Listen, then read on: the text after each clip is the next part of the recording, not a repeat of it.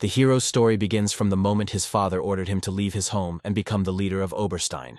Of course, this decision shocked the boy, but he had no choice, and had to agree with his father's order. The boy found himself in the kingdom of the Great Balag in the territory of Oberstein, and immediately realized that there was no one and nothing around. The hero's name was Ashto, and he was a talented magician.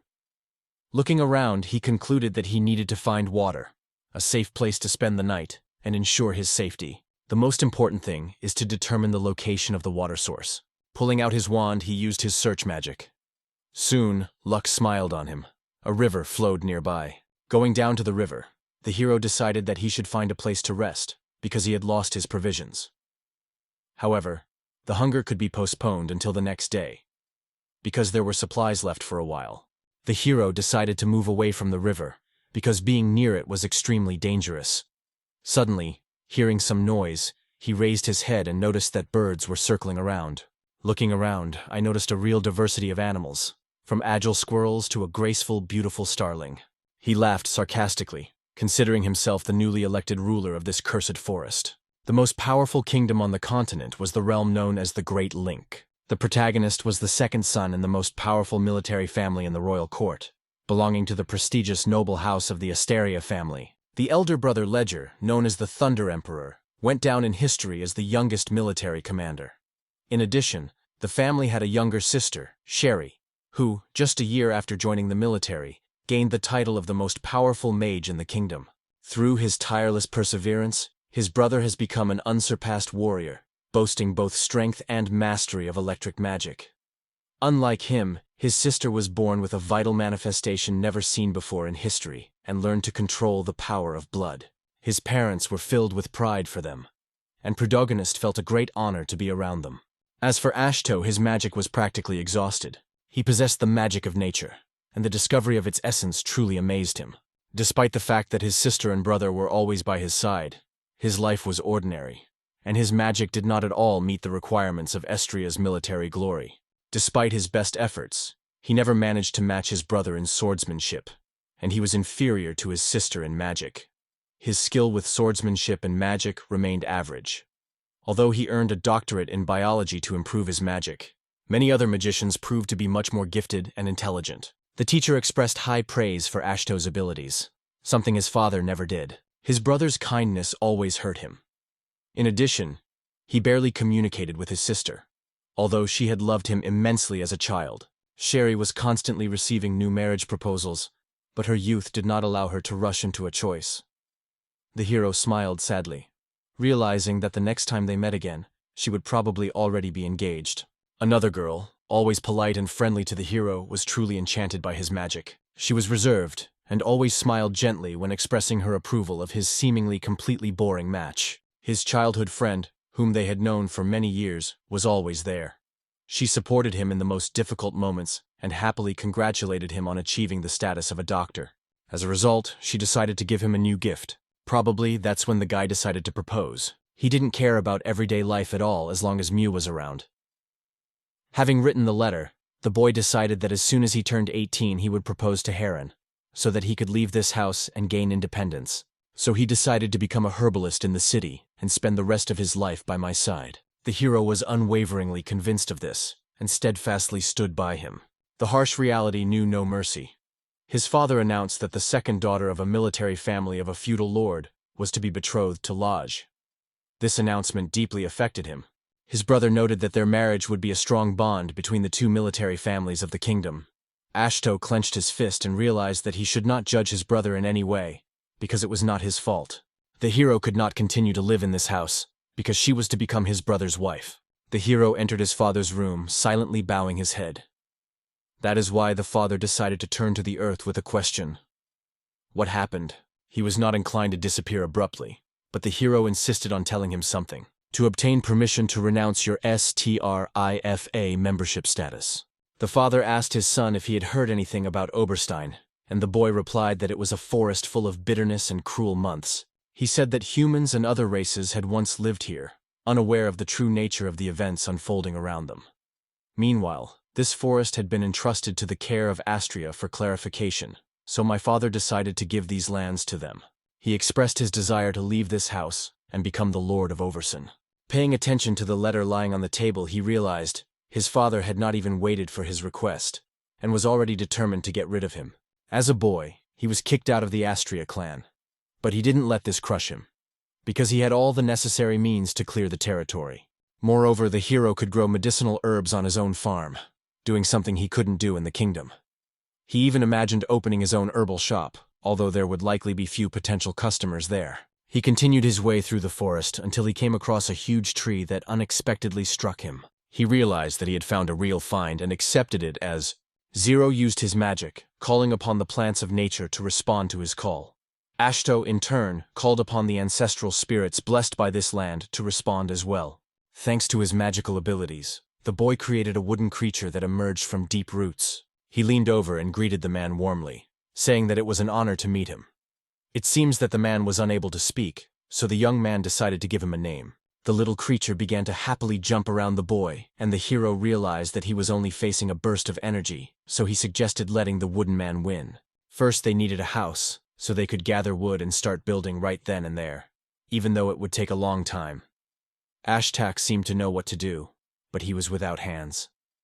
He also realized that the most valuable wood was in the flames. The hero gazed in amazement at the tree, which seemed to be trying to lead him somewhere, resolutely indicating the direction. Having walked a little further, the hero stopped in surprise, as incredible trees opened up before him. The boy in the tree Phoebe realized that the forest was perceiving them. He looked at the creature with gratitude, and expressed the opinion that the tree should be cut down. Thanks to magic and a magic wand, he instantly cut down the entire tree, as if hitting it with just one powerful movement. Looking first at his magic wand, and then at the tree in amazement, Ashto realized that the trees were growing much denser than he had imagined, and that destroying them would require a huge amount of mana. The hero found it difficult to comprehend how many resources could satisfy his needs. The hero completely exhausted his mana, sitting down by a tree and admitting that his strength was exhausted. Despite all his efforts, he was only able to cut down 5 trees. Looking sadly back at his hand, the hero sighed, wishing he had as much mana as it could hold. John decided that the priority was to build a shelter for the night. He warned the wooden man about his intention to rest for a while, and asked him to wake him up if anything happened. Seeing the concern on his companion's face, the hero smiled and reassured him, assuring him that there was no reason to worry. He was just short of mana at the moment. Wearily bowing his head, he said that he would close his eyes for a moment. So, the boy dozed off, and the forest silently watched him for a while. When he woke up, he heard a rumbling sound nearby, which instantly frightened him. He was stunned when he saw the little man carrying the huge baits. The creature placed another log on top of the rest and sat on it, watching us intently. He happily ran up to the log, laughing loudly, and then hugged the creature, declaring it was wonderful. It seemed that the wooden creature accepted his praise with a smile. The hero picked up the creature like the cutest kitten and declared that it was now his, and together they would fix everything. Some days have passed since the main character and the wooden man decided to build their house. On the deserted field, a majestic figure decided they had gone too far. Initially, they planned to build only one house, but there was so much wood and free space that they could have built about 10 structures. However, what's done is done. Ashto suggested that the lumberjack finish cutting down the trees and start building the house. I noticed the creature disappearing into the dense bushes and guessed that there was something there. Finally, Ashtov was influenced by unusual features. Previously, there was a real commotion in this place, so it is not at all surprising that monsters could appear. The hero instantly grabbed his magic wand and asked the wooden man to hide behind him, assuring him that he would cope with any danger. The hero had already aimed his weapon when a girl approached him and begged him to stop. As it turned out, she was not one of the enemies, and he immediately realized that she was a true alpha. She approached the boy, greeted him politely, and introduced herself as Elmina. Being a high elf, she felt genuine joy at meeting him. The hero approached the elf, introducing himself and stating that he apparently owned these lands. Elmina quickly realized that this man came from the Outer Kingdom. Indeed, Ashto explained that he was currently setting up a place for himself to live. Elvis Grint admitted that he had been hearing about the trees falling for days, and suggested that it might be the work of some crazy monster with a gun or something. The hero felt embarrassed and apologized for the noise he created. He planned to build his house on the liberated territory. As soon as the guy voiced this idea, his expression instantly changed, and he, embarrassed, decided to clarify whether the girl was really a high school student. She turned out to be not just an ordinary elf, but a high representative of the most prestigious caste. The hero could not understand why she was here, alone, in such an unusual place. They said their village was nearby, and the boy thought that if the people of the kingdom found out about it, they would be shocked. Elves were common here, as many of them worked as herbalists in the kingdom, but high elves were a real rarity, and meeting one was like seeing a ghost. Or so they thought. The hero could hardly believe that such a refined race could settle in this forest, but the girl had her own good reasons for leaving the village. Ashto thought about it, but she seemed hesitant to tell him about her motives. She confessed that she had drunk the village head's entire secret supply of alcoholic beverages, and that was why she was banished for the next 1,000 years. Naturally, she felt ashamed for her deed and for completely emptying his secret stash. But the village headman had no patience. She still didn't understand why she had decided to tell Ashto about it, because the hero hadn't asked for details, and she had told the whole story on her own accord. This is what Ofelt would have been like if his height wasn't quite perfect. Asleifus suggested that he simply forget about it, since it seemed that all he had was a tree that could serve as some kind of help.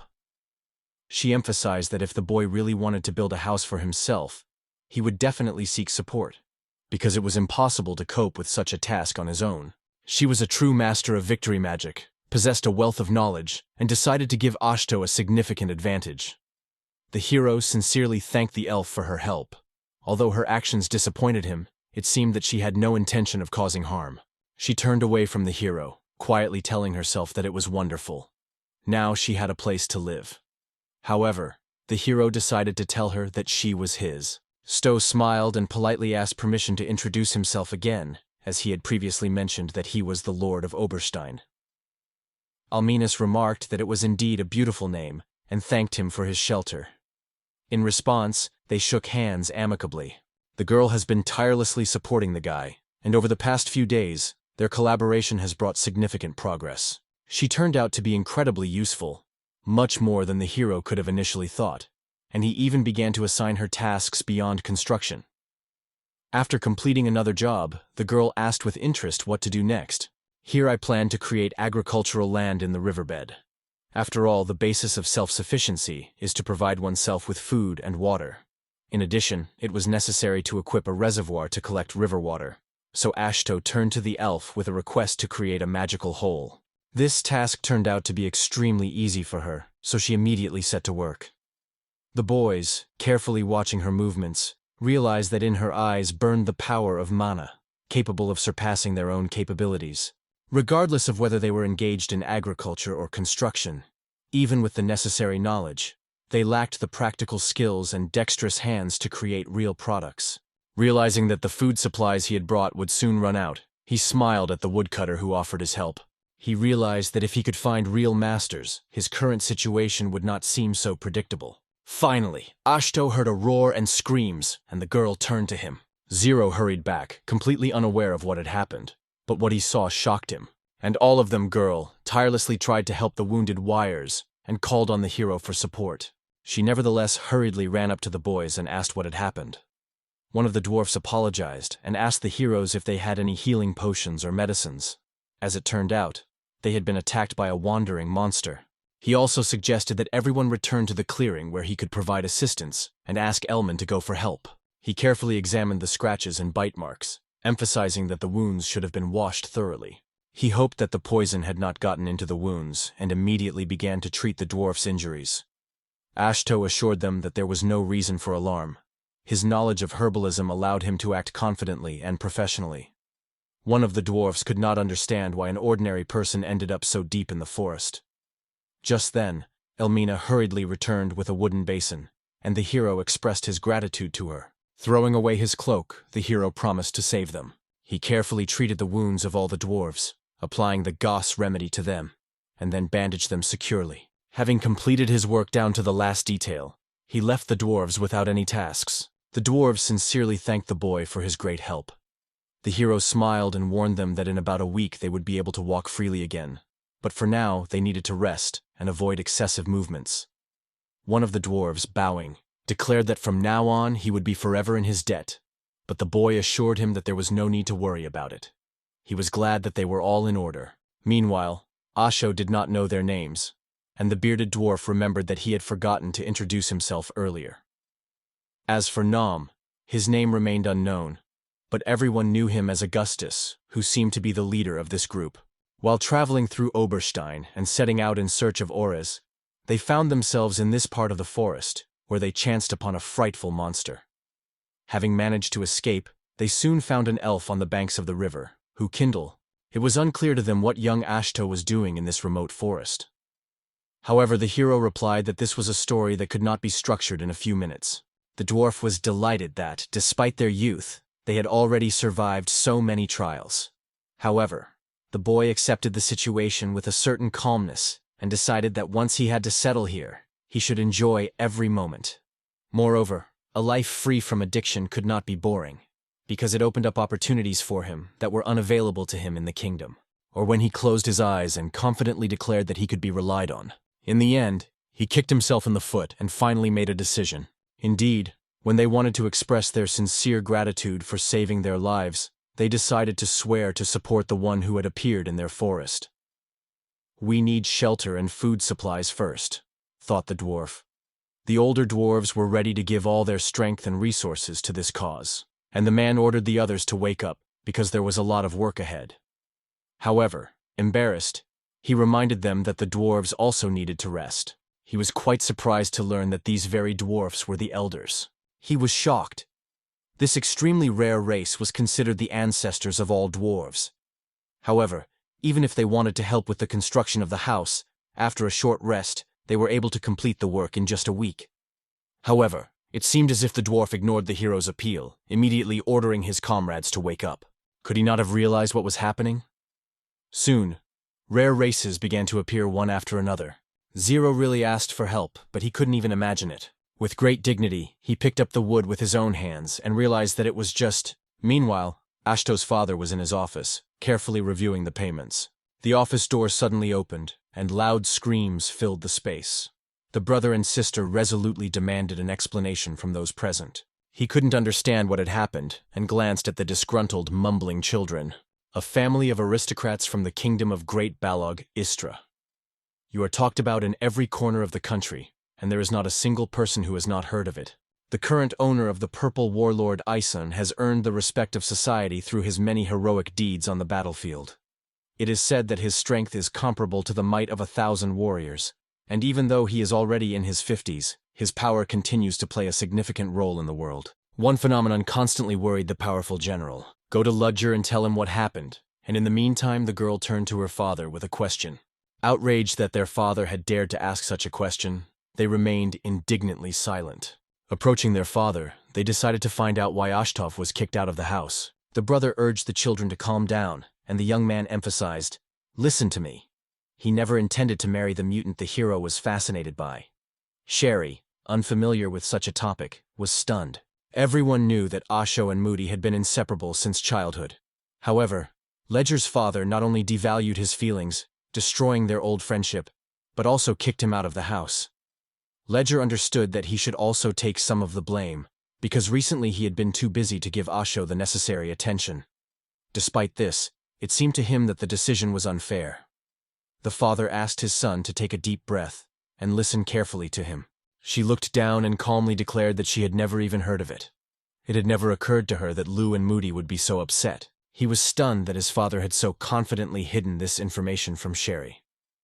His father explained that it was only to be told at a certain time, and that for now only he and his wife knew the truth. Sherry went over to him and grabbed his shoe. He warned him.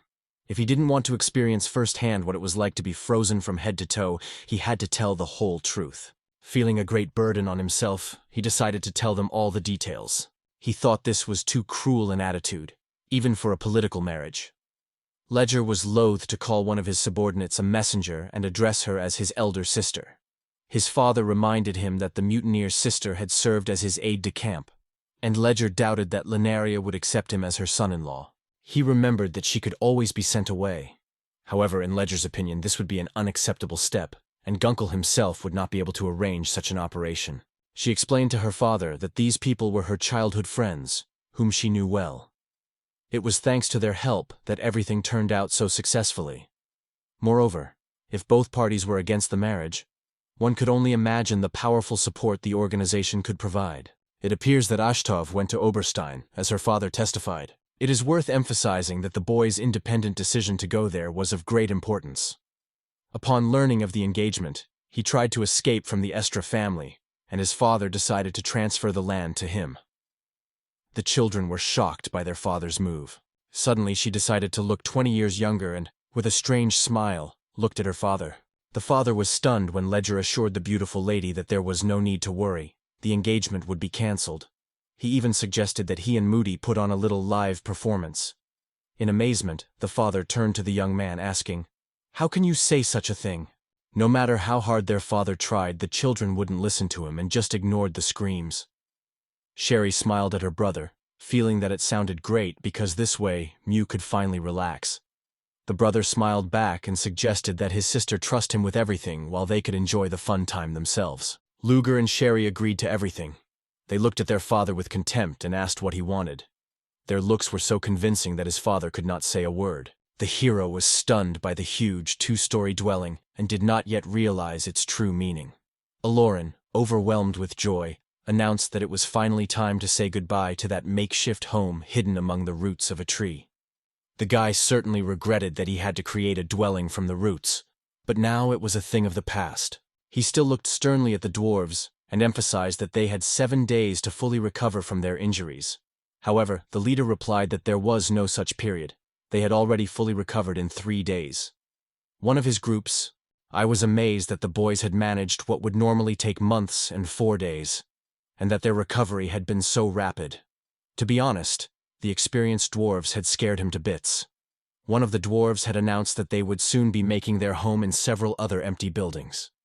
Meanwhile, their comrades were urgently approaching this place. He decided to ask the dwarf what the conversation was about. The leader replied that he wanted to contact other dwarves who were traveling and suggest that they choose this place as their base. Considering how much the hero had done for them, they could not express their gratitude properly. So they decided to take care of him and help him in any matters until his last breath. The hero was stunned, and the dwarf smiled gently, assuring him that he would always be taken care of. Ashto felt an awkward embarrassment because no one had even asked his opinion. The girl Alvin thought that everything was fine because the experienced dwarves were excellent at their craft. However, the boy noticed it himself, and the problem was not that, but that he could not understand why things had taken such a turn so unexpectedly. The girl laughed and suggested that Ashoko invite her friends. The hero could not stand it anymore and ordered them to act as they saw fit. The situation quickly spiraled out of control. Ashto was truly grateful, as they could now share responsibilities, and this place was perfect for him. The hero activated his magic and turned to the ground, asking it to move aside. And indeed, the earth has become a center of inexhaustible joy. Autohot believed that mastering farming magic, which had no combat application, would never benefit him. However, it was difficult to predict which ability might prove extremely useful in the future. He decided to assemble several airplanes and build his own greenhouse for growing herbs nearby. The idea of making a greenhouse just for himself fascinated the boy, filling him with dreams of a bright future. Lost in his daydreams, Ashto suddenly heard a sound and turned around. Behind him lay the forest, although he thought he heard someone's presence. The boy thought that it was all just a play of the imagination, because the forest could not talk. Later, Ashto created a field for cultivation. Magic spread life-giving energy throughout the land, activating plant growth, and also gave the hero the ability to harvest crops several times faster. Besides, the magically grown plants tasted much more exquisite than those that appeared naturally, and the hero could not wait for the moment of harvest. Now all that remained was to build a greenhouse, and he decided to entrust this task to Augustus and his team, confident that there would be no problems. After considering the situation, he came to the conclusion that it was imperative to meet with them and clarify all the nuances. Zero explained in detail to the leader of the dwarves that his goal was to build a greenhouse next to the moon. He had deep doubts about the feasibility of the plan, but Nom representatives assured him that they would handle everything in just 2 days. It was also noted that such things were impossible to find in these parts, but they were still necessary. LFES could not understand why all this was needed at all. Zero explained that he intended to build a greenhouse opposite the newly established beds, although they were currently short of coal. The Alphas did not understand his words, so the man explained in detail. The greenhouse should receive bright sunlight, but be completely protected from the wind. To achieve this effect, the walls and ceiling should be made of gold. The dwarves would have gladly undertaken this task at the hero's request, but they lacked the necessary materials. Ashto was convinced that the plants could not simply be left as they were. Of course, he didn't have any glass, but Elrin offered something in return. Slugs had a low body temperature, but when it rose, they instantly solidified. As long as they were heated, they could be molded at will, transforming into any desired object. In the end, they obtained an extremely high-quality artifact, which greatly pleased the hero with his knowledge of wealth. The girl Hiroto looked up and reminded him that she was, after all, a high elf. The dwarves, of course, knew about the properties of slimes, but they never imagined that they could be used instead of glass. The hero noticed that the resulting material turned out to be even more transparent than glass, while gaining greater flexi. 2 days later, the heroes built a spacious greenhouse, and from then on, Ashtov was finally able to realize that this was the true embodiment of green beauty. The hero felt a certain emptiness inside, but decided to devote himself to breeding more and more plants. At that moment, Valorant entered the greenhouse and asked with interest how things were going. Thanks to his assistance, the hero completed the task much faster, and the girl frankly admitted that she was tired of the constant hunting. The greenhouse contained many more plant species than he had initially imagined, including plants of vital importance, as well as soil capable of causing paralysis. Elves, as true forest dwellers, were perfectly orientated in the world of fruits, nuts, and medicinal herbs. This is how they had to act, because their lives are inextricably linked to their environment. Laurent had lived much longer than him, and possessed deeper knowledge than the average person. Ashto recalled how the girl had previously said that she was over 8,000 years old. The hero could hardly believe that even the oldest dwarf, Augustus, said that he was 9,800 years old. However, at his request, the elf offered to teach him how to care for various herbs. The boy was surprised by such an unexpected initiative. But to succeed in herbalism, he needed to learn all her wisdom. Alphys winked, and after a while, she meekly declared that they were now his friends. The hero smiled, remembering that they were now old friends. Elrin was fascinated by the way people used various plants, and asked the boy to teach her this art. If the hero could exchange his knowledge for Elvin's experience, he would gladly share it. Ashley heard a sound again and looked around, but Elrin heard nothing. I look forward to hearing what he has to say. The hero was extremely exhausted from the constant use of magic, and Ashtoy shared this belief. The heroes left the greenhouse, and the girl emphasized that he should work less and rest more. But the hero himself could not even imagine this option. Day. When the hero had already mastered the intricacies of caring for plants in the greenhouse, an amazing event suddenly occurred. Only the boy noticed slight tremors, although they did not resemble a real earthquake. He wondered with anxiety whether the greenhouse would withstand this unexpected test. As soon as the hero left the greenhouse, he immediately came across the source of this strange phenomenon. He was thoughtfully analyzing why the surrounding noise was getting louder. Suddenly, a huge dragon appeared right in front of him, looking around intently, as if trying to figure out who dared to use its mana on the ground. The hero was stunned when a dragon appeared before his eyes, and the beast declared that a lot of time had passed since a man had last appeared on these lands. The dragon considered it a real blessing to have a human wizard with a similar specialization to his in these lands. It seems that it was his behavior that caused great fear in Ash, and the dragon felt it strongly. And now, although she had no intention of eating him, the boy was so overcome with fear that he didn't even hear his voice. In this situation, the dragoness realized that there was no other option, and therefore began to consume food prepared by humans. She, a true heroine, froze in shock when the girl asked her opinion about her appearance. Stretching out her hand to him, she said that it had been a long time, and that was why she wanted to talk to him.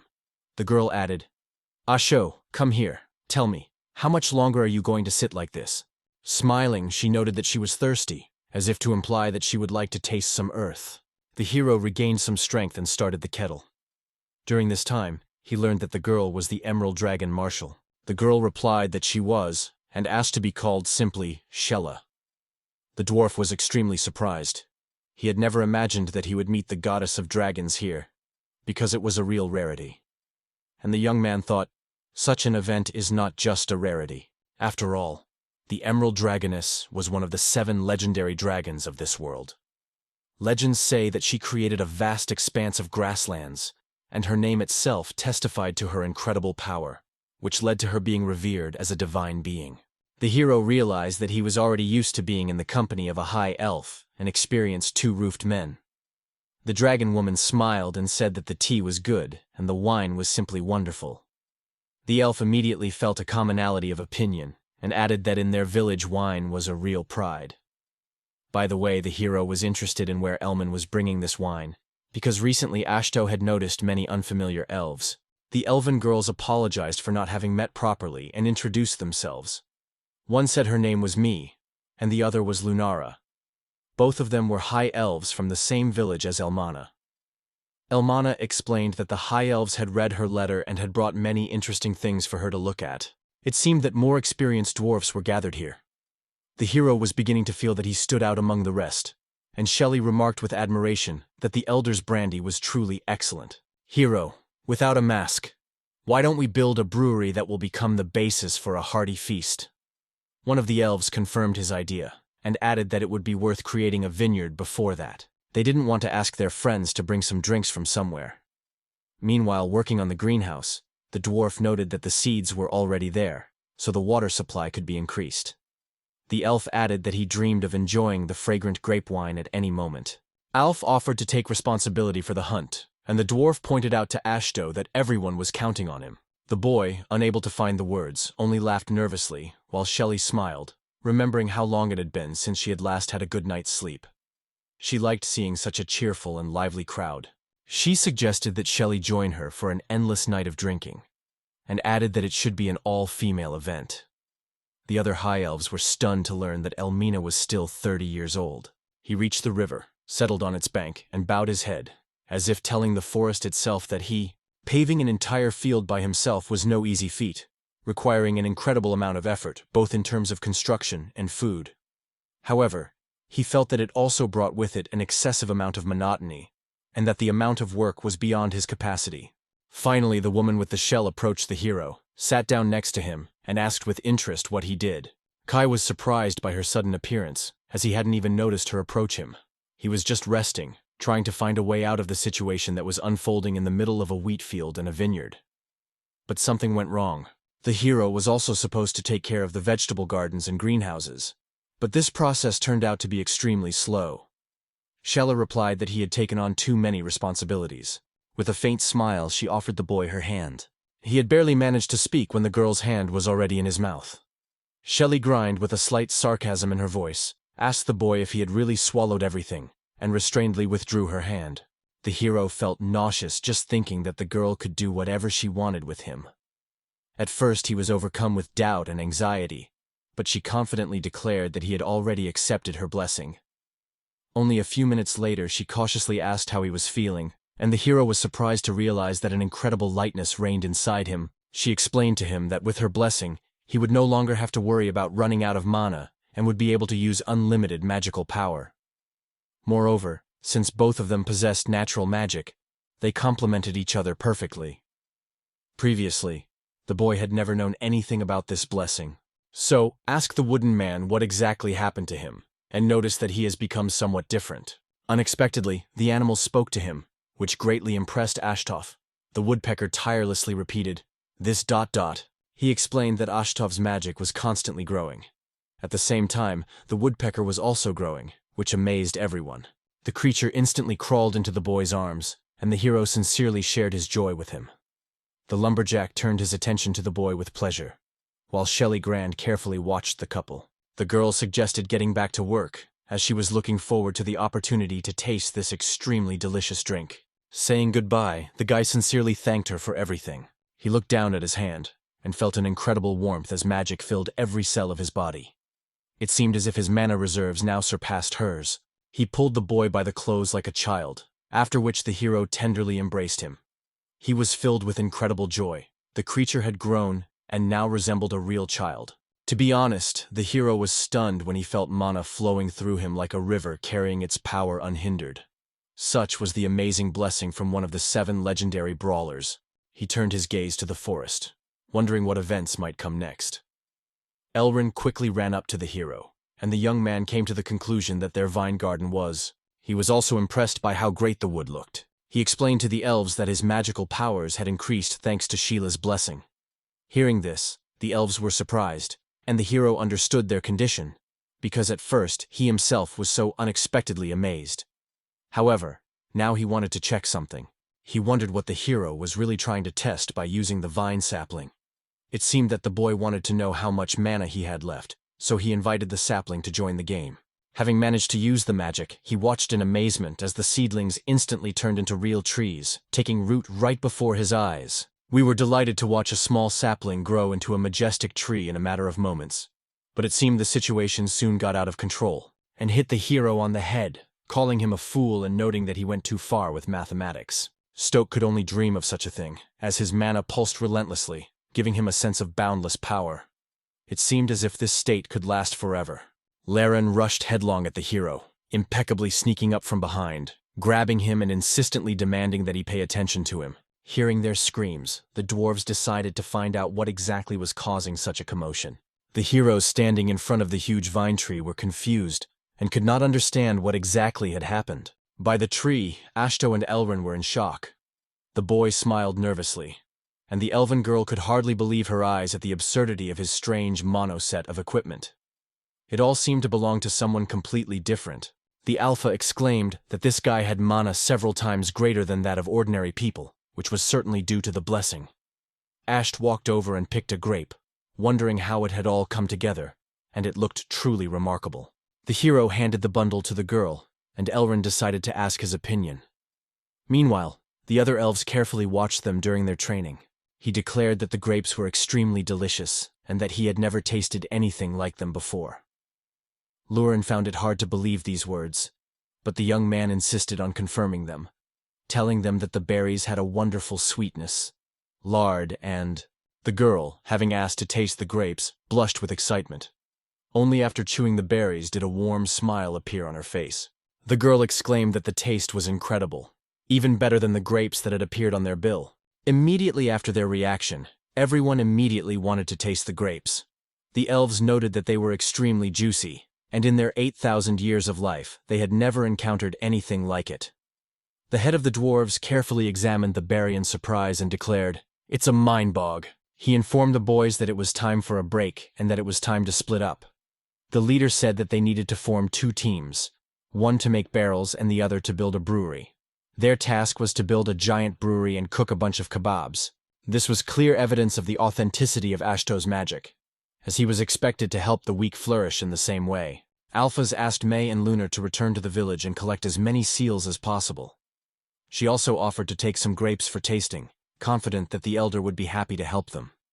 The girls happily agreed to her request. He informed the hero that he needed to grow all the seedlings and advised him to start making banjos first. It was nice to see everyone enthusiastically supporting the idea of wine, but nothing was ready yet. The area that was planned to be used had not been sufficiently cleared, and there were remnants of trees that interfered with the work. The farm plots were also not yet completed. To create a vineyard or any other facility, it was first necessary to arrange proper support for the plants, stretch ropes, and perform many related tasks. And working with wood in LRN-1 required enormous effort. The girl suggested that her friend go to the village and bring someone who might be interested in their case. However, Maiden was convinced that the men would not want to interfere, so when the girl turned to several women, they, having nothing else to do, agreed to help. Ashto ordered them to stop, but Elrin emphasized that he desperately needed help. In response, the elf assured everyone that Elrin would hear, and asked him not to worry. The idea instantly appealed to everyone, and everyone decided to join in. Previously, the guy had planned to spend his days studying medicinal herbs, but things turned out completely differently. He turned away and looked up at the sky, smiling. Meanwhile, the hero's father, who was in his office, slammed his fist on the table, not understanding what was happening. The father believed that after all the events, he would avoid responsibility, but he had no idea that he would receive a notice of termination of the contract. It had been 2 months since their father had told them of Ash's resignation, but they had shown no sign of resentment and had carried out their duties conscientiously. Their father could not believe that such a thing could happen, and their conversations seemed to indicate the finality of the whole situation. She only apologized to her father, but he became angry, stating that her intention to take an academic break did not justify her immediate dismissal. The girl asked him not to raise his voice.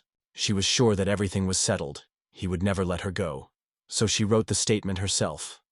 The king himself had given his consent, and now she was a civilian, and the military matter no longer concerned her.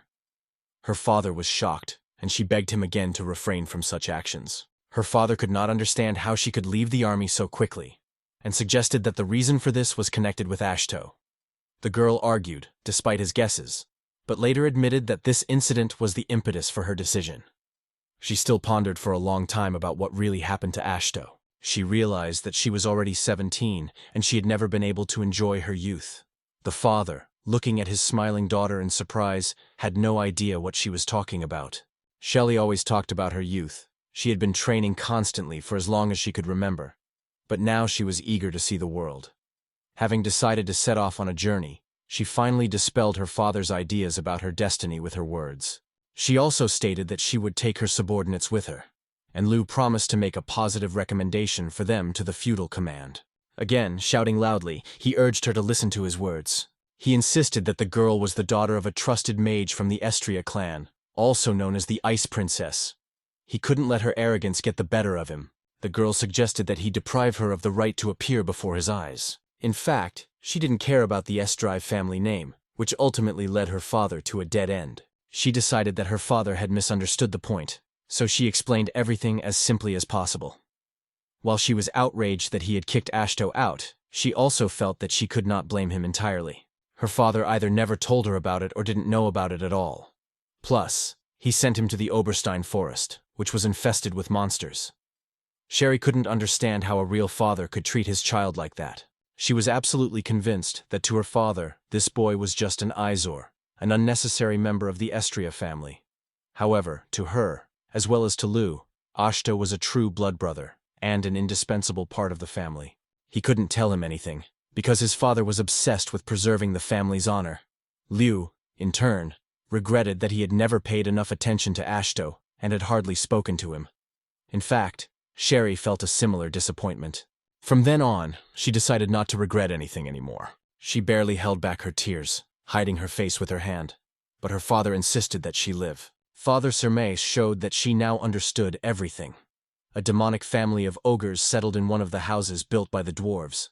To them, this structure was a real miracle, and the dwelling itself was ideally suited for their large family. He announced that from today, the bright daughter of the Astria family, the Ice Princess, no longer exists, as she is going on a journey. Having calmly accepted her father's decision to expel her from the family, she walked towards the exit without hesitation. Her father rushed to stop her, but it was already too late. He apologized for being late, but the girl replied that everything was fine, because she had just arrived. She laughed, and admitted that she was truly excited about their upcoming adventure, and Sherry immediately shared her feelings. I decided to warn her that this trip was her first, and that there would be not only games and fun, but also difficulties that she should be prepared for. And the girl understood this immediately. She placed her hand gently on his chest and confessed that every cell in her body longed to meet him. She missed Ashto terribly, and Cherie, contemplating thoughtfully, wondered where her brother was now. Oberstein had always been known for his erratic loyalty. The area was empty and undeveloped, and there were many dangerous monsters roaming around, so everyone had to be prepared for any surprises. Sherry apologized to the music again for the delay. Her familiar old smile confirmed the words she had said earlier. Everything is great. But that wasn't what Sherry had meant, as she was disappointed that it had taken so long to decide on a departure date. He did not agree to accept the request, and because of this, the decision was delayed. He left, assuring Sherry that everything was fine, and she guessed that Moody had also left the family. The girl admitted that she needed time to prepare for parting with her loved ones, and Luger and Luna helped make the process as smooth as possible. Sherry assumed that she would soon be kicked out, which would reduce the burden on her shoulders. Luger reportedly visited her earlier to apologize. He admitted that he regretted letting her get caught up in his father's business. He hit himself so hard that his forehead hit the floor and started bleeding, but even then he didn't give up. It was as if the moon itself was judging him, for his rage was so ruthless that it only brought trouble. Sherry laughed and said it was like, the girls believed that this step would help them strengthen their bond. After all, Luna had always admired Luger. They seemed to be made for each other. She was sure that together they would be lucky. Smiling, she took the girl by the arm and assured her that she would certainly find her happiness. Mutual cherries have their influence. With a changeable mood, he ordered them to go on their way. He sought to increase the pace, hoping to find a path that would open access. Agreeing with her, he noted that it was necessary to immediately find that fool who suddenly decided that Chino no longer needed her. Meanwhile, the hero was casually talking to his... The protagonist was planting trees when Elrin approached him with the news that they had received what they needed. This was a family, and judging by the shape of their horns, they radiated openness and friendliness. Realizing that something was missing, the children's father asked to summon the man and press charges against him. They apologized for the unexpected visit, but along with it, they had a rather bold request. The father wanted to ask for medicine, but the hero didn't quite understand why he shouldn't get it. Ask about any injuries or illnesses, and ask him to describe the symptoms in detail and show who was in a painful condition. Zero immediately noticed that the man was confused and reassured him. "Don't worry, I have a herbalist's license." He added that by examining the sick person, he would be able to select much more effective medicinal herbs. In response, the man glanced at one of the ogre girls who was patiently waiting for the ant. The girl allowed an examination, and the boy noticed that she had been poisoned with bay leaf poison. Although it is indeed dangerous, this poison does not pose a fatal threat, as long as... He promised to prepare a special ointment for her, and just in case, also provide medicine for internal use. Looking at the girl gently and stroking her head, he apologized for the inconvenience caused. He thanked Asht for the examination and mentioned the pain, but Asht reassured him, assuring him that there was no need to worry. There were many medicinal herbs growing around, and if action was not taken immediately, her skin would begin to rot. Therefore, action had to be immediate. The hero smiled and assured the girl that there was no need to worry, just cure the burn, and everything would fall into place. The ogre girl, as if holding back her panic, grabbed her father's leg, saying that she was afraid of being kidnapped. The hero wanted to know where they lived, and suggested that the family settle here until the girl fully recovered. The man, lowering his eyes, admitted that they did not have their own house that they could call home. He was surprised when the man told him that until recently they had lived in Ogre Village, but with the arrival of a new leader, they were expelled. Zero decided to find out the reason, and the man revealed the truth to him. They were demonic ogres. Their race was extremely rare, so even their own brothers resorted to persecution. The hero was stunned to encounter not just demonic ogres, but actual demon avatars, a legendary race. One of them possessed the power of 100 ordinary ogres, and it seemed that they were deliberately teasing him. Such a surprise was not new to him. The hero was already accustomed to the unpredictability of this place. The orcs turned out to be extremely polite and caring, their kindness surpassing anything that legends tell. The hero had a brilliant idea and suggested that they settle here. There were already vacant houses available, and he wanted to make sure that their daughter would receive proper care. The man was impressed and decided to ask the guy if he had heard about the gossip that was going around. The hero did not want to scare the locals, but quickly calmed them down, explaining that they were late. High elves and experienced dwarves had already settled here. The man could hardly believe his ears when he heard about these high-ranking elves. "See you later," added the young lady who had brought them here, because she herself was a high elf. The heroine smiled and said that she had long ceased to be young. She was over 8,000 years old, and the dwarves, who were tirelessly engaged in construction, turned out to be the most outstanding of all. The ogres took this hard, but what was even more surprising was that the heroine was completely ordinary. The hero had not expected to meet so many legendary races here, because the village they called home turned out to be an amazing place. But he understood that for him, each member of this family was a true legend. The father's name was Balgold, the mother's was Armo, and the daughter was called Norma. In addition, they had a son named... He led the family, known for their ballad traditions, to the nearest hunting grounds, and was surprised to learn that she and Armor were brother and sister.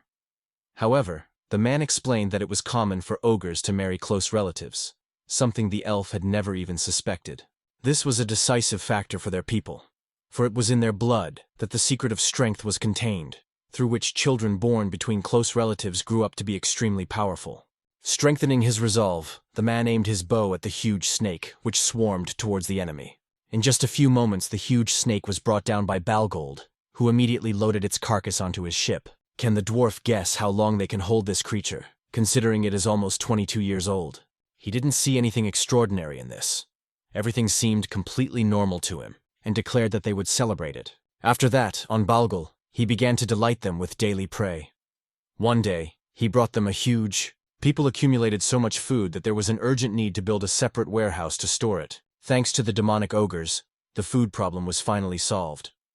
Ashto knew how to cook vegetables, although, to be honest, he was a bit overwhelmed by the task. It is incredible that their life became brighter and better every day. While the hero was thoughtfully in the greenhouse, Elrin ran to him with wonderful news. The grapes he was growing were a well-deserved success in the village, and even professional wine growers arrived at the place. The girl's eyes shone with joy. The elves asked them to create vineyards and grow various crops, of course. He couldn't figure out what was going on, and the protagonist seemed unhappy about it. Ashdozer Miss remarked that she wanted him to use his magic to cultivate the soil. Although he was surprised by the effectiveness of the cultivation spell, he honestly didn't want to use magic that would disrupt the natural order of things. Vortex shook hands, not understanding Ashto's words, for the plan was already in motion. The hero could not comprehend her strategy. Although he could level the lands and change the landscape, he still sought to grow plants according to his own rules. He insisted on his responsibility, claiming that as a ruler he must make an effort to help the inhabitants. The boy emphasized that his family ruled Oberstein, but the other races that had settled there did not know this, and he doubted that they would be able to accept his family's rule. The Alphas replied with weight that in their village, at least, the human kingdom had never been mentioned. The forest belonged to no one, and no one could usurp it. The hero himself was the first to settle in these virgin spaces, making this small piece of land truly the common property of the whole world. Construction or cultivation of the land here is possible only with his permission. People hunt and craft, feeling that they owe Asht their gratitude. Even demonic ogres bring him prey, recognizing him as the main one in establishing order. In one case, a girl asked the hero to help them create a video. The hero had to agree, but he warned that he would not apply the cultivation spell with all due care. It was one thing to cultivate according to a set plan, but he had no intention of spending so much magical energy on something that would simply be used up in the end. Elrin accepted these conditions, stating that they suited him perfectly. They were confident that everyone would do their part, and they let the grapes just grow. In addition, they were counting on solving the issues related to the Asto and the wheat field.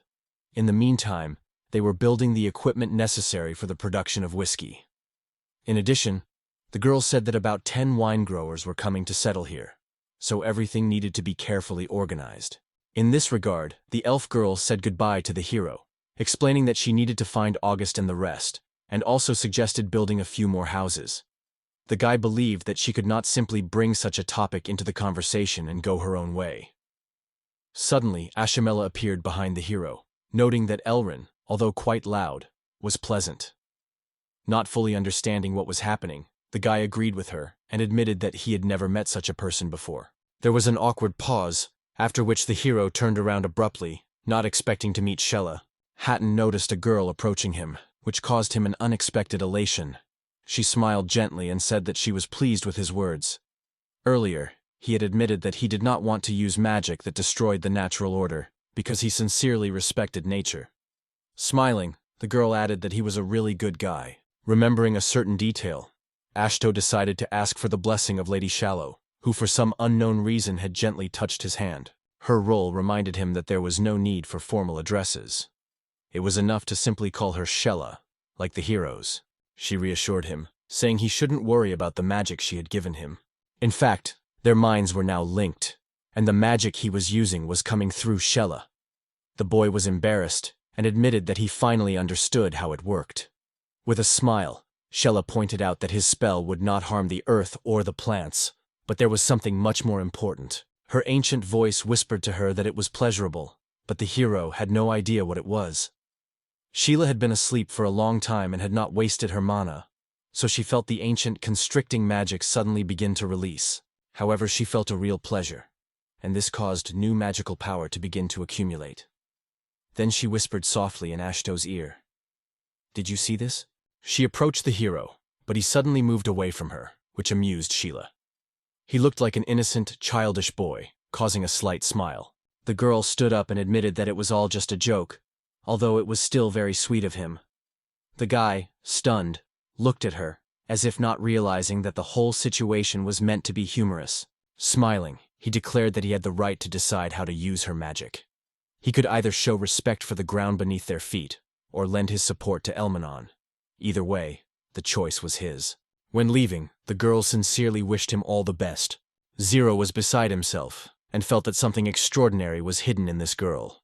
After carefully examining Norma's hand, the hero expressed admiration for her impeccable work, emphasizing that everything around had acquired an explosive, chaotic rhythm. The girl joyfully embraced the doctor, sincerely grateful for the help provided. Her mother emphasized that such behavior was not entirely decent, leaned over and thanked the hero again. Meanwhile, the boy believed that his act had no special significance, and was pleased that the girl escaped scars. During their conversation, Elrin approached them, politely asking for a moment. Ashto, noticing her uneasiness, asked what happened, and she explained that May and Lunara had already returned from the village. It turned out that they had only one problem. He was still looking questioningly at the elven girl, not realizing what the problem was. The elves warmly welcomed Ashtov, sincerely rejoicing at his return to their village. I wanted to ask what had happened, but the girl suggested that we look at the numerous seedlings they had managed to collect.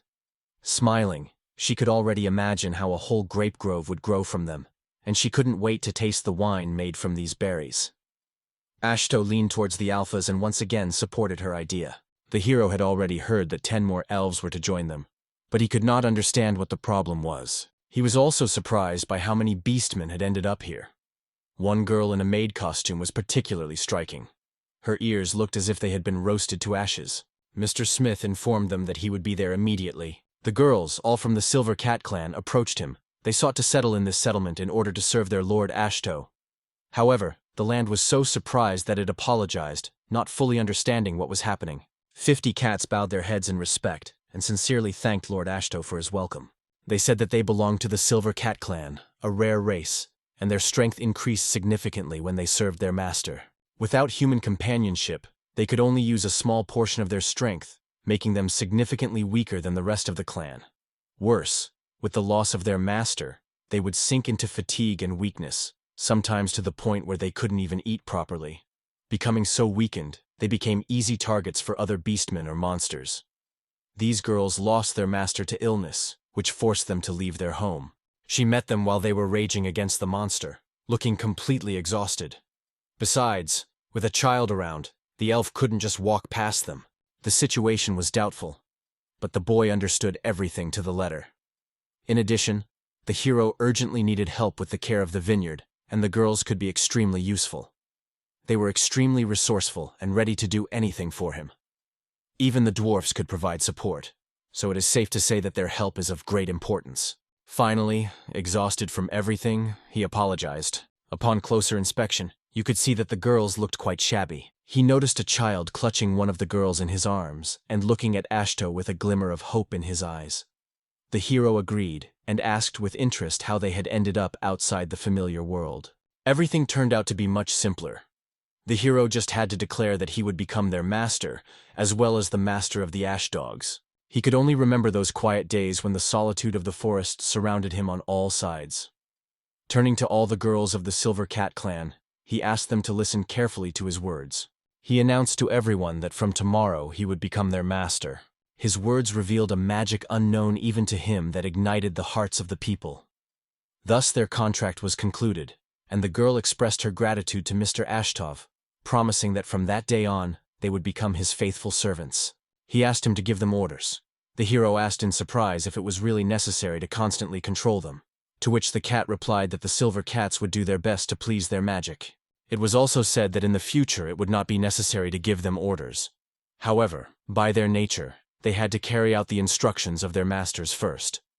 The hero felt uncomfortable, but there was no other way out, so he called on everyone to prepare for further action. He ordered everyone to wash their clothes thoroughly, take a warm bath, and then eat and rest well. He asked Elmina and the other girls to help, and they gladly accepted the task. The vineyard was already growing vigorously, so everything went according to plan. As for me, the hero was especially counting on their hard work, and Elphys shared his expectations. While the women filled wooden basins with water and bathed the beastmen, After the procedure, they changed into fresh clothes and sat down to enjoy their meal. Meanwhile, the father of the ogres again brought the hero a huge boar's punishment. He told the dwarf that the silver cats had been here for 3 days, and the village was already full. The dwarf replied that these young ladies were incredible, and they could easily complete any task. The dwarves' outstanding craftsmanship combined with the silver cat's incredible speed ensured an impressive efficiency. Together they formed a team that no one on the entire continent could match. Their ranks included a dozen elder dwarves, 18 high elves, 4 demonic ogres, and as many as 50 silver characters. Over time, this small settlement turned into a real village. By the way, the dwarf wanted to tell Ashto that 15 more friends would join them, but the boys simply could not find the right words. They had a lot of work ahead of them. They had to get things in order at the winery, on the farms, and in the forge, so there was simply no time for rest. The dwarf patted the boy on the back in a friendly way, inviting everyone to give themselves to the task with all their might. Silver cats greatly facilitated the process, allowing for effective distribution of responsibilities, which made it possible to complete much more work in a shorter time.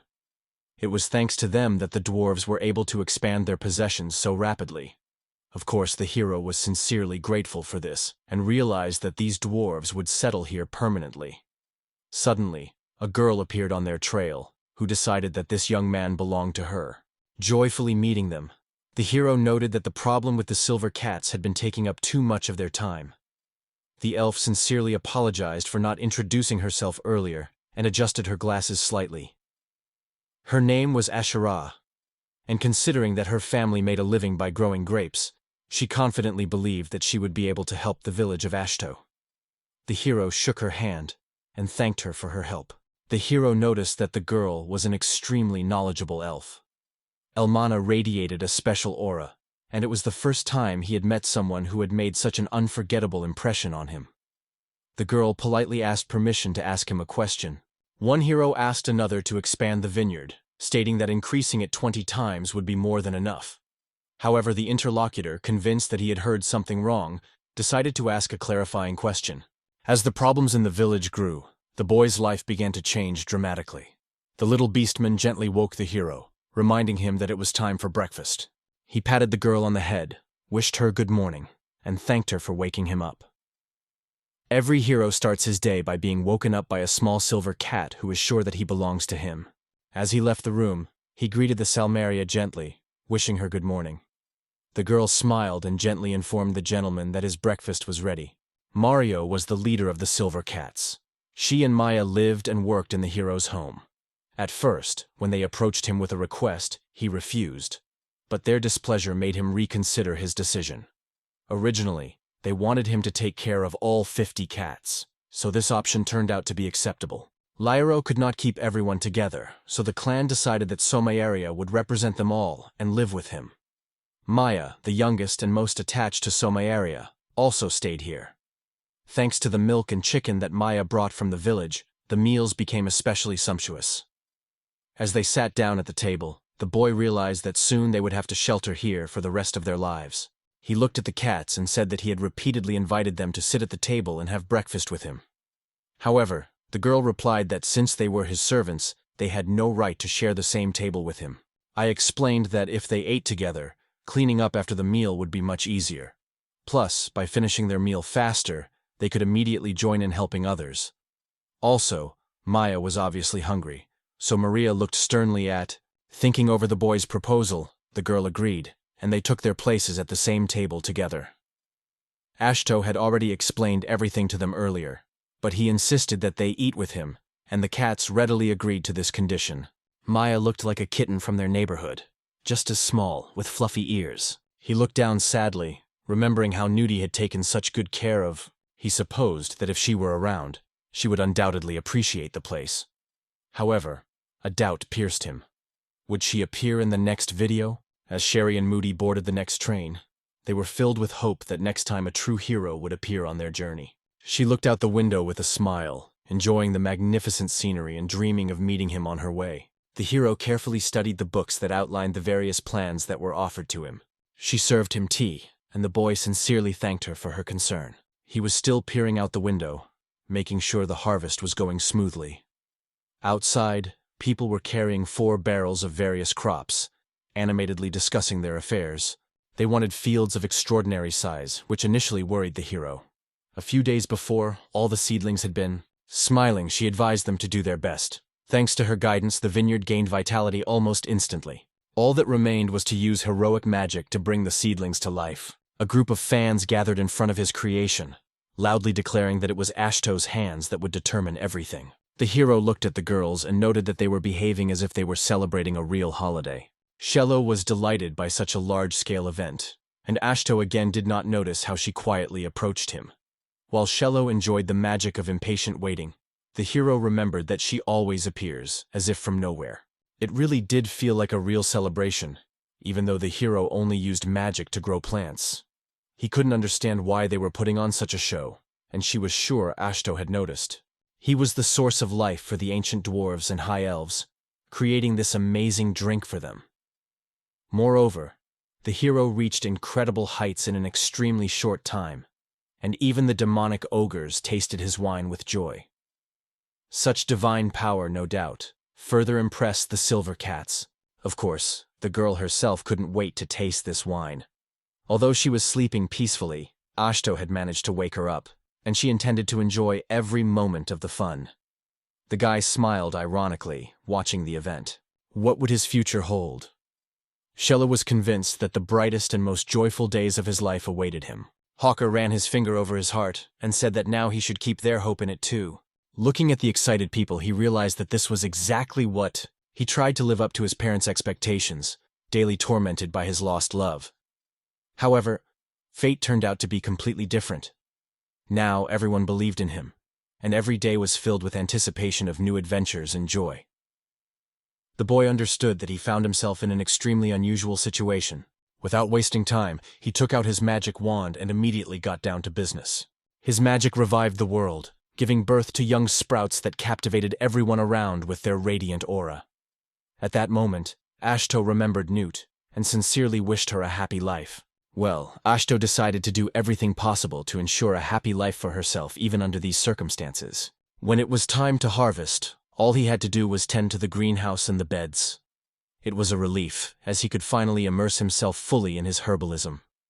Maya watched Ashta and wondered if the process of reselling was enjoyable. Although it wasn't a fairy tale, Maya initially wanted to try her hand at reading. However, after just a few seconds of thought, she instantly changed her mind and decided to go play outside.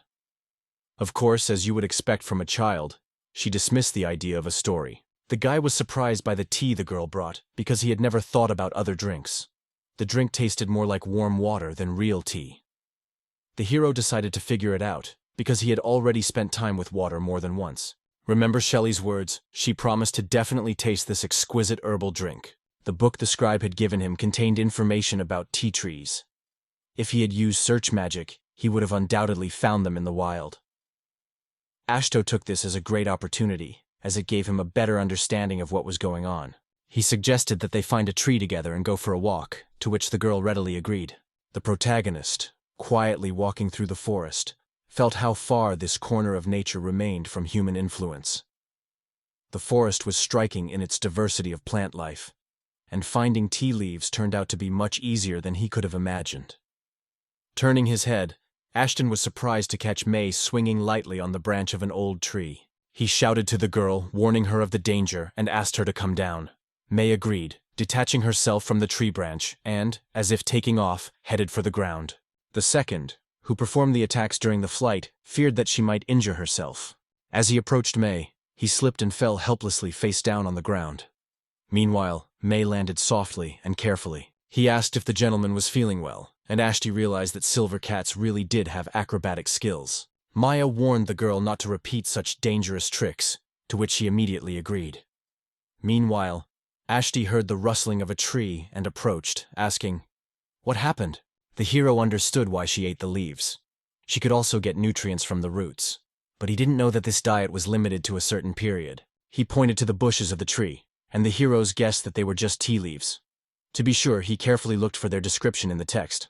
It was amazing that they found it so quickly, and the keeper of the woody bush declared that the tea leaves were extremely tasty. In response, the hero took out his magic wand and offered to pick up one of the bushes. Before doing so, it was necessary to soften the soil so as not to cause damage. After the ground became soft, the hero lifted the entire bush, along with a lump of earth, and carefully wrapped it in a sack. May and Woodpile were delighted with their master's skill. He carries a huge, heavy bush on his back, which seems to support him, confidently assuring him that he will make it. She offered help, but the hero confidently replied that he could handle it himself. Thinking of Balgold, he regretted not having invited him with him. But if he really wanted to stay here, he had to gain strength. By some miracle, the boy managed to lift this gigantic, heavy bush and carry it to the greenhouse. May and Wood jumped up with joy, declaring that Astrosam was incredible. Considering all the efforts that had been made, the hero realized that the matter promised to be extremely difficult. Meanwhile, Mai decided to find out where exactly they would land. They decided to plant the bush next to the vineyard, as there were still a few fields left. He was sure that they would make a wonderful tea plantation, so Mai chose the option of transplanting the plant, carefully lifting it along with the soil, thank it for its help, and perhaps offer to lift the tree, and this idea proved extremely attractive to the creature. Meanwhile, two mysterious figures approached the castle gates. They were warned that if they crossed the threshold, they would find themselves too close to the watchful eye. The soldier asked them to be careful, to which both figures expressed their gratitude. Then he opened the gate. The girls left the castle, then took off their hoods. Sherry sighed deeply and said she was tired, and Mew was glad the guards hadn't caught them. Oberstein was extremely large, and checkpoints were everywhere, so it was really difficult to determine Ashtau's exact location. They were finally able to set off, filled with the wonderful hope that Ashtau would turn out to be exactly what they had always dreamed of. She felt relieved, certain that her brother was safe, because he was her brother. Heading towards Oberstein, she decided to begin the search. Palestine was an underdeveloped area within the kingdom of Great Balop. It is said that once humans and other creatures lived here, but now the land is overrun with swarms of poisonous creatures and dangerous monsters, and due to its vast size, no one has a complete picture of it. Encountering a huge snake, Sherry ordered Moody to back off and took. Everyone knew that this place was full of dangers, but she took the situation much more easily. She found it hard to believe that they had come across such a phenomenon, and she could barely comprehend the full scale of events. He ordered Muda to flee because this monster turned out to be too powerful. The beauty was paralyzed with terror. She sank to the ground and the snake slowly approached, preparing to strike. She stuck her back out to protect the girl and was hit again. She then ordered Newt to get a grip on himself and leave the place immediately. Sherry was shocked when Moody apologized. At some point, Sherry suddenly fainted, and Moody was left with no idea what to do next. It seems that this snake was poisonous, and Moody, completely devoid of hope, hugged Sherry, preparing to. She closed her eyes and didn't even notice how the mysterious creature quickly cut off the snake. Moody and Sherry encountered a family of ogres, who were eagerly awaiting their new prey. Suddenly, one of the young men noticed the girls and immediately alerted their father to their presence. Olga's sister was suddenly struck by the appearance of a person, and her son assumed that the girl had already. They looked like ogres, though they were larger than the others, and for some unknown reason, their skin, like their horns, was a deep dark shade. Galvius cautiously approached Muddy, suspecting that this little snake might be behind this matter. If the girl could neutralize the poison herself, Muddy would shake her head, tilting it to the neck area. Since it was urgent to return to the village, the ogre suggested that they accompany him. He assured that the village headman was a true master of herbalism and would certainly be able to help. The father, addressing Armok and Norma, announced that they were the ones who should transport the girls, and Chino's task was to deliver the head. The nurse assured Nudie that everything would be okay, and asked Norma to pick up another girl. Nudie was surprised when she was picked up by the little girl she had previously told not to bite. Moody couldn't believe her eyes when she saw this village. It was a gathering of elves, dwarves, and a truly unique clan of cats. She had never heard of a place where such diverse races came together. The Headman family and the ogre girl were confident that the boy would be able to save her friend. However, Nudie imagined Headman as an ordinary old man and had long since painted this image in her mind. The girl opened the door and informed the hero that there was a wounded man inside, but she was met by a cat girl. But she lowered her gaze, tired of constantly reminding him. First knock, then come in. Norma apologized to Silmeria and asked where the boss was. The girl replied that he was currently in the greenhouse, where he was examining the wounded. Nofti explained to her that her friend had been wounded, and Salmeria asked to be taken to the examination room, staying with her for a while. Immediately, without delay, the girl set off to catch up with the leaders and ran. She was urgently taken to the examination room, where she was unconscious for some time. The girl was nervous and immediately asked Cherry to wait. Salmeria suggested that she might have been poisoned, and Moody explained that she had previously been bitten by a snake. In response, the girl noted that in that case, the snake itself would be needed to create an antidote. The ogre woman said that her husband had already killed the snake, and it remained with him. In the end, the girl decided to ask for the. Maria thanked the girl, and Moody heard Maya pushing the foreman. The guy announced that he was leaving, and Moody felt a chill from the familiar voice. The hero asked Maya not to push. At some point the girl turned her head and met Ashto's gaze, and the boy froze in place, barely believing his eyes. He was stunned to see Ashto nearby, and the boy himself could not understand what they were doing here. However, all his thoughts were scattered when he noticed the injured cherry tree.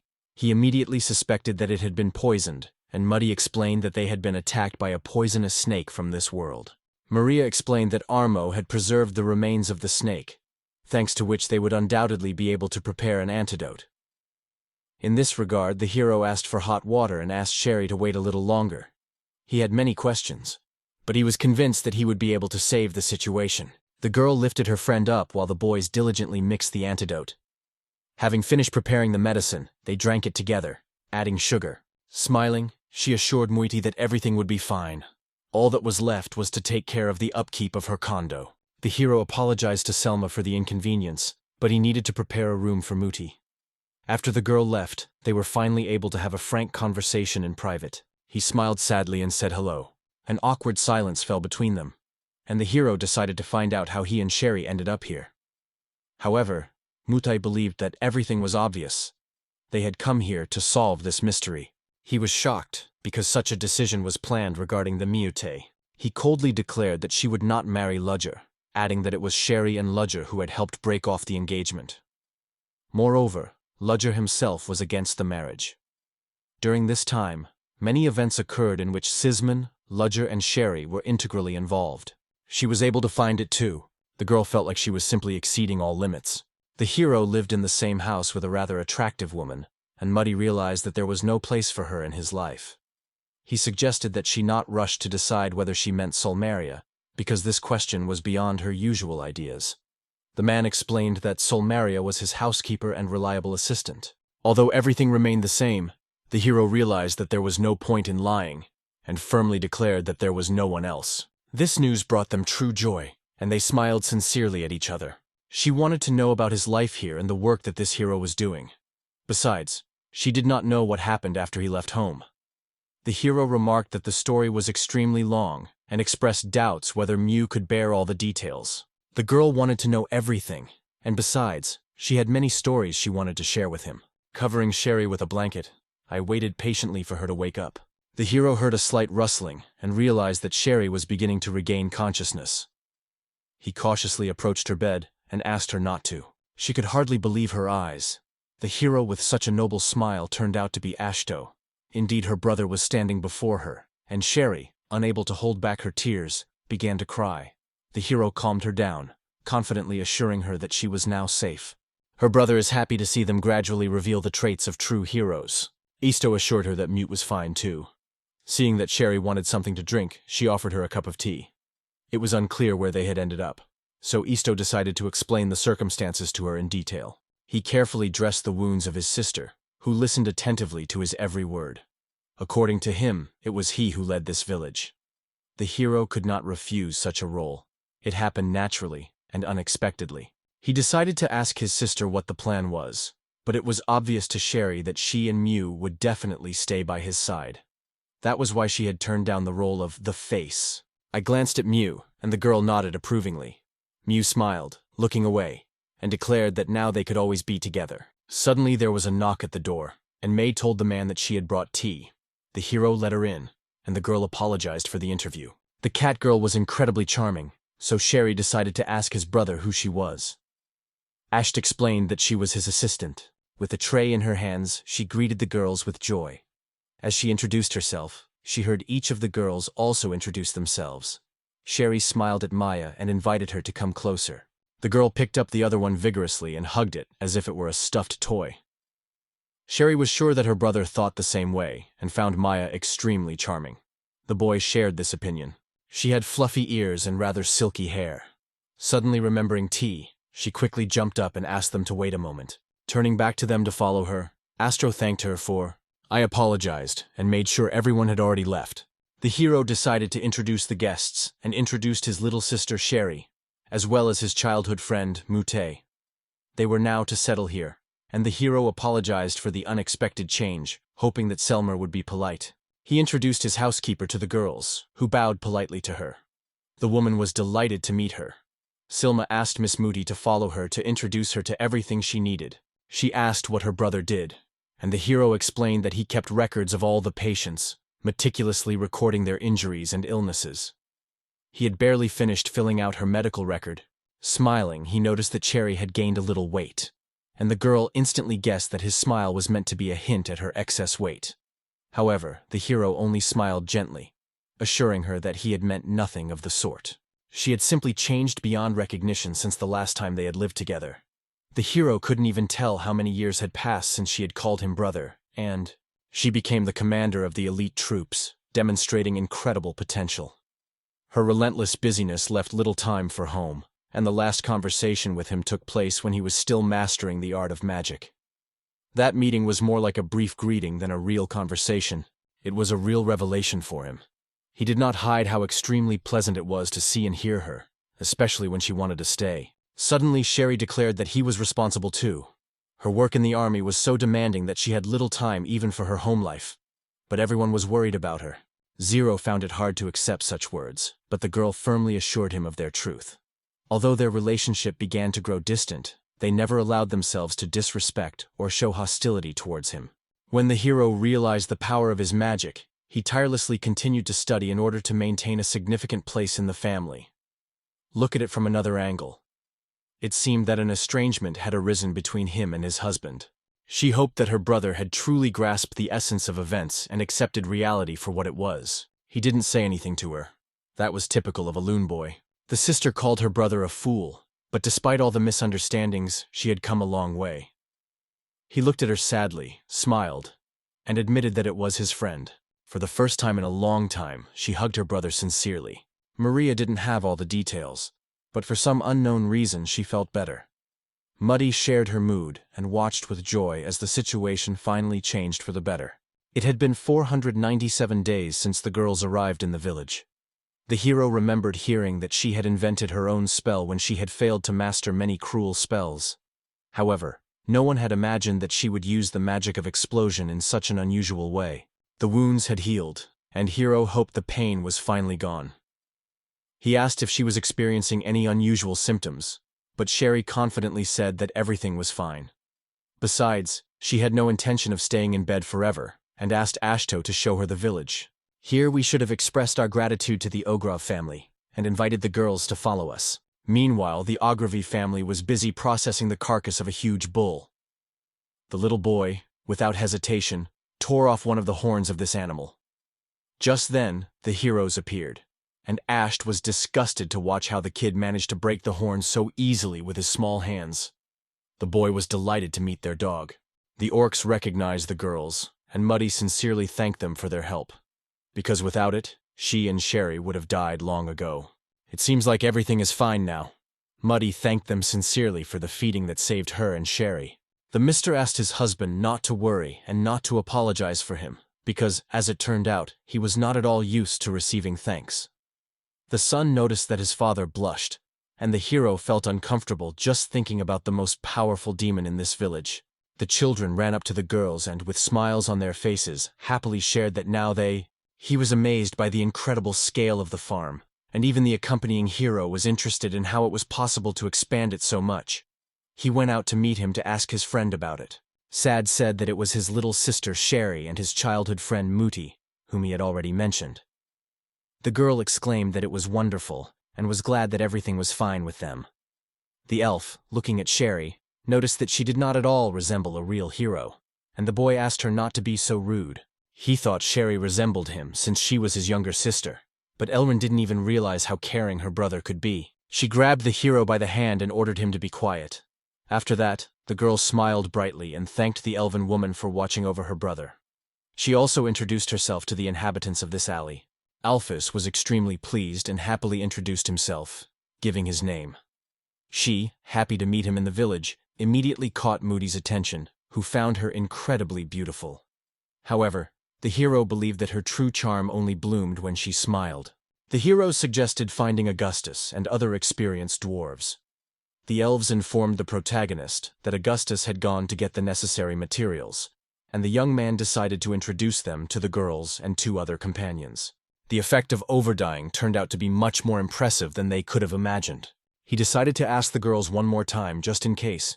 Do they really want to live? He had no doubt that the girls' ice magic would be incredibly useful in this situation, and Muddy dreamed of trying his hand at making desserts.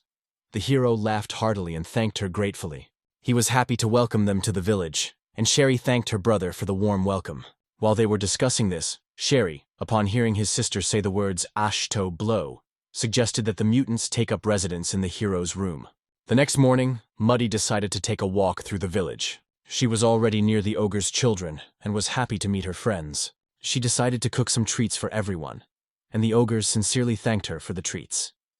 They were extremely pleased that the girl always impressed with her exquisite pastries. So she suggested that they try cooking together with their girls. Her father approached them and told Sherry that there were rumors of an expansion of the warehouse. Sherry felt a surge of excitement, as her help was needed to activate the ice magic inside the building. She promised Moody that they would meet soon, and expressed her love. It had been a month since they had settled here, and the people around them had been extremely friendly. Now Beauty was engaged in a much more useful business. Closing the book, the girl realized that she was slowly adapting to her new life, and she sincerely wanted to somehow thank everyone for such a warm welcome. Unlike Sherry, who could keep the warehouse cool with ice magic, she didn't have such abilities.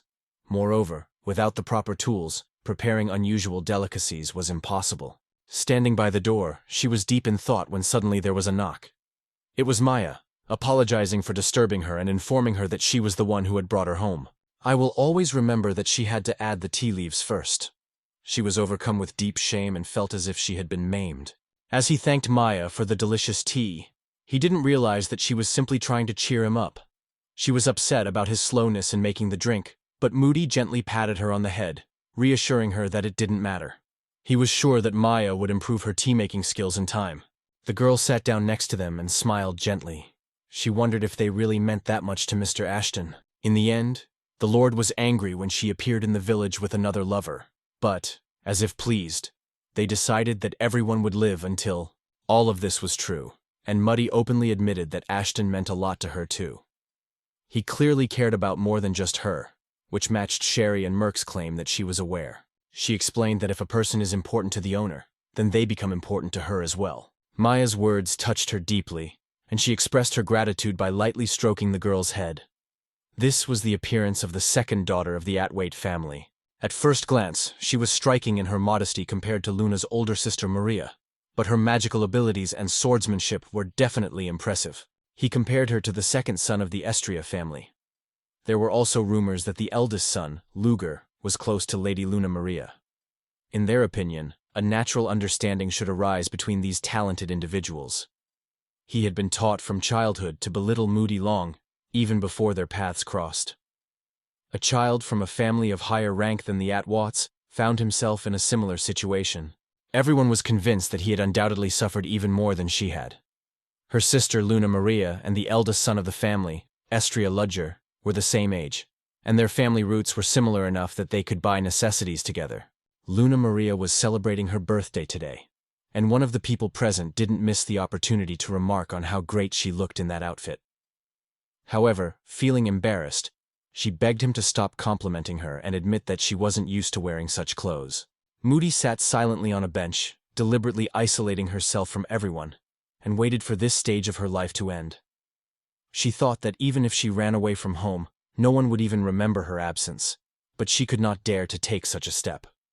Just at that moment, an unfamiliar boy passed by her, who later turned out to be the main character of the story.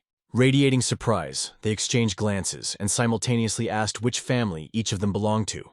They decided to approach each other for a short conversation. As it turned out, they immediately found a common language and have been inseparable ever since. They will run away from home to play in the city or go on a trip to the mountains with Ashta's younger sister, Sherry, enjoying life like all real children. This continued until the moment when, at the age of 15, they discovered their magical talent.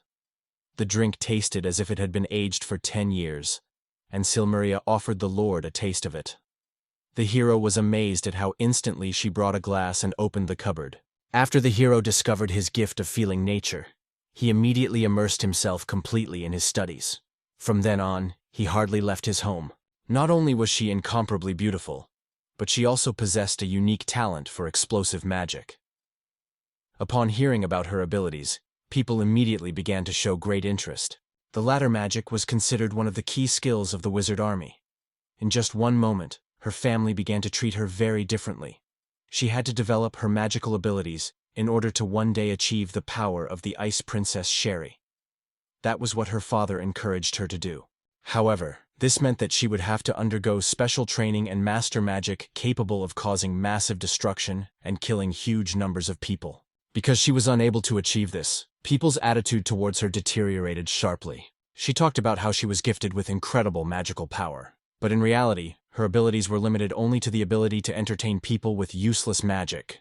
Her relatives, hoping for her usefulness, decided to marry her off to the eldest son of an astrophysicist.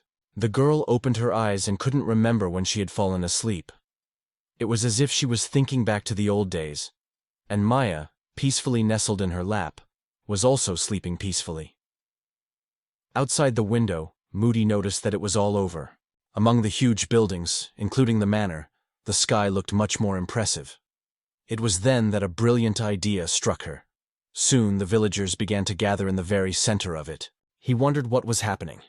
However, the hero, completely oblivious to the situation, declared that Mute intended to show something. Suddenly, it was announced that everyone should gather in the square after dusk. The girl went out to the people and apologized for inviting them so late. It had been exactly a month since their arrival in the village, and today she had gathered everyone together to give her due thanks. She admitted that she had no special abilities, but she wanted to express her gratitude with something that belonged only to her. Having said these words, the girl raised her magic wand. She raised her wand up, revealing to everyone a vision of ephemeral beauty, as a brilliant flash shot from it into the sky. People watched with curiosity as the small spark rose to the heights. In just a moment, it transformed into a grand fireworks show that enchanted everyone around it. That was Moody's spell. A radiant flash that was striking in its beauty. This incomparable radiance made people raise their eyes to the heavens, imagining a truly magnificent city in their panorama. Expressing her admiration, she declared that it was a true beauty, and the head of the dwarves laughed, admiring such an incredible spectacle.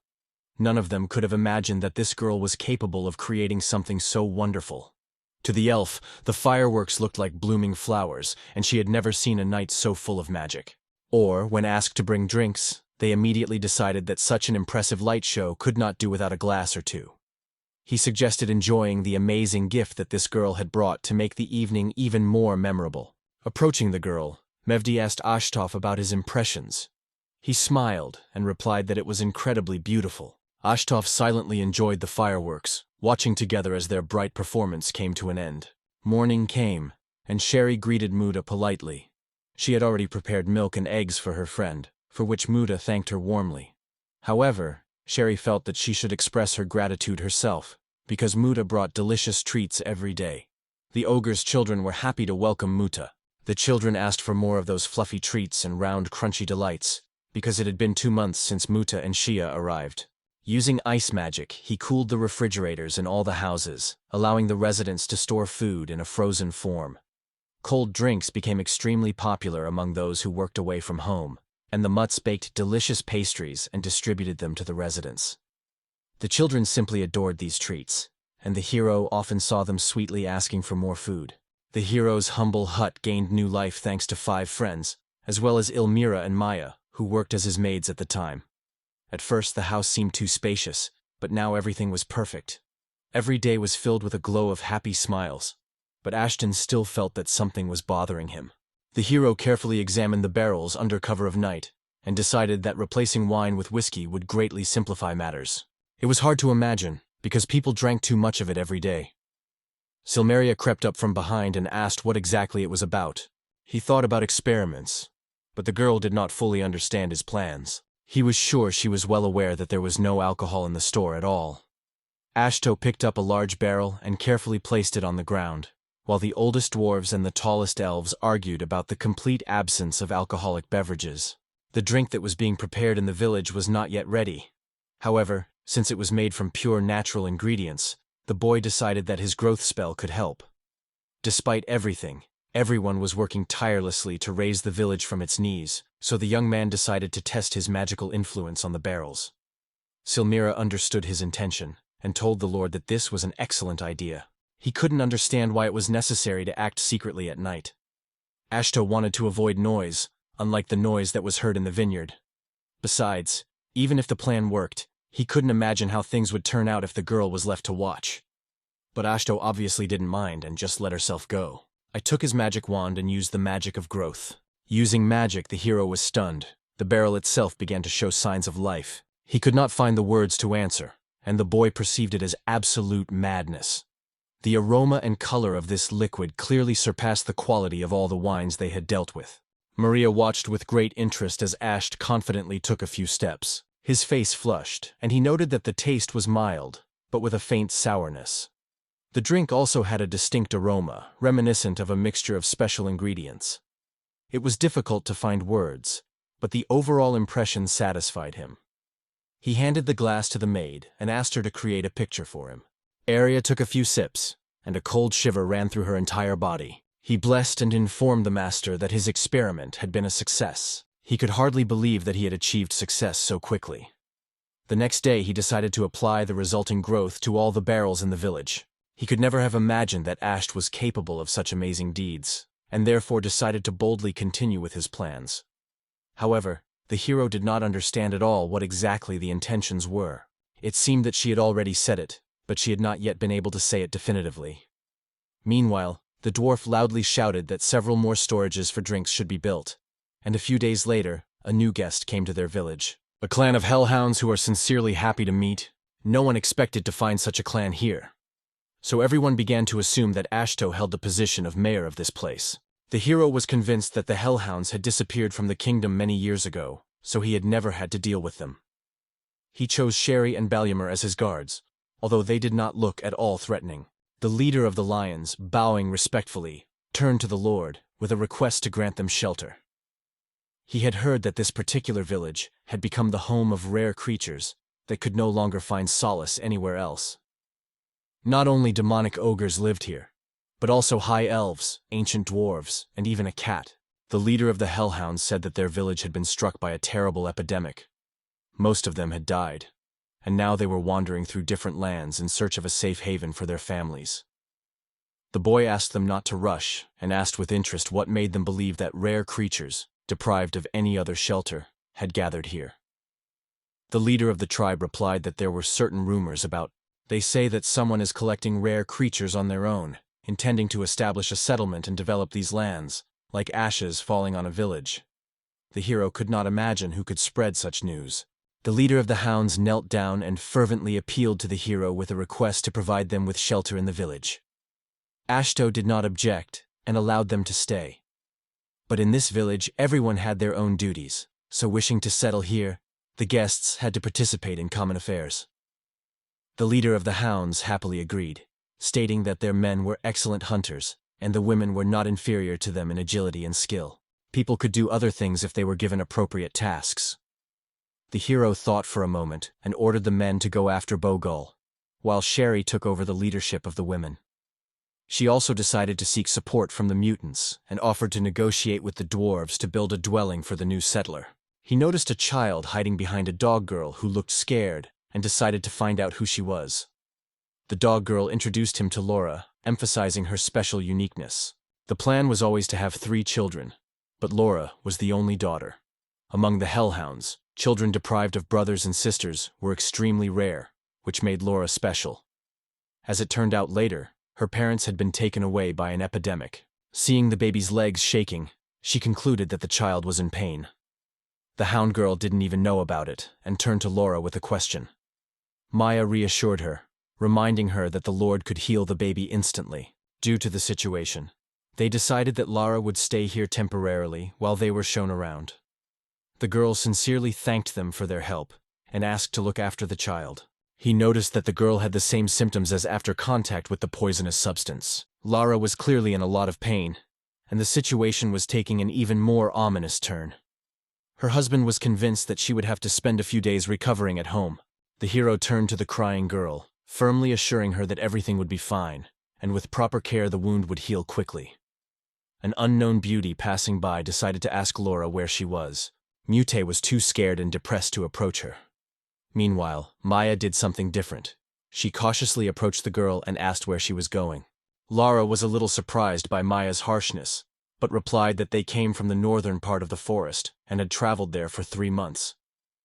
Maya was very pleased with this, and pointed out that she herself was not a forest person. The mother was deeply saddened when their former owner died. Silmeria and the other cats showed great kindness, but they had endured considerable hardship before arriving here. Your new host was extremely friendly, always giving them a genuine smile. Maya had fun spending time with him every day, so she was sure that Lara would definitely enjoy his company as much. I was absolutely sure of this, but Maya grabbed her hands and loudly declared that she was firmly convinced of this herself.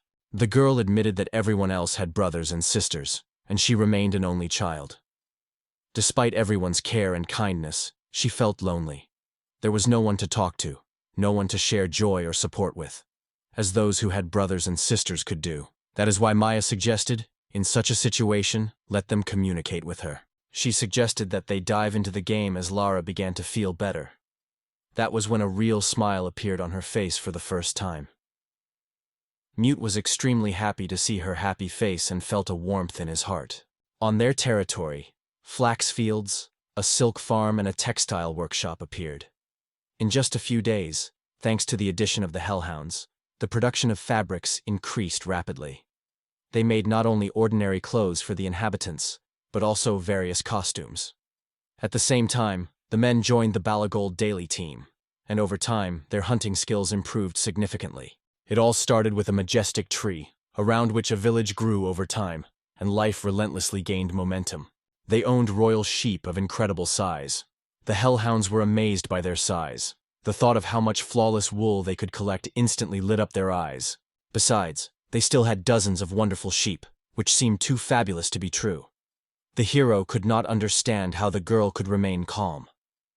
The head of the ogres approached him to find out what was the matter, because earlier, Ashto had mentioned that they needed wool, which was why they had brought the sheep here. The hero agreed that, provided there was hemp, getting wool was a good idea, although, as it turned out, it surprised those present. He tried hard to convince Ash that he didn't need to worry about a possible attack on the village, as the sheep had already been carefully trained. However, the hero ordered only one small sheep, and instead received an entire flock. I asked the oldest dwarves to build a spacious enclosure to house the royal sheep. Frankly, Ashtau doubted whether he could handle such a task. The hero decided to visit the green spaces. He noted that the situation was not as critical as it might seem at first glance. It seemed that vegetables were not enough. Shella agreed with him, but since they had such an opportunity, she would gladly start growing those herbs and plants that she usually did not have the opportunity to grow. She had barely finished speaking when the boy was again unexpectedly surprised by her appearance. The boy's heart sank when the girl smiled kindly and said that they hadn't seen each other for a long time.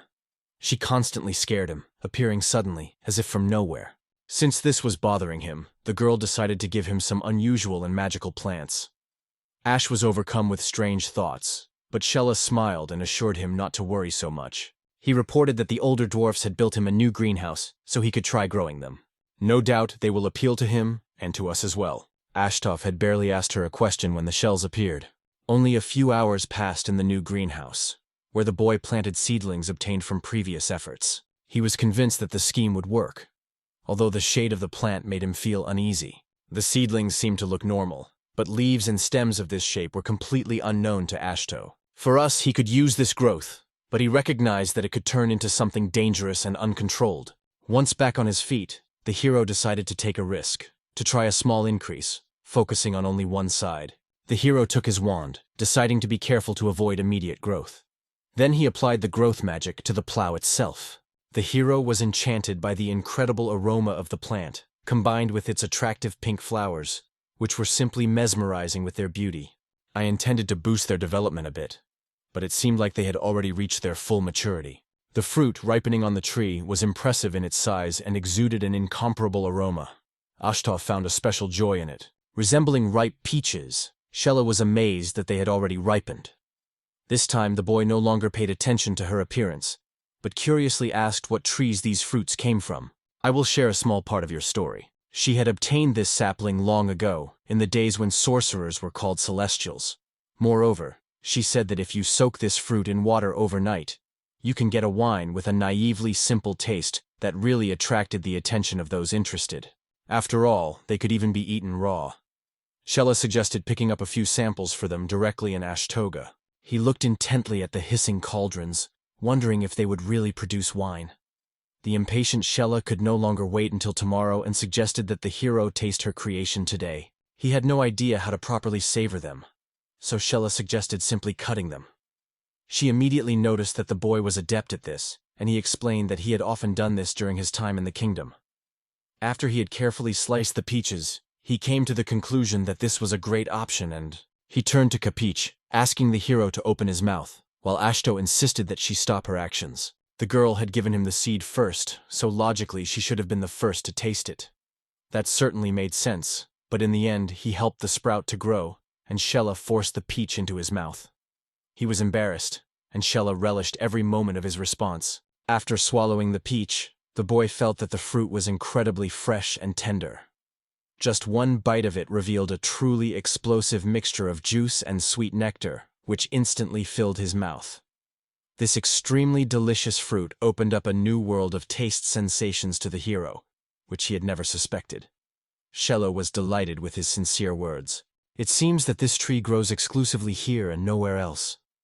The hero found it hard to believe that it was so rare, and the girl suggested feeding its leaves with woodworms. He smiled and said that it could only imagine everyone enjoying the heavenly wine, drinking it from cups that seemed to pour out the blessings of heaven itself. The main character carefully opened the barrel, wanting to find out what wealth it contained. The dwarves, together with Elrin, decided to make sure that the contents were indeed wine. One man explained to them that the drink was made from a heavenly peach. At first they did not understand what was being said, but after looking at the fruit lying in front of them, they were sure that it was it. As the hero once noted, from this peach you can make an incredibly delicious peach. Stowe dared to taste the drink, licking his lips, and declared that this was exactly what he needed. Elrin's eyes shone with delight, and she asked him to share it with her. The leader of the dwarves, not wanting to give in to the rivalry for dominance, rushed into a fierce duel. The dwarf immediately emphasized that wine and dwarves had always gone hand in hand. Finally, everyone managed to taste the wine, which impressed with its unsurpassed taste, sweet and light, even for girls. Silmarius smiled and remarked that it was truly a wonderful pleasure. One had to be careful not to get drunk. The leader of the hunting dogs drew attention to the majestic tree and asked the hero if he could taste its fruits. Ash said that the fruits were extremely tasty, and the boy asked him to pick 2 of them. The hero was immediately delighted and offered to share the peaches with the steel hellhounds, which greatly pleased their leader. Solmeria beamed with delight and exclaimed that she definitely wanted to taste them. Both the ogres and the dwarves immediately joined in the action. One of the ogres wanted to take some for her children. In response, the hero smiled gently and declared that they would gather them all. The fruits were sold out instantly, because everyone liked this delicacy very much. Ashko hoped that they would be able to multiply them, while the wooden man asked if he wanted more heavenly peaches. The hero sighed heavily and warned that he needed to act more carefully, because he had only 1 day at his disposal. The boy couldn't figure out where the tree had disappeared to when the creature bent down to the ground and carefully dug up a few small spots. Over time, these sprouts began to actively germinate, and Ashto carefully watched as they were saturated with nutritious juice. He realized that these seedlings belonged to the heavenly peach. As it turned out, the leaves were incredibly tasty, so the carpenter always took care of their excess quantity. The hero assumed that it was the consumption of these leaves that gave strength, although, according to his reasoning, tree creatures were not characterized by such power. At this moment, Shell approached them, and noticed that a whole group of such peach trees had appeared around. The trees seemed to have grown considerably, and the boy was convinced that this was the result of magic he had received from Lady Shell. Shell agreed that it was kind of her to give away all the fruit, but Ash saw no point in keeping it for himself. The girl asked what he was doing, and he, in turn, thought about how the little seedlings were doing.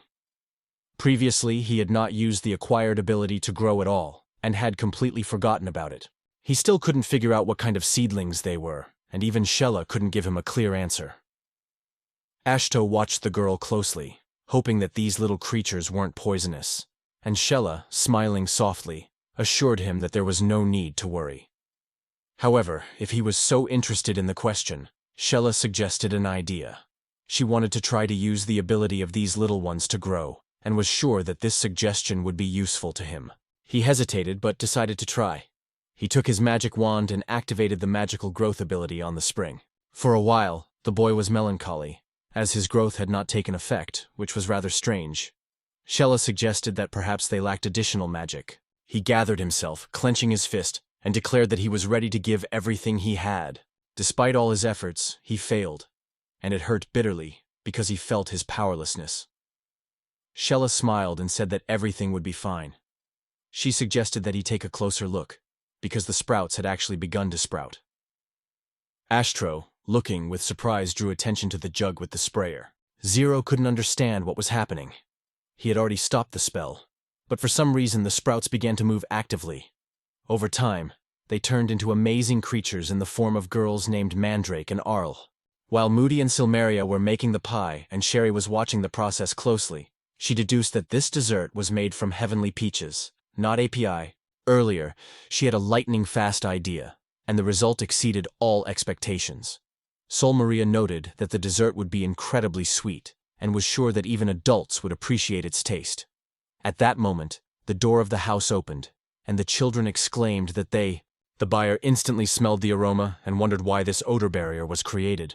Just in time, the girls invite them to come in, wash their hands, and take their places at the table. Peaches are delicious on their own, but when baked, they take on a new, incredible flavor. Nudie wanted to make compotes, jams, and even pies with them, so that children could enjoy each of these delicious treats. She exclaimed that it was all over, and Cherie suggested that she gather the leftovers from her plates and cups so as not to miss a single bit of the flavor. It was at this moment that the hero returned, and the girl thought that he had arrived as soon as possible. Muddy went to meet them, telling them about the delicious cake they had baked together. Suddenly there was silence, and everyone stopped, their eyes fixed on Ashtos. The girls asked questions about the children who supported the heroes of the world. The little girls claimed to belong to Mandrake, and, unable to find the right words, he pointed out that this was exactly what they had seen, although the girls doubted that they understood exactly what they had seen. It had only been a few hours since this young man had first met the girls, and Shella had noted that the experiment seemed to have worked. It was the legendary herbs known as mandrake, and all that. He saw green leaves protruding from their heads, and tried to remember those names again. He was shocked, as if struck by lightning, and the hero came to the conclusion that his frivolous companion was only joking with him. The girl smiled gently, and said that was exactly what she thought.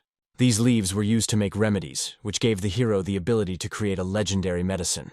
Lixar is a legendary remedy capable of healing all wounds and ailments. It is said to have been created by one of the 7 legends, the Dragon of Wisdom. There are only 2 such medicines in the world. One of them was kept in the treasury of the Kingdom of Great Baylog, and the other in the Kingdom of Dragon Roads, which was not inferior in size to Baylog. No one knew the exact recipe, and the nobleman's son, apparently, had no chance of discovering it. Judging by all the signs, even the leaves that adorned the heads of these girls were part of this potion. The girls clung to the hero's feet, as if they had found a father in him. The hero, confused and not knowing what to do, turned to Shelley for help, but she only laughed. It turned out that the girls perceived him as their father. It was his magic that had given them life, and now they were connected to his mana, as if particles of one indissoluble force. The hero was convinced that he was not their father. At least, that's what he thought. The girls said that they only needed water and sunlight to live, although they could eat ordinary food like any other creature. At the first opportunity, wishing the hero good luck, she decided to give them heavenly peaches. In the end, the confused Ashto was left alone with Mandrake and Alron, who were incredibly pleased.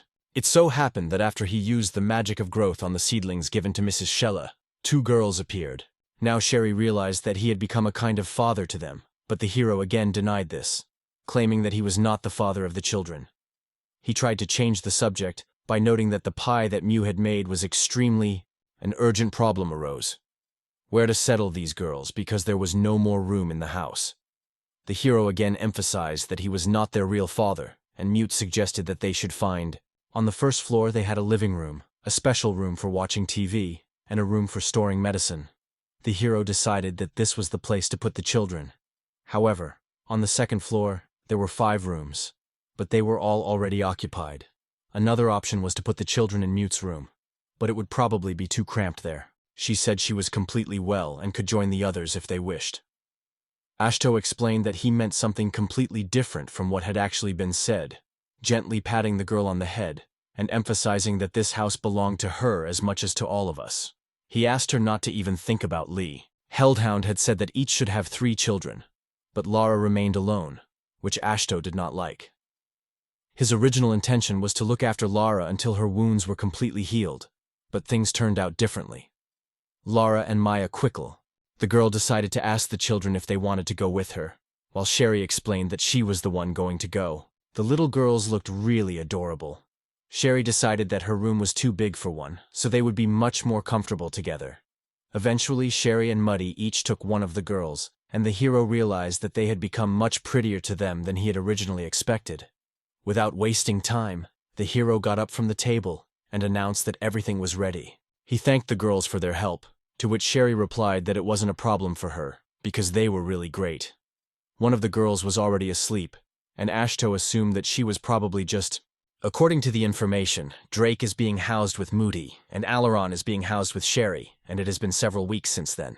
The boy noticed that several new buildings had recently appeared around the village, and several older dwarves had also moved in.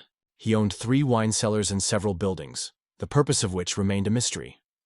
However, the man decided not to delve into this issue. After all the buildings were given to the care of the older dwarfs, and he should not interfere in their affairs. The hero had other things to do, so he decided to carefully examine the mandrake leaves, although something seemed wrong. Asho could only collect 1 leaf per day, but he was worried about the girl's safety. Despite the fact that they were always ready to give him the leaves he needed, it still did not give him peace. Despite their legendary reputation, the boy expected to find something mystical in them. Some mysterious aura and a glimpse of real magic. However, to his surprise, the plants looked like ordinary flora. The first thing the hero decided to do was to do some research. He had barely opened the textbook, and before he could react, another projectile crawled up behind him. In fear, the hero instantly dropped the book. He asked her never to scare him again, and Shella immediately noticed his charm. She calmed him down, assuring him that the plants would certainly recover. According to her, he had already managed to pick up the mandrake and all the extra leaves.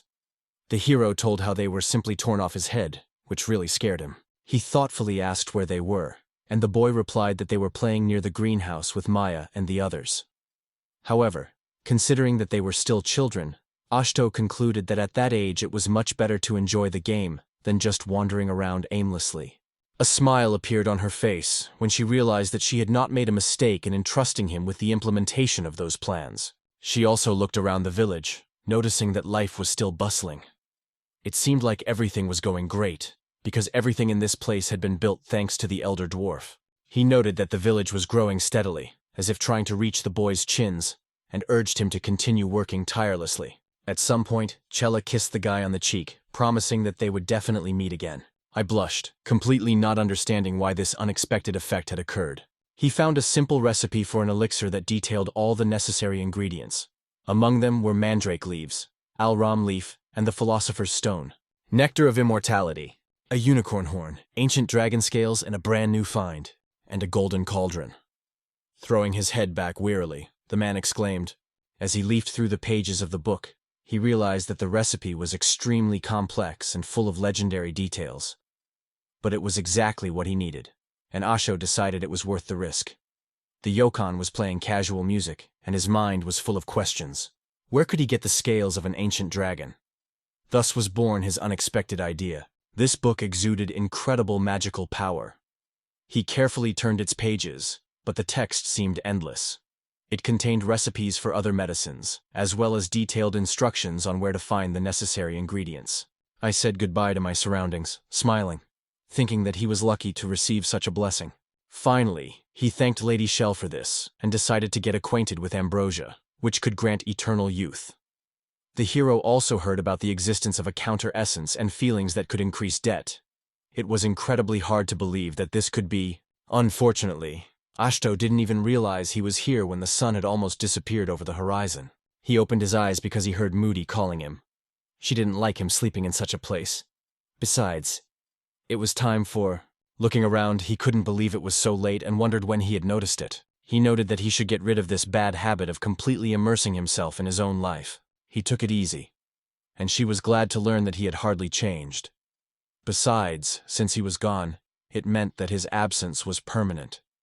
Now she was always by his side and could count on his support at any moment. He concluded that it is in the office environment that this statement becomes true. Finally, a voice was heard, urging them both to hurry here, as the evening was already approaching. He apologized to Sherry and assured her that they were leaving. Sherry called Ashto to join her, and the boy left the recipe book on the table. The character wondered where the one he helped with the green had gone. It was surprisingly comfortable on the huge royal sheepskin, on which the girls were resting. They decided that the work was almost complete, and they came to the conclusion that he had not been paying any attention to how much the houses had improved lately. The hero realized that he had not set foot outside his home for a long time. All this time he had only immersed himself in reading Lady Shell's book and tirelessly learning new knowledge. During his journey, Ashto met a family of ogres. The golden ball greeted him with a good morning, immediately concluding that the ogre was out hunting. The man explained that he needed to check the traps he had set the previous day. Ashto was pleasantly surprised, not realizing how impressively large the golden ball was that stood before him. Ordinary ogres, and especially demonic ones, exhibited extraordinary resistance to poisons, and their skin was so strong that no ordinary blade could cut through it. The men were distinguished by incredible hand strength, while the women had exceptionally strong legs. It was because of these impressive abilities that they were often called kin of the Demon King. Although many shunned their company, these ogres became indispensable hunters for their village. All the villagers remembered well how generous their nature was. Olga's son decided to show off his axe to the hero, not realizing how impressive it was. As it turned out, it was his father's old weapon, and he now planned to use it occasionally for hunting. The sister pointed out that Shinna was still in a state of agitation from yesterday, but the young man replied that she was no better, as she kept talking about how she would use her mother's double blade. The girl grabbed her brother by the cheek and told him to shut up, because the major didn't need to hear unnecessary words. Seeing Ashto, she happily suggested, "Brother, why don't you go hunting with Ashto?" Even though Ashto was extremely busy, the girl insisted that he come with them. Norma was convinced that if she stayed home without going out, mushrooms might grow on her head, so it was worth going hunting. She thought he was a real fool, as he had only been in his own greenhouse and house for the past few days. In the end, Ashto agreed to go with them, which really inspired Normal. He had no idea where they were, but Balgold insisted that they had already reached their destination. He pointed ahead to where the trap had been set, and where Ashto soon appeared. The trap was clearly larger than usual, a huge pit into which a giant bear had fallen. The brother informed Norm that the prey had been caught, and the girl exclaimed that the children thought the prey was quite small, but the hero noted with surprise that this animal could swallow an entire house. The corpse was so large that the hero assumed that it would take 100 men to lift it. The dimensions of this prey were radically different. He ordered Shinha to descend, and Ashto could not understand what the purpose of this order was. Shinha instantly began to roll down the steep slope at an incredible speed. He informed his father that he was leaving, but the hero did not realize what his intentions were. The boy asked Balgold what his son was doing, while Ashto picked up the carcass. The boy took the carcass down from the top and threw it into the air. The huge bear flew right over the surprised donkey. The ogres noted that this corpse was extremely fresh. It had just died. The blood was still pulsating with warmth, which made it perfect. The boy felt incredibly helpless, because he was the only one panicking in this situation. The ogre's family decided to cut up the body, although Ashto had no idea what they were talking about.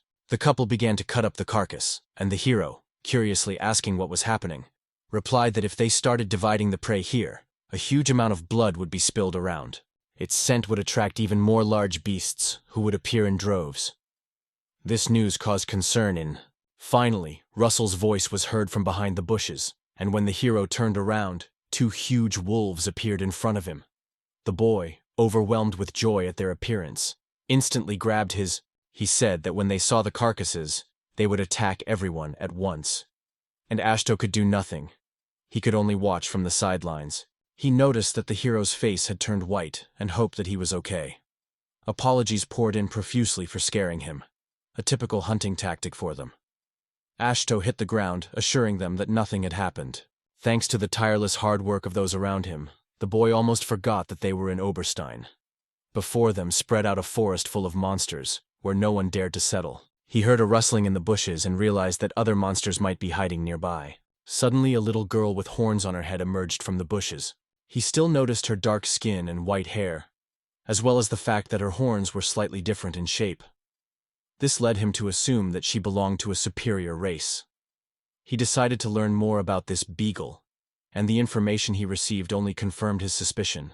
Hearing her scream, the hero immediately decided to make sure she was okay. It seemed that she felt pain in her knee, so Ashto wanted to examine the injury. At this moment, the ogre family exchanged narrowed glances. He carefully applied the medicine to her leg and warned her not to touch it until it was completely absorbed. The girl listened silently, and the hero immediately noticed how tiny she was. He suggested that she might have accidentally fallen behind her parents. He tried to figure out where she came from, and the girl pointed clearly in the direction ahead.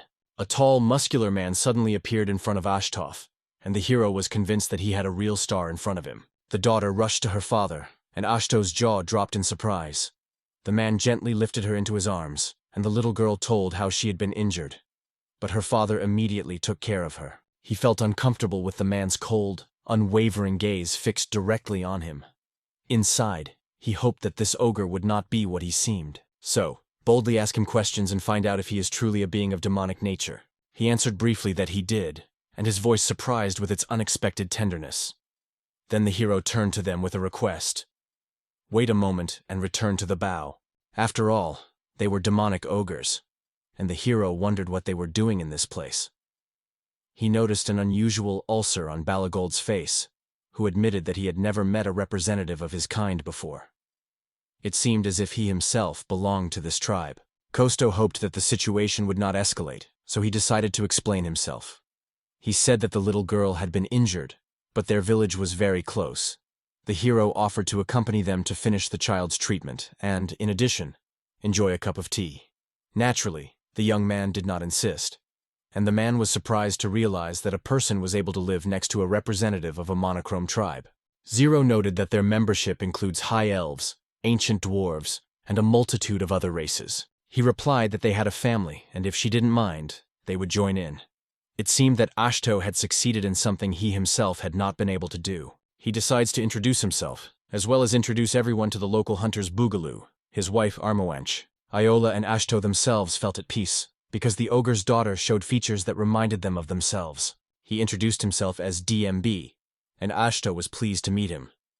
The hero immediately noticed that this man was They were approached by family members, hoping that their father had found Ayla. The father introduced the hero to his son Karinji and his wife Neve. Balegold, along with the hero, asked permission to accompany them to the village. Throughout the entire journey back, Astro felt insecure, as everyone around him was watching him intently. He decided to defuse the situation by thanking the man for his help. He also mentioned that their village had excellent alcohol, but DMD seemed to pay no attention to this at all. He turned to Karinji, hoping he was okay, and then to Shin. The man told Ashto that everything was fine. However, he felt incredibly embarrassed. D was convinced that the hero was the mayor of the village, and suddenly everything made sense. He realized that Ashto was the man who was said to be collecting rare races and creating a separate settlement for them. Naturally, the hero wanted to know where he got this information from. He apologized for his impudence and decided to find out what had happened to them. Like the Balaville family, they had been expelled from the settlement. Ashtov suggested that their family settle with him, providing them with a new shelter and the warmth of a home. Along the row of empty houses were the dwellings where Balgold and his wife lived. Biamdi was confused, because he had never met other demonic ogres before, and did not know how to start a conversation with them. However, the matter was not complicated, so the boy suggested that they conduct a dialogue in his usual style. Ashto smiled, turning to Isla for her opinion, to which the girl fully expressed her agreement. To the boy, she seemed like an extremely friendly little girl, so Ashto decided to give them at least some chance.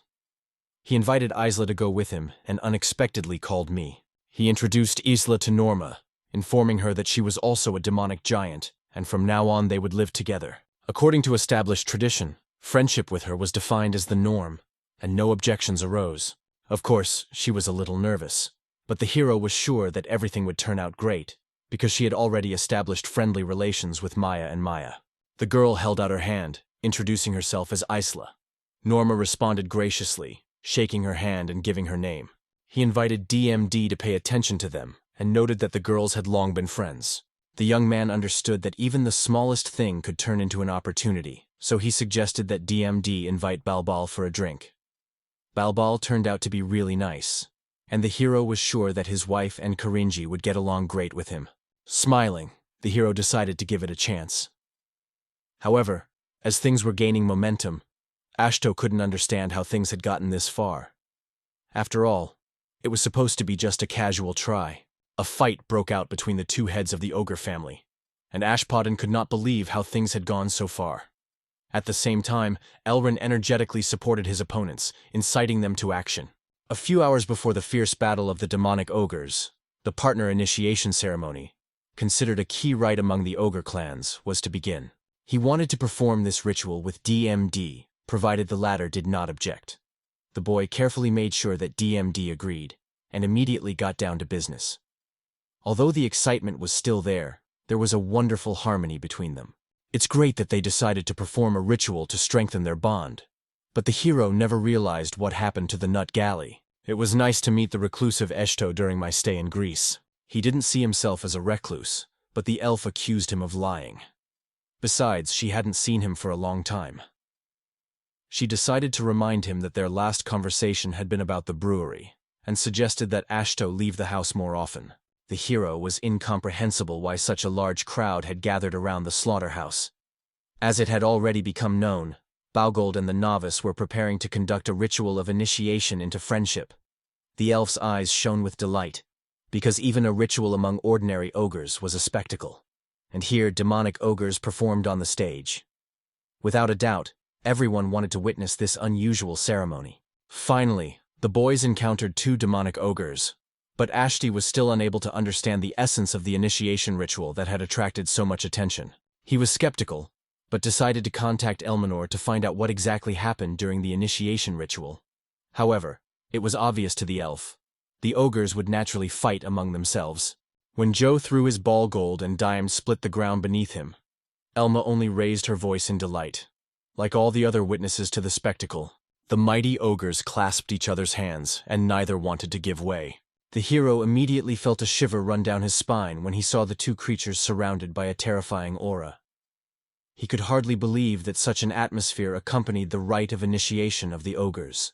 Finally, the beaten ogres shook hands, and Balvul told his new friend that they had some wonderful beer. He invited Diamdi to taste it, and Diamdi immediately agreed. A real party in the village, where everyone planned to enjoy beer until the morning. The entire village warmly welcomed the newcomers and noble knights. Ela immediately found a common language with everyone. Meanwhile, Nima and Armo performed their ritual, which forever strengthened their friendship. Shinga, Kana, and Garindi also united as true brothers. The older brother told Shinza the story of how he had created an illusion that allowed the dragon to devour itself, while in reality, it was destroying its own entrails in utter chaos. Shinza was completely delighted, and Ashtadoft looked as if he openly bore the marks of a blood fight. A few days later, the leader of Galhound announced that they had completed the construction of the new structure. The construction of the structure took them unexpectedly longer than planned. The dwarves assured that they would certainly celebrate it with a grand opening. The leader even left the process of butchering the captured game to enjoy watching the creation of the structure. Since the DMD and his family joined the group, the prey has only become larger. The hero realized that two families of demons hunt furiously and compete ruthlessly with each other. It was necessary to expand the warehouses, otherwise the space would quickly run out. Therefore, the hero decided to discuss this issue with the dwarves immediately after the opening. The hero was surprised at the new house. The building resembled a noble estate, decorated in a surprisingly restrained manner. Astro had never seen such buildings. When I invited Oshto to come, the hero asked her about the building with interest. He assumed it was another brewery, although in fact there was a warehouse next to it. By the way, a fourth such structure had already been built, and Oshto was frightened by the thought of how many more they planned to build. Warp was surprised to find that their mayor had not heard of this, but Elrin forgave him, explaining that the mayor was always at home. These words deeply touched the hearts of the heroes. He simply replied that the elder dwarves had worked tirelessly to create this true masterpiece. The hero was amazed that everyone was talking about him in this way, and Elphys suggested that perhaps he should go out into the world more often. It turned out that this grandiose building actually served as a village bathhouse. He felt surprised, but immediately remembered that not long ago they had enjoyed bathing in basins of hot water. Even in the royal capitals, the baths were not impressive in their scale, so Augustus suggested that the city halls start the celebration. He asked the boys to bring them here and showed the hero the appropriate signs. 3 baths were opened before them, for men, for women, and a special bath for the mayor. He couldn't understand what exactly was in front of him. He only knew about the baths for men and women, and Elrin added that she had her own personal bath. Curious, the hero wanted to know more, and the girl explained that on the right was the bath for men, on the left was the bath for women, and in the middle was the mayor's bath. Smiling, he turned to the hero and said that it would be a great honor for them if he were the one to place these signs at the entrance. The boy thought that the mayor's bathhouse was too magnificent, but no one took his opinion into account. Elrin, waving to him, ordered him to hurry up and move ahead. Although the hero was indeed the mayor, his own bathhouse still remained unchanged. He decided to communicate more actively with everyone. Not wanting to be treated differently, he made every effort to put up a sign near the mayor's bathhouse. We loudly announced to everyone that from today everyone would have the opportunity to use the bathhouse, where everyone was gathering. Meanwhile, the girl offered the mayor the use of his private bathhouse, but Ashto was not thrilled at the thought of being alone there. He went inside, and immediately realized that this bathhouse was clearly not intended for one visitor. The girls headed to the women's bathhouse and were already enjoying the magic of the burning night. He could not comprehend what was happening here, for this bathhouse surpassed the luxury of even the most refined states. First he washed himself thoroughly, and then without delay plunged into the bath itself. He felt the warmth instantly dispel his tension, and he realized he could never go back to his old habits of life without a real bath. Thanks to the coordinated efforts of all residents, the village has become much cozier and more pleasant. He decided that he must express his gratitude to you. Meanwhile, sitting in his room, carefully studying the plants and seedlings, the hero realized that he should be more actively involved in the mayor's affairs. Despite everything, the atmosphere remained extremely pleasant, and Scheller confidently declared that his interlocutor was absolutely right. For a moment, an awkward silence fell between them, tinged with a slight tension. The hero instantly moved away from her, declaring that her presence here was unacceptable. Scheller obeyed and listened to him, enjoying the sight of his magnificent back. He was about to speak, but Scheller assured him not to be afraid. She had no intention of harming him. She suggested that he sit next to her and talk. Ashtho felt uncomfortable, so he settled in the very corner, turning his back to. I asked if the guy had read this text. Ero explained that it was a book she had left behind, but that it was now his. Shella added that he could do whatever he wanted with it. The girl suggested calling the book Grimoire of Marshmallow, the knowledge of the Emerald Dragoness. Now it became clear to the hero why the pages of this story seemed endless. This book seemed to have immense importance, and the hero immediately wanted to make sure that Shello felt it. Shello stood up and offered to take advantage of the situation, as she deliberately handed the book to Ashto.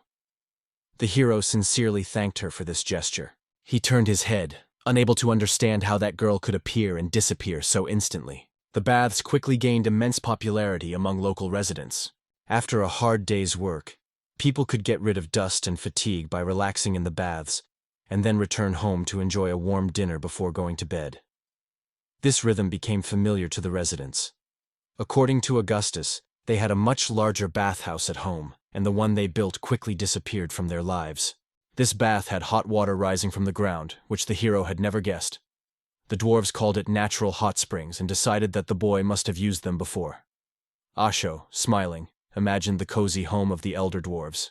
The next day, Elrond declared that there was nothing better after a hot bath than a refreshing ale. They eventually expanded their fields, commissioning the forest dwellers to grow more hops and grind them for the drink. And when all the preparatory work was complete, all that remained was to ensure a short but decisive growth. He was surprised to see a spacious warehouse designed to store ale. Thanks to a light lustration of Sherry's ice magic, the refreshing cold ale finally came to life, taking on a true shine. It was impressive how the hero suddenly became so active and reacted so quickly, although it was not surprising. A separate bathhouse had been specially built for him. Continuing to sit in the room after that would have been inappropriate. Ashto noticed a sly smile on Elrond's face. Pearl intended to take a dip in the bath after the ale, but Astro insisted that the ale should be drunk after the bath, not before it. He asked her not to blame him if this led to unforeseen consequences. And here again, bats have gained immense popularity among local residents. Elrond told the young man about the cultural interaction with the village of High Elrond. I thought it was the perfect time for this, but it all happened quite unexpectedly, for she was undoubtedly banished from the High Elf settlement, having used up all the secret supplies of the chapter. However, the girl did not want to remember the incident, and decided to bring them a drink as a way of apologizing. She was sure that being among them, she would be able to strike up interesting conversations and exchange ideas about goods.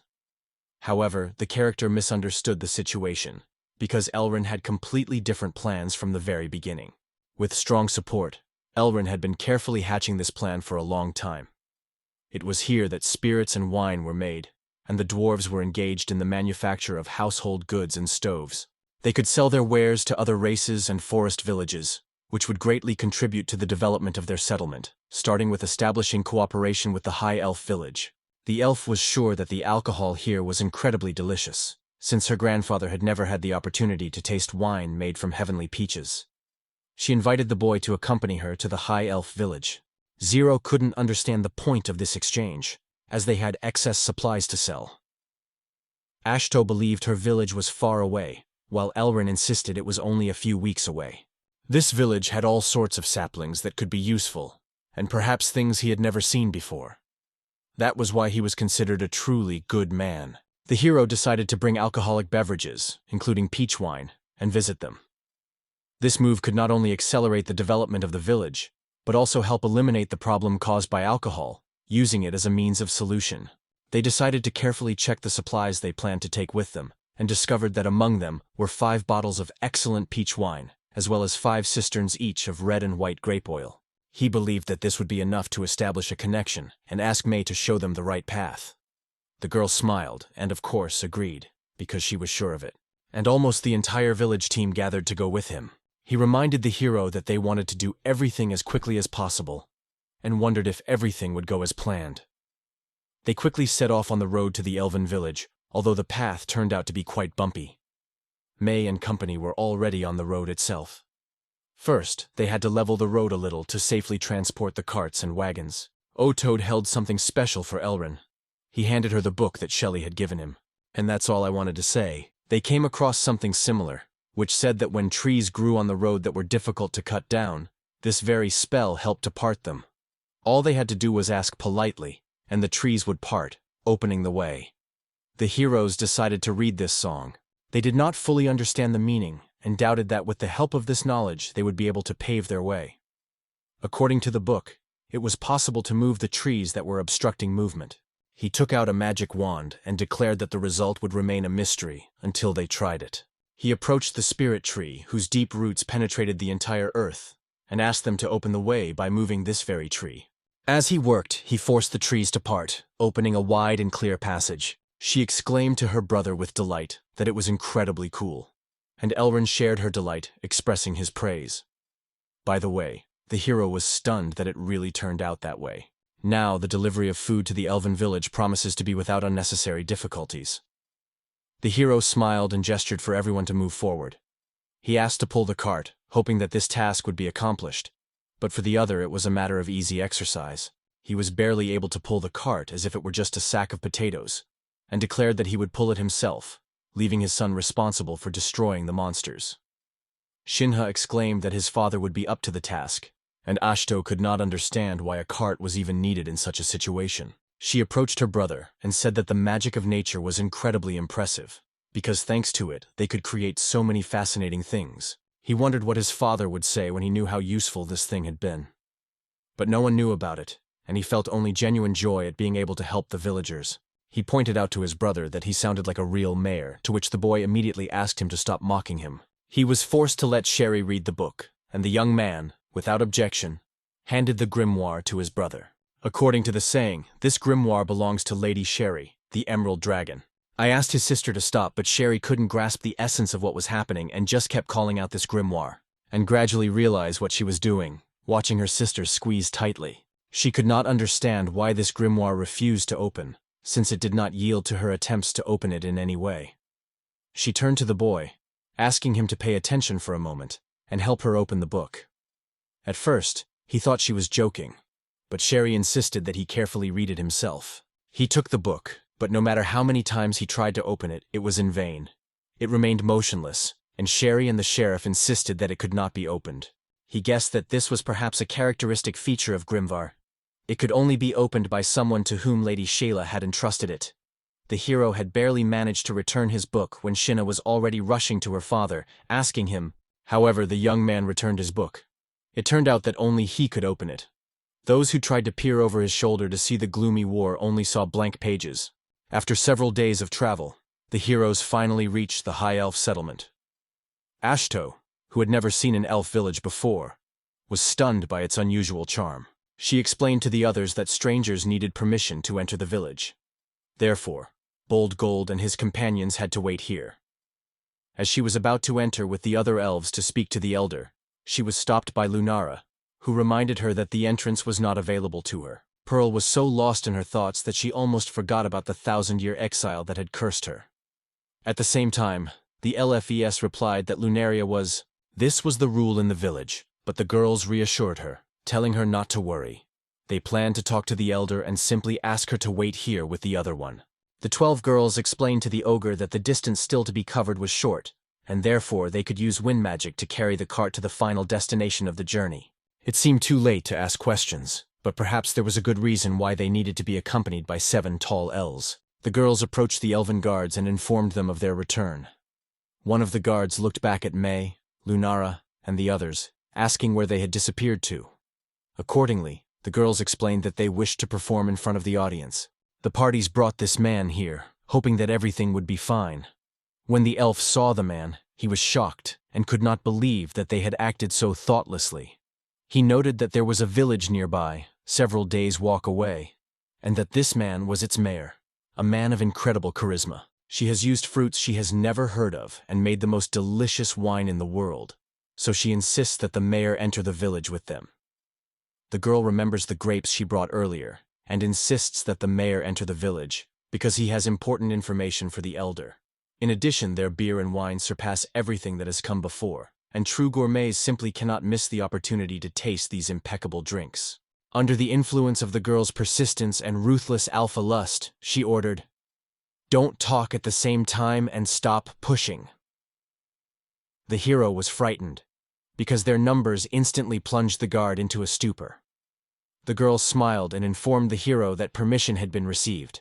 The hero cautiously glanced around the village, fascinated by its elegant beauty. He had no idea that so many high-bred elves lived here. The other elves, noticing May's appearance, wondered in surprise where she could be. They also concluded that the giant tree that towered before them was adorned with some unusual attire. In addition, they were reminded that they first needed to visit Grandpa Elminus, that is, the village itself. Alpha declared that once they handed him what they had brought, she was sure that his good mood would allow him to forgive her. The girls had no doubt that the elder would certainly appreciate the peach wine, because, like Almana, he adored real high-quality drinks. Everything seemed perfect, so the heroes set off to see the elders.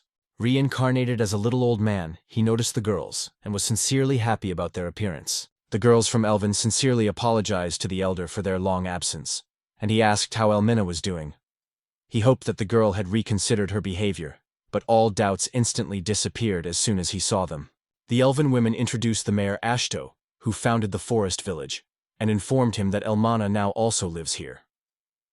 The young man, wanting to officially meet the respected elder as a true forest resident, brought him here. However, the hero did not understand at all what was going on, and only his companion explained that it was she and Lunara who had been entrusted with the care of Elmina. Such was the order. The young man was informed that none of them intended to establish a new settlement. The hero decided to find out what role the other high elves played, and what support and assistance they could provide. By chance, several young elves, fascinated by the construction of the village, crept up to him. The elder sincerely apologized for keeping all this from Ashto, because he was worried about Elmina. And in this situation, the young man realized everything he already knew. He bowed and sincerely thanked Dickbeck for the meeting. Then he said that Elma now lives in their village and actively helps the residents with the aim of, since she had done a lot to attract new residents to the village and improve living conditions, the people brought a small gift as a sign of their sincere intentions. Ashto managed to interest the elder, and the young man turned his attention to the girl. He handed him a bottle, and the young man asked to taste their wine made from heavenly peaches. The elder, almost not believing his ears, thanked the hero, declaring that he gladly accepted such a wonderful gift. Check. Asked the elf to bring his cup, which he poured wine into. As soon as he tasted the drink, the elder immediately opened his eyes. He insisted that this was absolutely impossible, and curiously asked how this could have happened. Without a doubt, it was the wine of the heavenly peaches. The elder was delighted, for it had been a long time since he had enjoyed such a perfect drink. After drinking the bottle and taking a sip, he declared that it was not just a drink, but a majestic wine, bestowed upon the worthy by the emerald-green dragoness herself. The boy shuddered as the elder stopped dead in his tracks and exclaimed, with tears in his eyes. The elder, embracing the young man, sought to find out how he had managed to obtain this wine. The young man smiled and replied that it was one of the products of his village. The old man immediately began to torture Ashto, asking him the price. He was willing to give anything for it. Only a moment later, before Ashto could answer, the old man had already decided that the hero was looking for medicinal herbs that only high elves could grow. The old man had never imagined that he would again have the opportunity to taste the most exquisite of drinks. Then Ashto urged him to calm down so that they could discuss the situation calmly. In exchange for various fermented products, including wine made from sky peaches from Ser Asti's village, the high elves agreed to provide them with selected herbs and young fruit trees. From that day on, close trade relations were established between the parties. The elder shook the young man's hand firmly, hoping that this would be the beginning of a long and fruitful friendship. Ashto confirmed his agreement and looked forward to future meetings. The elder, in turn, wanted to delve into a conversation about Elmina and remember his foolish grandfathers. Although she was known for her tendency to gluttony and alcohol abuse, she had a kind heart. The elder hoped that she would bring him happiness by uniting their families through her marriage. The hero, not fully realizing the consequences, agreed. After which he immersed himself in memories of the elders. Instead of apologizing, Dickbeck explained that she was quite young. She was only 8,974 years old, but that was nothing to worry about. The elder pointed out that she was already of an age where she could get pregnant, and he was sure that with a man like Ashto she would have no difficulty. She looked at her grandfather with sad eyes and sincerely apologized for everything. However, he did not perceive it as a great tragedy. Although she had lost her precious pantry with drinks, in its place an equally excellent storage space appeared. She smiled gently and told her grandfather that many days had passed since then. But now Dickbeck insisted that she work faithfully for Sir Ashto, claiming that his wife's efforts knew no bounds. At first Elma did not understand her grandfather's words. I hinted that it was time to settle down, and that if she married Sir Ashto, it would take a huge burden off his shoulders. She couldn't understand what exactly was going on and wanted to ask Ashita all the questions. But the hero asked her not to look at him so closely, because he didn't even open his mouth. Sherry, unable to restrain herself, inserted her opinion. It turned out that his brother already had a wonderful girl named Mute. The hero cast a sharp look at his sister and ordered her to be silent. Meanwhile, the elven children admired with admiration the galbal that awaited everyone in the palace. Nightfall, Protogenist, and the elves decided to enjoy the drink to the last drop, toasting their good fortune in a cozy establishment. I was glad that the situation had been resolved, although she was still in great pain. But in the end, she was able to secure her return.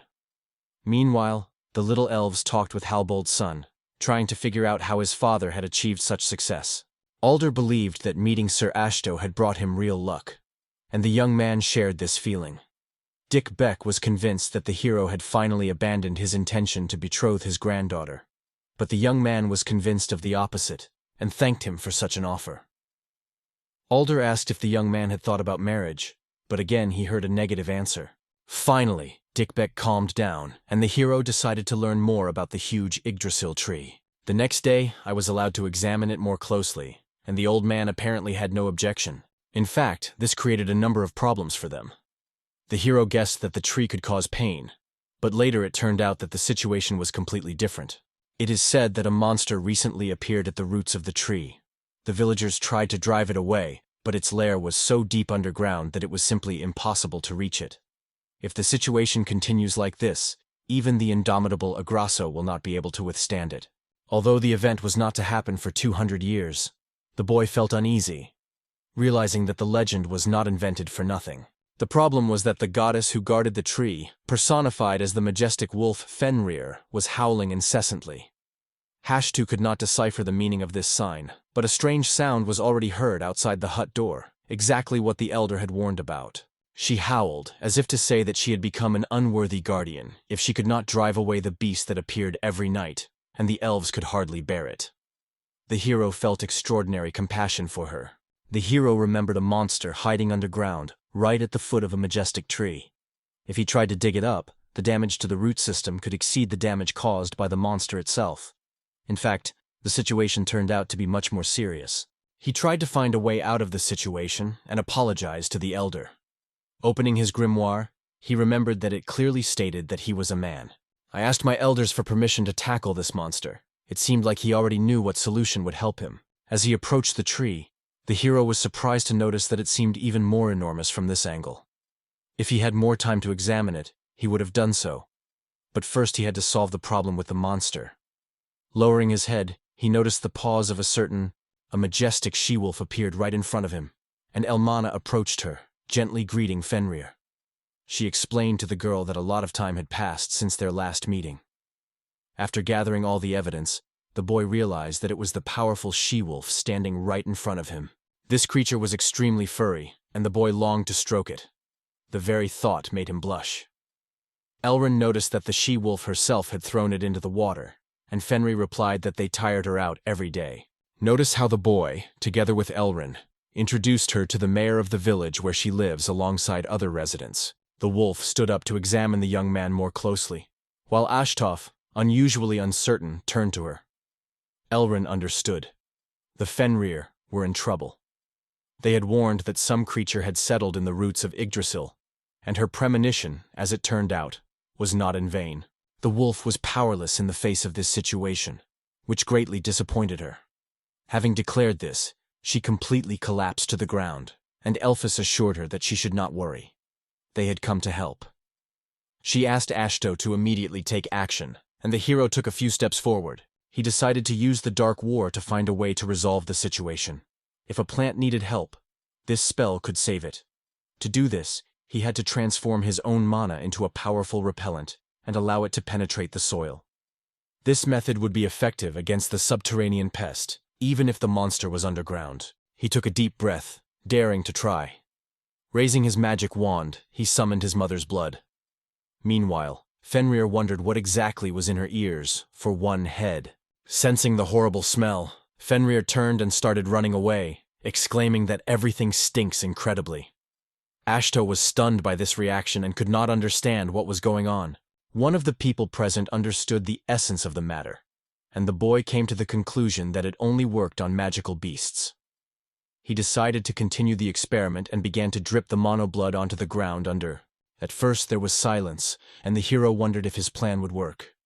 Suddenly, everyone felt powerful vibrations as Ashto tried to figure out where the noise was coming from. A dark hole in the ground opened before the heroes, from which a huge centipede crawled. The creature was impressive in its size, but it was clearly injured. Ash noticed fluid dripping from its eyes and concluded that the creature was crying.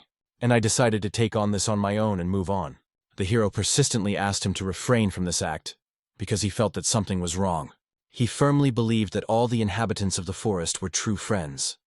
Taking advantage of this advantage, it was easy to strike up a pleasant conversation with anyone, so the hero steadfastly used his magic wand.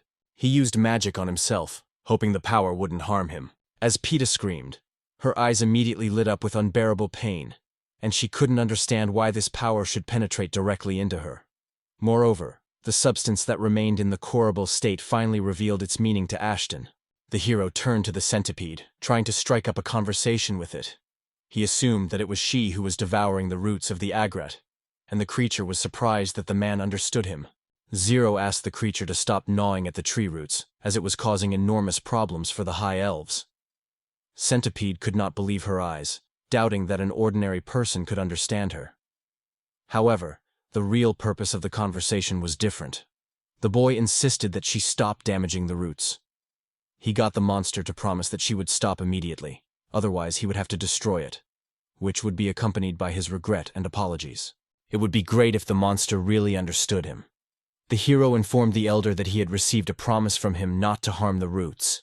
I wondered why he needed to reveal the secrets of the roots of Yggdrasil. It turned out that the reason was quite simple. The centipede simply wanted to get its fill. The others could not understand what was happening and guessed that the hero might have been having a conversation with this model. The castle was full of mana, so the centipede figured that being near it might have some effect on his powers. Besides, the eerie fanfare wouldn't stop him if he moved deeper into the truck. According to his story, the centipede was feeding on mata. The monster explained to the boy that while mata's taste was truly exquisite, he enjoyed food from almost any source.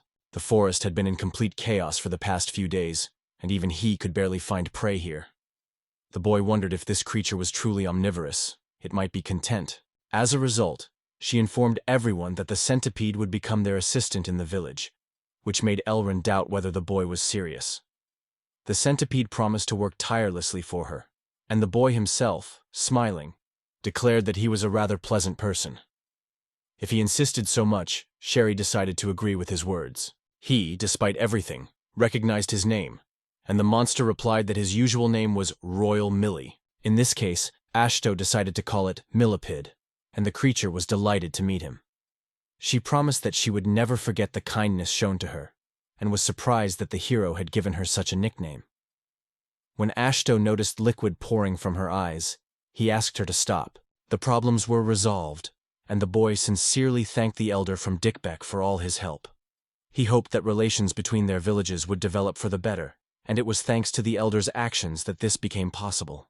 It was never imagined that the hero would be able to save Yggdrasil and tame the beast that had harmed it. However, everything happened completely unexpectedly. They realized that this boy was actually an extremely capable mayor, so they decided to present him with a special plate. The Yggdrasil seedling grew in the same place where he had buried Manhwa in the ground. It seemed that in this way the creature wanted to thank the hero for the help he had given. The old man had already asked to take it to his village. Having accepted the gift, the hero sincerely thanked the old man for everything. Suddenly, the boy noticed Fenrir the puppy behind the house, who was carefully following him. Astria asked him to take her puppy with him, as Yggdrasil needed a guardian spirit for its development.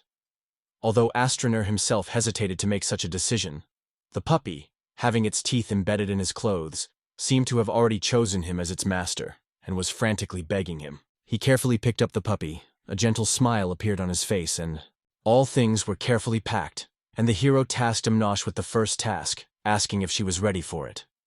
The creature ordered to hold on tight, and instantly plunged forward at full speed. The old man watched the boys carefully, convinced that this young man had always been unpredictable. He had no idea how many incredible new experiences he would still have to experience. The hero's mission ended in grand success and brought radical changes. When the centipede arrived in the town, the rest of the inhabitants were puzzled by the incomprehensible turn of events. They could not believe their eyes when they saw such an unusual creature. The journey took 4 days again, but they managed to shorten the distance. Nudie and Dee and ID were delighted to meet Esho and the rest of the company. Strange creature. Diamdia instantly drew his weapon, but the boy accompanying him asked him to wait a minute. The hero explained that the creature was near them and urged them not to harm it. Then Moody began to get agitated, and Sylvia tried to bring her back to her mental balance. She caught his eye on the baskets of fresh fruit lying nearby, and politely asked if he could taste them. The hero smiled, explaining that this was his reward for returning the fruit. Ashton, in turn, was ready to feed him every day on the condition that he would work in the village. He compared this place to paradise, because the opportunity to enjoy such food every day seemed to him a real blessing. The children were delighted to meet the new creature in the village, showing great interest in it. They carefully examined all its details, as if trying to solve all the riddles. It seems that the rest of the inhabitants also accepted it with an open heart. The hero smiled, confident that only good things were ahead.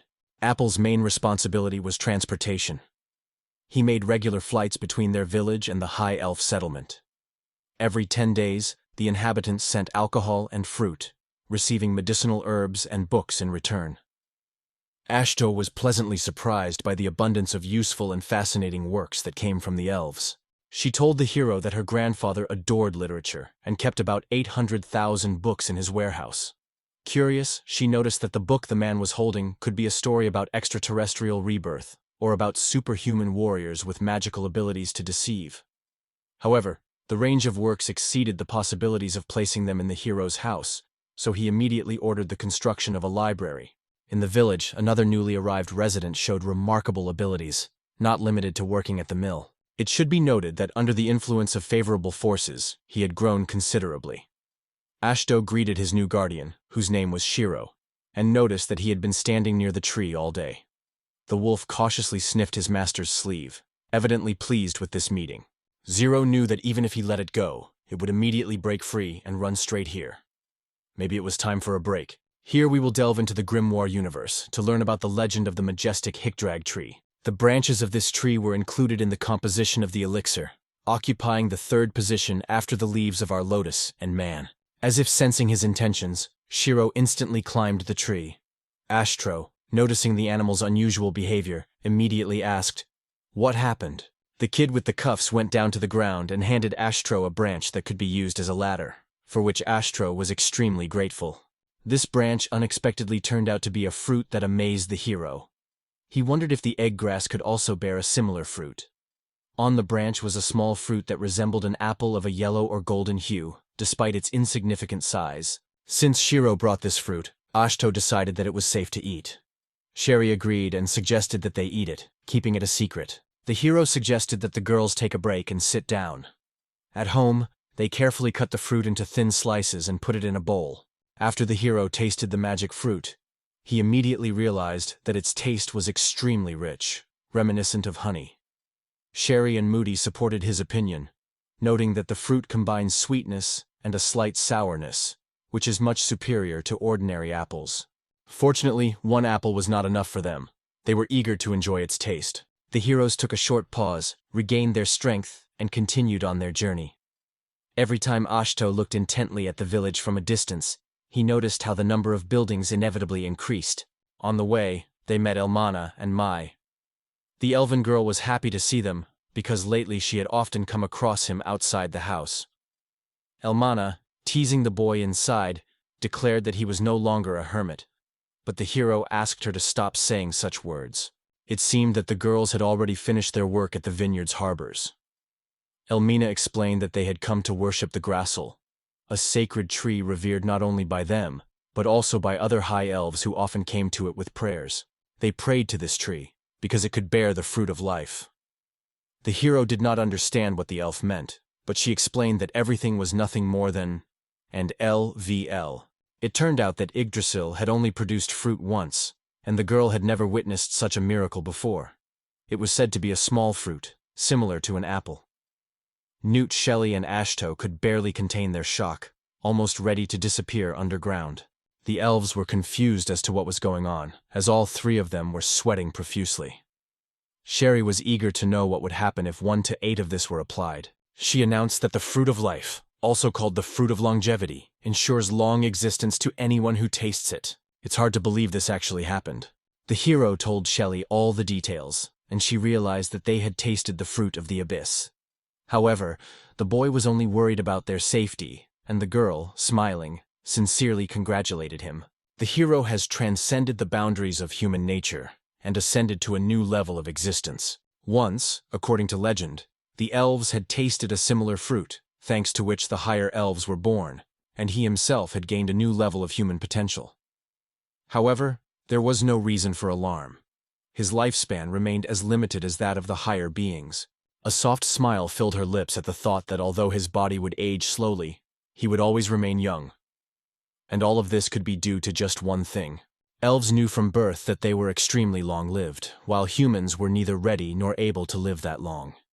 The hero regretted involving the girls in this matter and admitted that he should have been much more careful. He went to his sister and sincerely apologized to her, but she never understood the reason for his action. To her, there was nothing wrong with the act, which only embarrassed her even more. Looking at Moody, she clearly shared her views. Moody also believed that there was nothing wrong with life. It was believed that they were the only ones in the village who were destined to live the longest. Their extended lifespan gave them the opportunity to spend more time with everyone, and how they enjoyed every moment. Finally, he had to agree, and thus they opened a new era in human history. Zero started to feel a little better and concluded that everything was fine. Surprisingly, it turned out to be quite simple. He smiled and said that the high elves were ready, in a pinch, to taste it themselves. He was sure that they would be delighted to hear that. However, Yggdrasil's influence did not end there. Next time, everyone would be in for a real surprise. Everyone was pleasantly surprised. The heroes tasted the Yggdrasia fruit that Shiro had discovered, and now their animal protector would be able to live with them for a very long time. The leader of the dwarves, Augustus, was delighted with this news, and Miria added that the entire clan of silver cats would remain in their service for a long time to come. Although they were superior to humans, the hero felt that everyone took this fact too lightly. Even in the face of the miracle of Yggdrasil, the village continued its usual activities without stopping. But uncertainty reigned outside its borders. Days passed, and the hero woke up under the tree. With a tired yawn, he glanced at the Fenar, who was busy with his own business, when suddenly a woman's instruction echoed, warning the creature not to come any closer. I noticed little girls with graceful wings, like real fairies. He didn't understand what was happening, and the girls urged him not to stand aside, but to help. Stoke called Zero to him and gently stroked him. The girls, hiding under the thick branches of the trees, waited tensely for Fenrir to stop chasing them. Meanwhile, the boy hoped that they had already descended from the tops, when suddenly one of the gentle fairies flew up to Ashton. He smiled and thanked him for saving them. They could not even imagine what the events would have led to if not for his help. Fear enveloped them with extraordinary force, and it seemed that this wave would only grow stronger. He knew that Shiro would never do this, so he decided to find out from the girls who they really were. It was easy to guess that they were real flower fairies. He thought about it and came to the conclusion that he had never heard of them. They were always vigilant in search of the precious mana, and this time they were lucky. They found a tree that was full of it. Eventually they decided to settle here, but they did not expect to encounter little Fenrir. The hero assumed that they were attracted by Yggdrasil itself. The fairies touched the hero's finger and immediately understood that he had a connection to this tree, although Ashdod did not yet realize what exactly they were talking about. After growing this tree, the fairy immediately recognized it. She was convinced that she would be able to feel the same power of mana as from the original tree, but the hero was again left in confusion. In fact, the hero did not care if they decided to settle in a tree. This place turned out to be contrary to peace. Many people lived here, creating constant movement and noise. The fairies, full of excitement, were already impatiently waiting for new adventures that awaited them there. She smiled broadly and suggested that they call her Philharmonic. She gave the greeting with a slight Ashto-style finger flick, after which the hero readily introduced himself. Years passed, and Yggdrasil's mana began to wane, causing the flower fairies to seek new sources of this power. Elmina and the others recalled that they had once lived in a high elf village on Yggdrasil, but they had not seen them in such numbers for a long time. They mostly ate mana. It was enough to replenish the energy reserves coming from the Yggdrasil tree only once every 10 days, although they freely tasted other foods. The dwarf realized that to settle in the village it was necessary to build real miniature huts for them, and Laura dreamed of equipping them with comfortable places to rest and organize raids. Just like that, and in just a few days the treetops were filled with magical houses. Without a doubt, everyone managed to get used to it almost instantly. People admired how the hero treated them so kindly, But Ashto replied that his kindness encompassed everyone equally. No matter what, the companion was always by the hero's side. The boy asked if she was sure she didn't want to go to Yggdrasil. The fairy was convinced of her choice, because he absorbed mana from an otherworldly source. Mana possessed a special depth that attracted and enchanted everyone who met her. A few days later, the framework of the library that Ashto had dreamed of creating appeared. He insisted on sufficient spaciousness of the structure, and could not wait for the moment when the construction would be completed. The dwarves' leader politely apologized and informed the chief that it would take a little more time. However, the chief did not consider this a problem and did not rush them. Since Asht had personally instructed them to do the job, they sought to complete it to the highest standard. As the work began, Augustus sincerely thanked the Silver Cat clan for their support. Their physical strength and tireless hard work were impressive, but he was concerned that girls were also joining in the work. He also did the housework and cooking. Augustus firmly believed that their work was too tiring. Although the members of the Silver Cat clan had incredible working capacity, everyone had their limits. In addition, recently, they had been increasingly seen in the medical center due to numerous injuries. They were working on the farm, clearing the area, and one of the boys mentioned that their work included processing cloth. There was a lot of work to do, so the heroes advised the dwarves to seek support from someone else. However, the Hellhound tribe did not have even a dozen free hands. They were all busy cleaning the area. Ashto wrinkled his nose with a sneer, remembering that the demonic ogres also had their own business. He apologized for the inconvenience, but the situation had become a real problem, and they wanted more. Stowe sadly realized that magical power could not increase human strength. Soon, a silhouette of a man appeared near the village, showing a keen interest in the abundance of delicious delicacies. They believed that such a tree could elevate them to greatness and become a true reward for all their work. It turned out that the flower fairies expressed their gratitude in a completely different way. Seeing tiny jars with liquid, the hero decided to ask the fairy what kind of gift it was. The fairy explained that it was their gratitude for. It was the nectar of the flower fairies, a unique syrup that only they could create. According to the fairies themselves, its taste was incredibly sweet and unsurpassed in taste pleasure. Despite his doubts, he decided to take a chance and opened the jar. Dipping his finger into the contents, he tasted the nectar, which turned out to be unusually thick and rich, but slid easily down his throat. The unusual sweetness filled his taste buds long after the sip. The fairy explained that this syrup was made from nectar and berries, carefully processed according to their traditional recipes. It could be spread on bread or cookies, and an exquisite delicacy was instantly created. It could also be mixed with alcohol, and any wine would turn into the nectar of flower fairies, which was incredible. The hero carefully took the jar in his hands and remembered the beauty, for whom this would undoubtedly be a real delight. He was pleasantly surprised when, by adding the flower fairy's nectar to the alcohol as she had advised, he obtained an extremely exquisite liquid, a nectar that did not depend on whether it was wine or tincture on spruce. The boy wondered with curiosity what this magical mixture could turn out to be. The nectar was surprisingly harmonious with the bread, and the girls unanimously approved of the taste. Moody was delighted with its unique shades both in pastries and on plain bread, and she also happily experimented with creating her own sweets based on it. Mari was glad that everyone liked it, and Ashto thanked her heartily for the gift. Elrin hurried to them, sincerely happy to meet Ashto. She explained to the boy that trouble had come to her. A strange group appeared outside, and Ashto went out to meet them to find out what had happened. Representative Allhorn came out to meet us and insisted on talking to the village head. He wanted to know with whom he had the honor of talking, but the tall man assured him that he was not in the mood to devour him. As it turned out, he had heard about this village from his old friend, and had come to see for himself what it was all about. If that was what they wanted, the hero offered to organize a tour for them, and the man, slapping him on the back, couldn't understand why he was so tense. The hero smiled and asked him to relax a bit. The man laughed, and Sherry wondered who he was.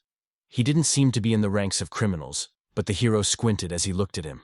Usually Shelley sneaks up behind the hero, spots him, and asks him not to touch her, Asho. She calls him Vulcan, and the man responds warmly to the girl. He told her he had come to play, and she instantly sensed that he was just as passionate and ardent.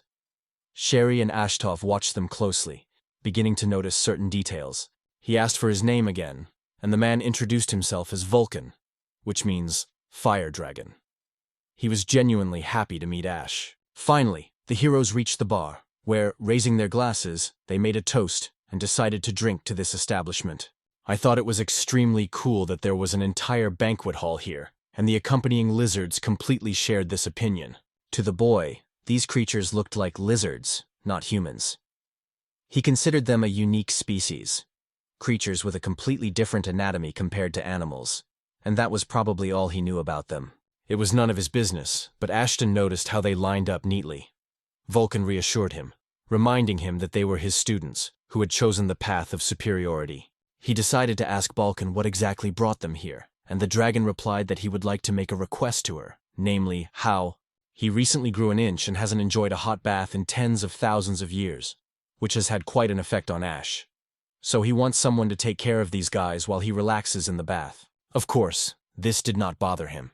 The Vulcan calmly placed his hands on the hero's shoulders, assuring him that he could be relied on. Meanwhile, Shella Grand, watching the events from afar, felt a sudden sense of anxiety. In that case, Ashto offered to take him to the bathhouse, and the volcano assured him that it would return in about 2,000 years. These words left the hero without an answer for a whole hour. I couldn't believe it was possible, and the shell was determined that Ashto knew nothing about it. As it turned out, if you dug deep enough into the earth of this world, you could come across an incredibly slippery stream of burning wood. Vulcan used it as a bath, because there was simply no other such alternative. He offered Cherry to take a bath with him, but the girl flatly refused. He announced that there would be a bonfire, and it seemed that even the hero found it too much. Then Vulcan turned to his people, informing them that from now on they were under Ash's command, and ordered them to behave wisely. The lizards obediently confirmed their agreement with the movements of their bodies. The clawed lizard departed, and Charge and Ladder wished their leader a pleasant swim. Forming into a neat line, they bowed respectfully to Volibear in farewell. He left the bar and promised Ash that they would definitely meet again in 2000.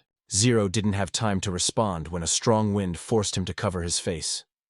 Suddenly, the volcano transformed into a majestic dragon, which rose into the sky and disappeared from sight. As she watched his silhouette slowly disappear, Jeroy was filled with a sense of wonder. This uncle was indeed a legendary dragon. Her brother understood all the emotions that were surging through her. The species that received the blessing from the dragon volcano tribe was named Scaling Cup, and thanks to this, their tribe temporarily united with the village.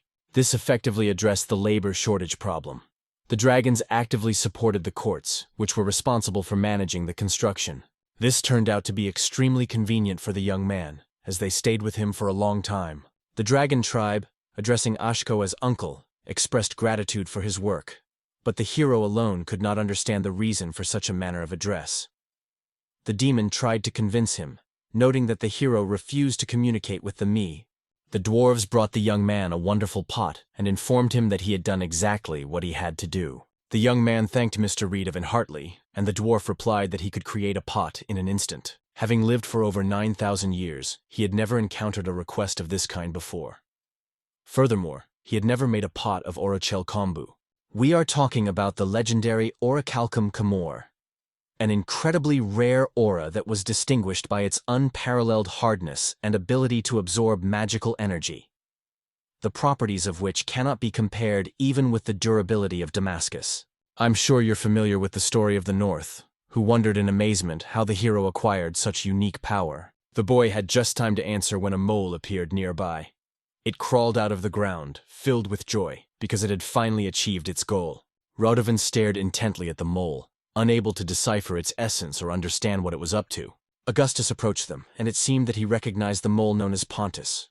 Looking joyfully at Augustus, the mole spoke amiably. He told them that he was very sad and was curious to learn about. Peter of the Gnome asked permission to introduce them to Panta of the Black Cree tribe. Peter had previously helped Panta a lot in his homeland, so the Cree politely extended his hand to the young man, wishing him a good day. The hero, shaking his hand, surprised everyone by announcing himself as the mayor of the village, named Ashley. He recognized him and declared that he was the mayor of whom he had heard so many stories. In fact, he turned out to be gentle and pleasant, which greatly pleased the mole. He managed to meet the challenge in time, because the mole had one request for him. Having heard rumors about the wonderful alcohol in this village, the mole hoped that he would be able to establish trade relations with the local producers. He already knew what to say, having never been offered a trade with them before. The moles seemed to like a drink, and the dwarf explained to the boy that black moles were excellent miners, although they decided to discuss this matter in more detail. He took his place at the table again, and the boy offered everyone something tasty to drink. They were ready to set their price, and Elrin realized that the most valuable thing in their tribe was probably ore. That was certainly true, but the moles could provide them with anything they wanted. The dwarf explained to the hero that their mines were nearby, but there was not enough time to work with them, because the main task was construction. The guy was surprised to learn that there was another mine somewhere nearby. In this case, the mole suggested inviting his team to the village to help. Silmeria supported the idea, as black moles were famous for their experience. They knew how to soften the soil and accurately determine its condition, which allowed them to effectively assist in the work. He was all bright and colorful and admitted that he was a little uncomfortable receiving such praise. Elfest thought it was pretty cool. It seemed that this mole would certainly appeal to everyone, so he offered to tell in more detail about the whole affair involving the gentleman. He was pleased with the final settlement of the matter and shook hands with Ashto. After detailed discussions, it was decided that the village would receive 20 black mullets. In the village, they work as miners and farmers, and every 30 days they send home a supply of alcohol. Naturally, the local black moths can drink as much as they want. In addition to working in the village, they were sent rare ores from their distant homeland, and the mole gave the hero a list of minerals that could be mined. It was expected that the soil itself would be different from what we knew in the village, so all ore were extremely rare there. In addition, there was orichalk available, and the man remembered that this component was necessary for making the elixir. Zero happily studied another ingredient for elixirs he had found. The fairy, interested in the event, decided to ask Ashto what had happened, but he chose silent observation. Smiling, he informed Mr. Pondy that dealing with them during the mole exchange had been a real pleasure. The hero ordered a wonderful pot of orichalk for himself, which arrived promptly. It seems he has already made it clear that he wants the excess resources to be used for the benefit of the village. He noticed an impressive Chinese sword in the hands of an acquaintance and decided to find out its origin. One of the dwarfs called this product a rainbow god and admitted that he had not created anything like it in a long time with his skill. He was convinced that this thing could become a real national treasure. The dwarf drew out the weapon of war and handed it to the hero, asking him to take it in his hands. However, Ashto, as a true wizard, not a warrior, felt no need to use it in battle. So the dwarf suggested hanging the weapon on the wall as a token of gratitude from the elder dwarf. He was surprised and instantly decided that he should express his gratitude. However, the dwarf warned him not to panic. He must accept the gift immediately. Without wasting time, the young man hurried to grab his sword and surrounded himself with silver glitter. He trudged home. Putting the book down on the table, he couldn't understand why the affectionate treatment had scared him to death. But now he had the 4 essential ingredients for the elite. The ingredients for the elixir included mandrake, orlon leaf, philosopher's stone, unicorn horn, ancient dragon scales, branches of a mighty tree, and an orchaklian jug. Judging by the names of the ingredients, only 4 components remained, and the boy immediately realized that the task promised to be extremely difficult. However, he knew that although the other components were currently unattainable, they would certainly appear sooner or later in his long life. Leroy lay down on the bed, realizing that he had a lot of work ahead of him. Their task went far beyond simply creating an elixir. They also had a library of books from Elfil at their disposal. After all, the village was growing rapidly, and it was time to choose who would become its face and outline future plans. There was still a lot of work ahead, and the boy looked to the future with enthusiasm. The hero was lost in his own thoughts when the door suddenly opened and Silmeria apologized to the Lord. She informed him that he had received a vision. She was a stranger to her, so she guessed it was probably one of the new arrivals. The maid also sensed that there was something unusual in his manner. At the entrance to the village, the hero was waiting for him, and for him, it was a completely new experience. However, he decided resolutely, no matter what race his opponents belonged to, he was ready to meet any challenge. The young man met Norma and Karengi, who greeted the Lord with great joy. They told the hero that there was a suspicious man standing at the entrance to the village, and it seemed that he was the one who had caught their attention. Karenyan was asked if he could tell something similar about the first person he met. Suddenly, a stranger's voice was heard, sincerely greeting the village headman. The elegant man with a well-groomed beard and mustache bowed politely, stating that he was extremely pleased to meet Ahe, and the hero thought that everything looked extremely suspicious. He apologized for being late and introduced himself as Metri, the demon trader.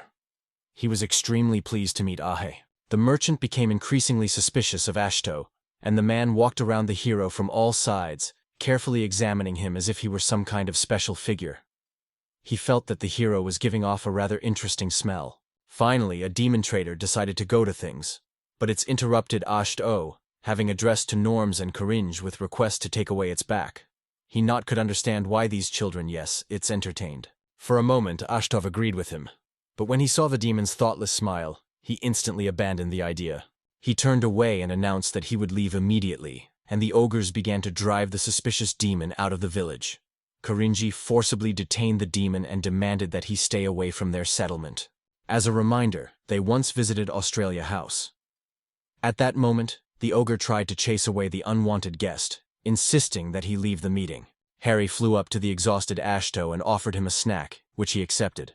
However, in the middle of their conversation there was a commotion. The demon turned to the ogres with a request to let him go, not understanding why they had such power, and the ogres gave strict orders to be silent and clear the way. The silent Maltestead's cookies were extremely delicious. The girl was glad that he liked them, and Ponto thought of some way to thank her for such a hearty treat. He offered the girl a rare red, but she refused. The trial seems to have been a waste of time. In her gloomy mood, she desperately needed a hug, and she happily accepted the unexpected appearance of Ponto, who served as her kind of toy. After meeting the insidious demon merchant, they received true healing in the form of gentle warmth and gentle softness. The boy grimly fixed his gaze on the demon's tear-stained eyes, which peered out from behind the ball. He couldn't understand how the ogres had done this, and he watched intently as the children dragged the cage to a merchant. The girl explained that at first he had given up and pretended to leave this world, and then tried to disappear unnoticed. He wondered with interest what this man would say, and even suggested drowning him in the river, although the hero instantly rejected such an idea. The demon tried to prove that his visit to the most dynamic village was purely business in nature, but the locals, perceiving him as a suspicious figure, were already determined to expel him before they even heard his explanation. Meanwhile, the traitor, observing the true behavior of the people, did not hesitate to start a protest. The hero remembered that he called himself a demon merchant, but the merchant himself did not find anything strange in this because he belonged to a rare breed of dark demons. He proudly declared that he was the pet of the night dragon Nixon, the legendary seventh dragon who brought darkness to this world. Doubting him is like doubting the dragon itself. The demon tried to escape from the cage again, and on the hero's side, the despair was so strong that the hero felt sympathy for him and decided to listen to him. He was incredibly happy about this event, and the boy realized that involving representatives of other races would only complicate the situation, so he decided to listen to him alone. Meanwhile, Ash asked Karanji to give him a chance. The heroes headed to the newly built reception palace, and the boy could never have imagined that his first experience would be like this. The demon merchant exclaimed in delight, "This is simply incredible!" As would be expected from the elder dwarves, who were revered as legendary masters. The Silver Cats clan was also present. The demon was filled with delight, surprisingly finding this extremely interesting, but Norma narrowed her eyes and asked the hero to refrain from further action. He noticed that the demon, as he went through the goods, did not give the impression of a real merchant. Putting on his glasses, he noted that he had not seen such elegant attire for a long time. The guy with the creepy smile was sure that soon they would definitely become his friends. The hero, reluctantly, handed him the sheets of paper, and the demon merchant believed that the deal was reached and said that it was a pleasure to communicate with him. The hero was only glad, and the demon continued to talk about the construction of a new branch. The merchant handed the boy a scroll of paper and asked if the older dwarves could build a structure according to these drawings. Looking back at them, the hero confidently declared that success was guaranteed. He confidently noted that their preparation was impeccable, to which the demon calmly replied, "It all comes down to the fact that all the branches must be built according to a single telecommunications scheme. It was much more advantageous for them to have a single space for transmitting magic and a universal way to store both supplies and astrosurium." The demon trader decided that there were still many tasks ahead, so he snapped his fingers and uttered the AASHTO Sanwell wish. He disappeared instantly. The spell was cast again without further explanation. The hero was convinced that the dark demonic clan was skilled in magic, but Korinji still doubted whether he should be trusted. Meanwhile, the hero believed that for now everything was going according to plan. Ji expressed doubts about why he should be trusted, although frankly, Ashto also felt some hesitation. However, if the boy could become useful to the village, the hero decided to give him a chance. If his goal was to deceive, he wouldn't have revealed everything from the first meeting. Korinji frowned at Ashto, considering such behavior too naive. Assuming the boys still wanted food, he handed them the leftover chopped fruit, offering them Mage. With many preparatory tasks ahead of him, a demon merchant appeared in the village, bringing a draft with him and leaving a suspicious trail behind. The hero stopped at the sign on Dimitri's house and thought, he still hasn't decided on a name for his village. The store was about to open, and everything but his smile left no doubt. The demon was amazed by the construction technology of the ancient dwarves. After all, the construction of a structure of such magnitude in such a short time seemed an absolute miracle. It was truly amazing for them to once again be able to observe every detail of this magnificent structure. Suddenly, he pulled out a box from nowhere and offered it to Ash to accept. The hero, filled with surprise, examined it with keen curiosity, trying to understand what the mysterious box could be hiding. According to the demon, it was a sprout of a rare medicinal plant from the vicinity of Beelzebub. He had heard that the hero had knowledge of herbalism, so he prepared this gift as compensation for the construction costs. It seemed that the demon knew how to surprise. The demon made several more requests, and the boy decided to listen to them. The merchant planned to show his wares to the villagers soon. He was worried that people might be wary of his flyers, but with his genuinely radiant smile, the request seemed natural. He asked the boy to call on the villagers to come to the store. The hero, without showing any objections, was interested in learning what exactly was prepared for the demonstration. Finally, the villagers brought several goods that they considered necessary for their village. He offered to examine one of the items for the boy, and the hero decided that this item could be extremely useful. Unfortunately, representatives of different races began to gather near the demonic merchant's trading place. The dwarves had come here at the mayor's call, but they had no idea of the intentions of this suspicious demon. The dark demon smiled mysteriously, silently calling them to action, and then snapped his fingers sharply. He was filled with joy and sincerely thanked everyone who had gathered here. The demon claimed to be from the city of Beelzebub and introduced himself as Mitri, the demon merchant. The leader of the hellhounds was unaware that there was something wrong with his voice, which caused him to feel uneasy. Meanwhile, Ashto watched everyone from afar, grimly. The manager asked for love and compassion from his assistant and manager of this department, Elizabeth. The girl turned out to be no less unusual. A demonic, impudent smile bloomed on her face. One of those present felt uncomfortable with his smile, and the demon suggested getting down to business. The note stated that he had opened a workshop in this village, seeking to utilize their skills and the fruits of their labor. Of course, a decent reward was provided for this, and all their products would certainly come in handy. The dwarves exchanged surprised looks, not realizing what exactly could be behind this initiative, since they produced almost everything themselves. The merchant suggested that people not be too confident in their assumptions and to carefully examine their goods. Since they didn't realize what it was, the demon decided to show them the weapon. In fact, it was not just a tool, but a truly revolutionary solution that could change their situation. First, you had to press a certain place to pull out the magazine and load a nail into it. The tree asked Elizabeth to bring it its board, and continued the demonstration. Now it was necessary to aim precisely at the wooden board and activate the trigger mechanism. And immediately something incredible began. As people already understood, it was a magical tool thanks to which anyone could hammer nails effortlessly, and it was also called in. With this magical device, he instantly drove a nail into the wood, which, undoubtedly, was much faster than ordinary hammering. The tool turned out to be not only durable, but also easy to use, which guaranteed high convenience. Dimitri was satisfied because the hammering device made an incredibly vivid impression on people. After a brilliant demonstration, he decided to continue and introduce the next product. Thanks to its elegant shape, if people had difficulty obtaining wood, they could use a chain.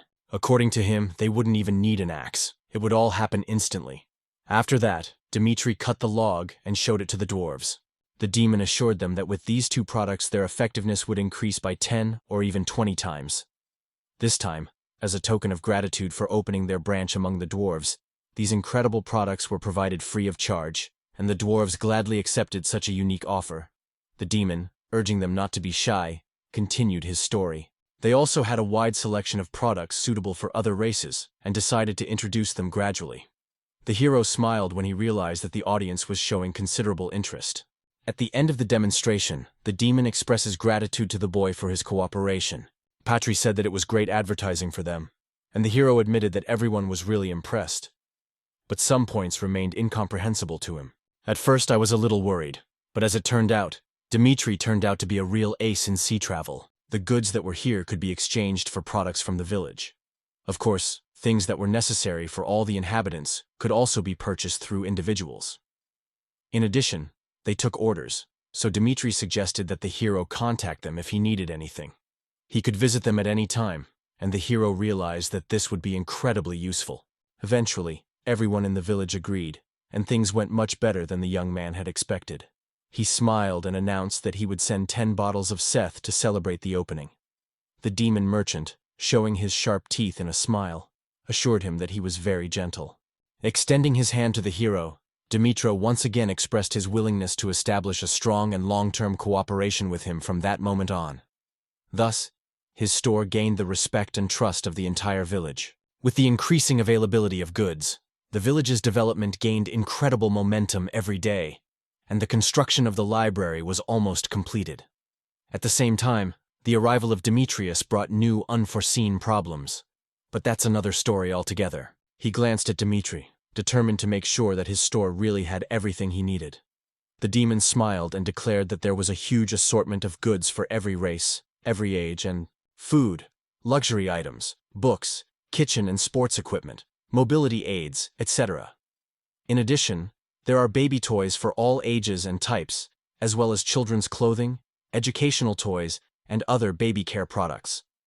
All this made an unforgettable impression on the children.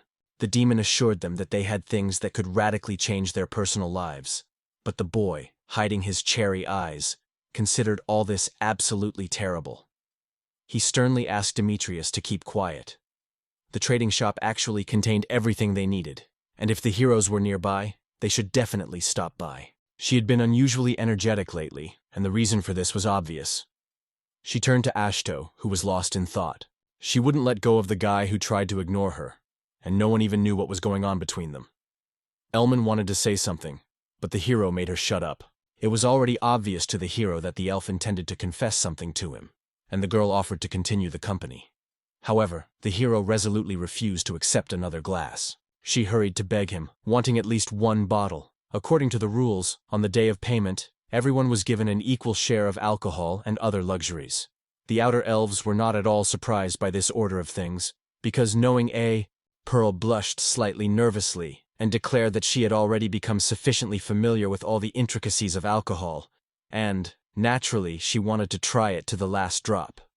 In fact, she had once been expelled from the High Elf settlement for drinking the entire supply of alcohol belonging to the chieftain. And this incident has not been forgotten to this day. It was wrong and unfair to give Elmo to Namor when everyone was given the same. The girl emotionally asked not to be forgotten, but the boy insisted that her reason be considered from his point of view. The answer was only, the girl decided to use her charm, unobtrusively hinting that she was ready to do anything for 1 bottle. However, the boy, demonstrating his unwavering cowardice, refused. She would have to wait for her next paycheck, but the girl wouldn't let the guy go, saying it couldn't be that easy. She didn't want to live in a world where she couldn't taste chocolate. The same incredibly delicious chocolate that was sold at Dimitri's house in South America. This sweet product, made from cocoa and fruit, quickly became popular in Dimitri's shop, as Elizabeth noted. Although the guy only tasted it once, he immediately confirmed its unsurpassed taste. It is said that this dessert was loved by everyone. Even Elma, left alone, could not hold back her emotions and cried. The hero offered to trade her for something, but the girl had nothing suitable to exchange. In that case, she could create various wooden amulets for me, as well as for her friends, and noted that she had already made fun of her. The girl pulled out one of the figurines and frankly admitted that her amulets were not talismans at all, but a real curse. The guys warned her not to trade them anymore, because there was simply no demand for such things. And he understood this, because this moment seemed to him the most real. She desperately wanted to taste the chocolate, but she had nothing to exchange it for, and no one wanted to give it to her. It was hard for her to believe that for her efforts she did not deserve alcohol, although the hero insisted that she did, on the contrary. While they were talking, Ashto noticed Maya walking with her friends. The guys were delighted to meet Lord and instantly ran up to him. The children were incredibly happy, so the laboratory decided to find out the reason for their happiness. She handed him 3 bars of chocolate, assuring him that she was completely different now. The alpha seemed furious, and she insisted on the couple telling her how and where the exchange had been made. She wore a threatening expression, which could not but confirm the boy's words about her timidity. She replied that they all gathered nuts together. The fairies and other friends joined them, and through their joint efforts they managed to gather a pile of nuts, which they then took back to exchange. Maya bragged about how much chocolate she had managed to get. He was delighted and noted that everyone had really put in their best effort. The guys were eager to enjoy the treat with everyone else, and the taste made them want to doze off. The hero was impressed by their ability to share with others, while Elmin, listening to them, sank into deep depression. After saying goodbye to the Lord, they quickly ran away. The Elmins burst into tears again, not understanding why they could taste chocolate, but she could not. At the same time, the hero never realized what the video message was about. Having decided that enough was enough, the hero set off home. But Elmina was not going to let him go. She heard the boys exchanging nuts for chocolate, but the hero himself seemed indifferent to this situation. That is why the girl decided that she should also join in collecting nuts, because in her eyes it made sense. He wished her luck, but the elf girl offered to accompany her. Ashti couldn't understand why that was necessary at all. The elf girl believed that walking along these winding paths, they would definitely come across trees. It seemed to her that it was much more interesting to walk through cities that no one had visited before, because perhaps something unknown was hidden somewhere. She was sure that the boy should have understood this. The hero remembered that many hours had passed since those words, and was convinced that in such darkness no trees could grow that could bear fruit or nuts. The girl pointed sharply at him and ordered him to stop complaining and searching in vain. Only then could he get his share and express his desire to join.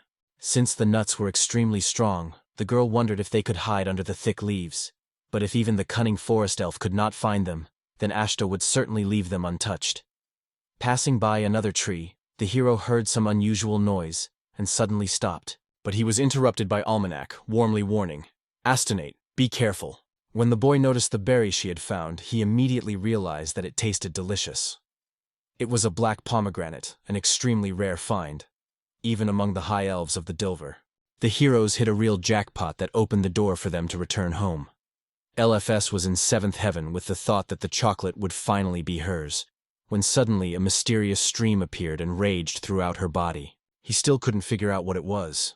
Apparently it could be a slime that devours people, so the hero asked Elmin to wait a minute. In a hurry, he pulled out a formidable weapon of war and a magic wand.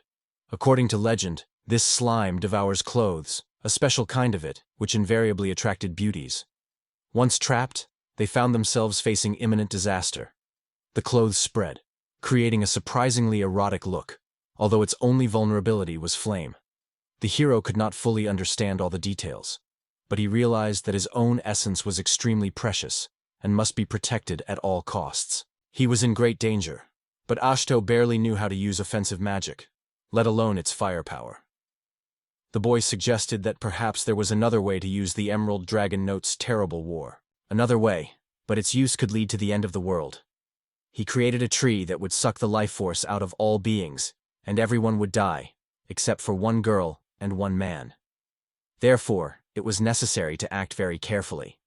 The guy imagined that in such a situation they would become like Adam, and Zero couldn't stand the situation and threw the book on the ground, never understanding the essence of the story.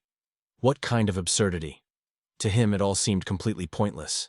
As a result of the events, she was almost naked and immediately needed urgent measures. The hero turned to the book again and learned that there was a way to immediately remove their roots. One of the boys instantly used his magic, claiming that he could suck out any pollution. Thanks to the root-sucking magic, the girl began to free herself from the slime. Eventually, she fell to the ground, and Ashto decided to make sure she was okay. Lifting Elmina, who was showing no signs of life, they concluded that the mucus had drained her of her strength. Behind them, Shelley stood and declared that she needed to be given mouth-to-mouth resuscitation.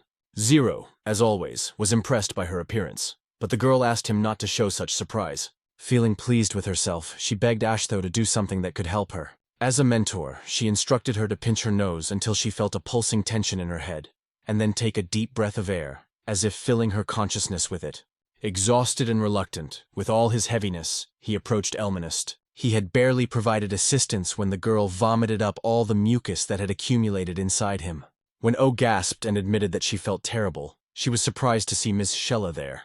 Smiling, she said that she looked. The girl felt that her end was inevitable, and she wondered in fascination. What kind of strange slime was this? After a while, she felt a twinge of discomfort, and her gaze instantly dropped. Chalice noted that she was lucky to escape the flood, but the pixie forgot about her problem for a moment.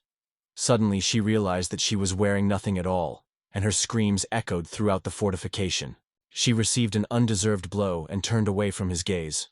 The elf kindly asked him not to stare at her like that, because any man would be surprised to find himself naked in front of a girl. He could not hold back his tears, for the black pomegranate fruit had been crushed, and she had almost died. But she said, "How lucky I am that this slug-headed creature managed to get to me." When the hero wanted to show her something, offering to look at the core of this slug, he picked it up from the ground and carefully threw it into her hands. Although the berries were lost, the hero heard that the core itself was of great value, because it could be used to obtain a considerable amount of chocolate. We were delighted and sincerely thanked the guy. By the way, Shello disappeared as quickly as he had appeared, and Ashtog even enjoyed this miracle. He was about to return to the village to change the choir, when he suddenly realized that she could not walk barefoot on the ground. The hero offered to carry her. The girl was surprised, but the boy couldn't let her wander barefoot along the forest paths, so he silently picked her up on his back. She apologized for the inconvenience, but the hero didn't hear anything, and asked her to repeat what she had said. Bowing her head, the girl decided to remain silent, claiming that she had already said everything. At this moment, strange and eerie sounds of laughter came from Demon Mercury's house. When Elizabeth spotted the nucleus, she immediately put on her round glasses and noted that it was extremely unusual. Instantly, the girl realized that she was dealing with a nucleus of mucus that devoured clothes, and the hero was surprised that she was able to identify it with just one look. This was possible thanks to the glasses, which were enchanted with the magic of evaluation. The guy thought this magic was quite strange, and concluded that it was a kind of national peculiarity. He replied that they were not only extremely popular, but also had high authority, so people's reaction was completely understandable. After completing the assessment, the girl carefully placed the slime core on the apple. First of all, if they decided to exchange it for chocolate, they could get as many as 200 pieces for it, so Elizabeth offered to make the exchange. Elphys was delighted with such a favorable offer. By the way, Elizabeth remembered that Miss Elmina had previously confessed her love of booze, and she had prepared a small treat for her. It could be exchanged using the slime core for black blood, one of the most exquisite liquors. It was incredibly difficult to acquire even in the highest circles due to limited production. I wasn't sure if I could look at it in more detail, and I could hardly believe that it was all true. But the demon assured me that he was a real demon. The hero was faced with a dilemma, to choose between chocolate and liqueur, but the choice seemed obvious to him. Meanwhile, Elizabeth waited for the girls. With a decisive tap on the table, he finally chose the charts. He had not expected this at all, and was immediately surprised. Elizabeth immediately warned that the answer could not be returned or exchanged, and was finally convinced of Elmin's choice. The girl was completely confident and insisted on chocolate. She decided to see for herself and approached the elf girl. Although she sincerely regretted it, she chose to postpone it until next time. The hero with the chocolate bar suggested moving on. Earlier, she had promised to share the treats with him and suggested having a snack together. Elizabeth looked coldly at the heroes and sternly warned them that they were forbidden to engage in eating and drinking. She offered to exchange it. Remember, it has its own meaning, and noted that the Lord would visit them tomorrow. She was interested in whether Asta would be able to find time to meet with, so he didn't realize at all what he needed today. The next day, the moment came when Demetrius sincerely thanked the hero for he heard that he needed something, and he really did. Demetrius sincerely apologized for the inconvenience, and noted that it was inappropriate to discuss business matters over the app. Then he asked Elizabeth to prepare their medications. Elizabeth brought a drink, and the hero, a little hesitantly, took a mug with an unusual drink. Dimitri explained that this drink is called It turned out to be a famous drink from Beslizawub, similar to tea, which people adored.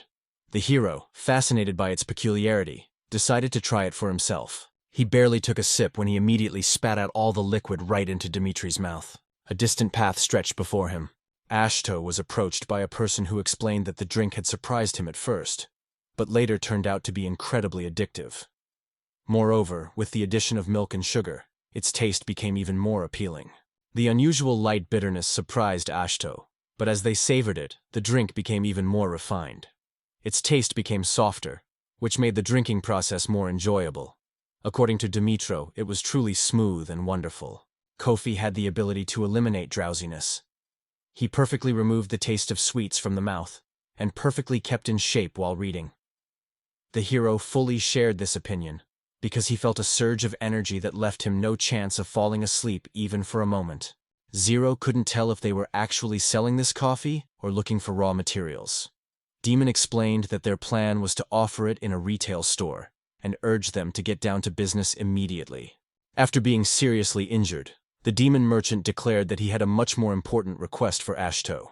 Surprisingly, despite his serious injury, the hero was still unable to understand what his opponent wanted. Ashto and Dimitri were seriously discussing important issues, while Elizabeth was barely behind. The man politely asked, "Could you please serve me a cup of drink on a saucer?" And also asks to hire one of their men as an employee. It seemed that Dimitri would demand additional conditions, but in reality, everything was completely different. The demon insisted that 4 more people appear in the village. He learned that a library would soon be opened to store the many books that belonged to Astria. And in the High Elf village, he was systematically sent significant reserves of gold. He believed that there should be over 20,000 books here now, which significantly exceeded Demetrius's expectations. People showed great interest in this collection, and when the library was completed, Dimitro hoped that it would find its supporters. They were to become completely subordinate to the hero, so that he could use them as he wished. He decided to make sure that it was the library. The hero was extremely interested in how to organize its work after the construction was completely completed. He was simply looking for someone who could help them, and he expressed his gratitude to Dimitri, assuring him that he would immediately arrange a place for them. The demonic merchant bowed to the hero and thanked him sincerely. The man wondered what race they could be classified as, and Dimitri, smiling, replied that they would undoubtedly be perceived as representatives of the same race. The retreat guaranteed their skill and was convinced that they would prove extremely useful. Remember those creepy faces and barely concealed smiles of the demonic merchants? The hero somehow doubted that everything would end well. The next day, a group of girls and businessmen arrived in the village. They were happy to meet Mr. Ashto and thanked him for giving them the opportunity to move to their village and find work. He was pleasantly surprised by their neat appearance, and the girls introduced themselves. Agrat, Maharat, Heshed, and Zel. The girls unanimously shared their sincere joy at meeting the gentleman. "That's why I'm questioning whether I should participate in the game." Dimitri confidently declared that there was a proven way to determine them. And right now, Hagrid was burning with romance. "I am fascinated by biographies, and I think it's time to delve deeper into this." Desnam was a passionate comic book fan. It was a pretty good way to define his personal tastes, but to the average person it all looked a bit suspicious. He would have liked to distinguish them from each other more quickly. But the demon remained in amazement. It was clear to him. If you looked closely, everything would immediately become obvious. In the game, the merchant suggested that everyone attach name badges, so that later it would be easy to match names with faces. The man sighed heavily, doubting that anyone really normal would come here. However, no one expected to meet twins. Dimitri smiled and said that he would leave the rest of the business to Elizabeth. The demon asked Mr. Ashto to become the guardian of his daughters, and then took him with him to the wedding. Even after hearing that they were his dog, he still remembered the topic he wanted to discuss with him. To the guide's surprise, the library was completed just a few days ago.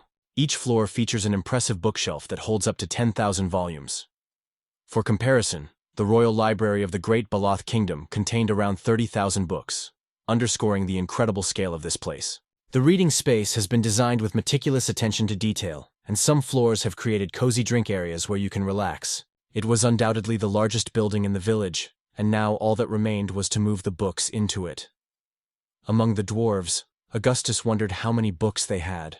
Approximately 20,000. and the hero quietly hoped that a regular floor had been chosen because the amount was impressive, although he had no right to express an opinion on the matter. The girls suddenly approached the boy from behind and asked Mr. Ashto to provide them with what they needed. The twins decided to try their hand at the role of librarians and promised to faithfully fulfill their duties. Many days passed, and the earth was pleasantly surprised. All the genres were successfully arranged according to a clear scheme. One of the residents of the Elder Elves village decided to see the library for himself, and was genuinely impressed by its grandeur. The hero was pleased to welcome the leader and invited him to the library. The leader of the tribe, Dickbeck, thanked the hero warmly for the invitation to celebrate the completion of the library. He was amazed by its extraordinary beauty, and was sincerely glad that the library was finally ready. The hero explained that this was where all the books he had once gifted him were kept, which made an even greater impression on Dickbeck. The chairman noticed that the books were already arranged by genre, and soon chose one of them. He was surprised to see that his books, which had never been noticed in the High Elf village, now shone with a splendid appearance. The boy remembered that he had written most of them for Mr. Dickler in turn. They said that if Mr. Dickbeck planned to send more books, they would like to know what genres they belonged to. Mr. Dickbeck, with joyful enthusiasm, replied that there were many options. He promised to come here every day and bring even more books, and the hero, full of gratitude, accepted his promise, sincerely thanking the head of the world. Ashto was surprised at how quickly the four twins figured everything out. But to them it was trivial. They carefully checked every book, although their number exceeded 20,000. He finally felt complete, and the days were peaceful. But Ashto was not the only one who tirelessly immersed himself in his scientific research.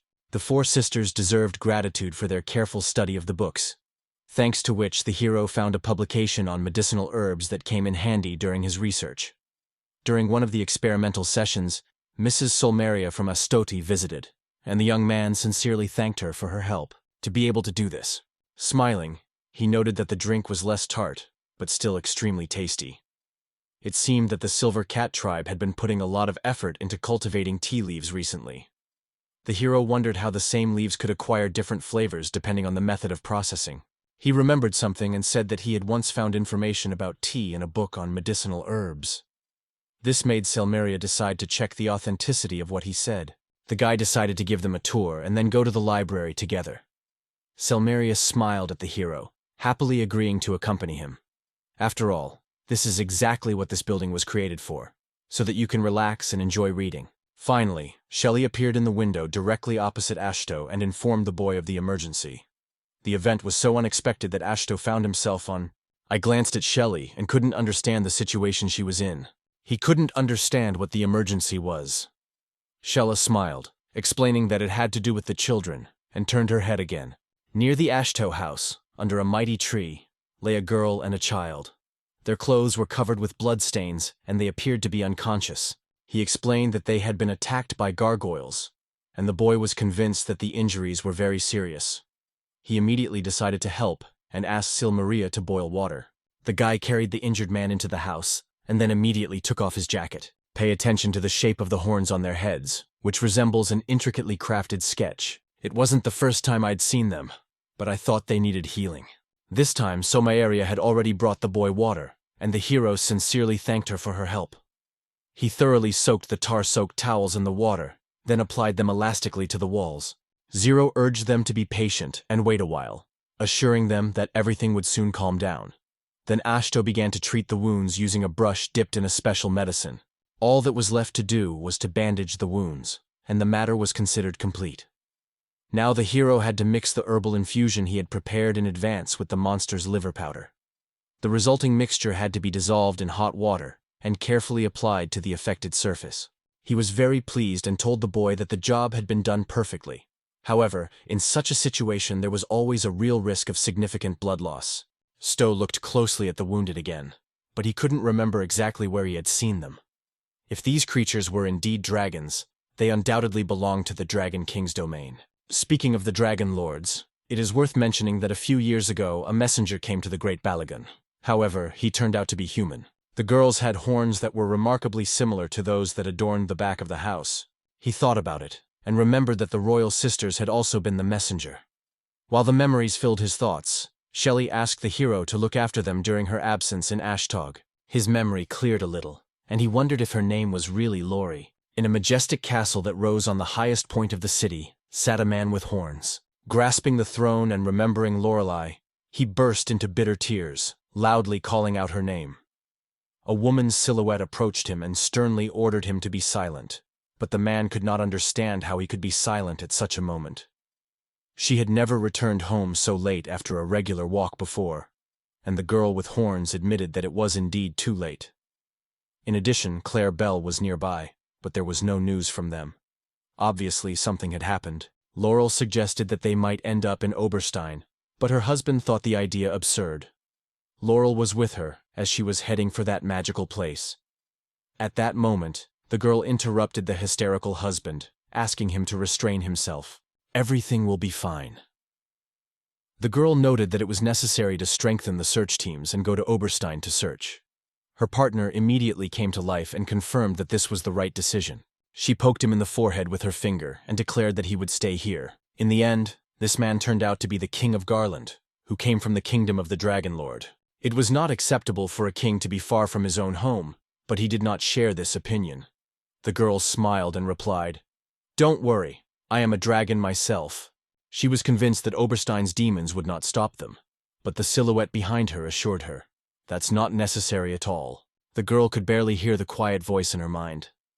Suddenly Shella appeared before her, smiled, and announced that her daughters were under her care.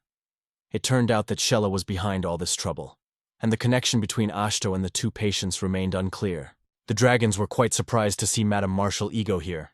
They hadn't seen her in a while, and Shelley noted that Almeria and a guard were nearby.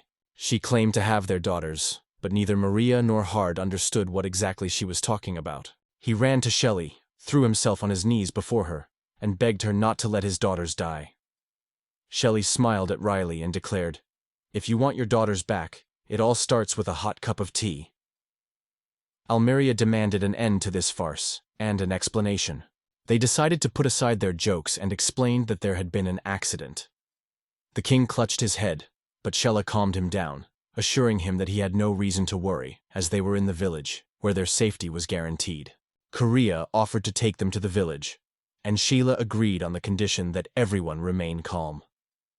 She planned to explain the situation in detail, but first she wanted to enjoy a fragrant cup of tea in the company of her companions. Miria and Gar exchanged glances and unanimously decided to grant her request. This time, one of the girls gradually regained consciousness. She opened her eyes and looked carefully out the window. One of the girls was glad to wake up, while the other couldn't believe her eyes. She was still alive. Immediately jumping up, she asked where Claire Bell was. She asked her to calm down, explaining that Claire herself was sleeping next to her. Soon help arrived, and the situation was finally resolved.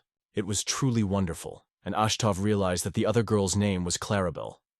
He decided to make sure that the girl who had addressed him was named Lord. The sister who had appeared at the Astria family with the messenger ended up in the palace's orangery. The girl remembered a boy named Ashley. He felt embarrassed and hid his face with his hand. The story of how they ended up in Oberstein was long, and the hero added that their conversation was not yet over. I couldn't understand why he was looking away. One day she stopped and, looking down, realized that her body was covered only with bandages. He served her a hot drink and kindly offered her another. Carol took the cup, and the pleasant aroma brought a smile to her face. The hero explained that the drink was a medicine to restore strength and replenish lost blood supply. Despite its medical purpose, the taste turned out to be surprisingly pleasant. Smile and ask Dash to pay attention to it. He first met her about 5 years ago. He was in despair when he discovered that he had the magical ability to control the elements of nature. He worked tirelessly on himself, dreaming of earning the trust of the general's family. Under the close supervision of the royal apothecary, he mastered pharmacology, devoting every day to studying in the royal greenhouse. But despite all his efforts, the results of his work remained unnoticed. Claire Abel and Lorley, who came from the Dragon Lord, arrived at the Grand Ballad. He remembered how he had been enchanted by the aroma of sweet herbs. Nearby was a boy his age, who had carefully studied plants and was diligently taking notes in his manuscripts.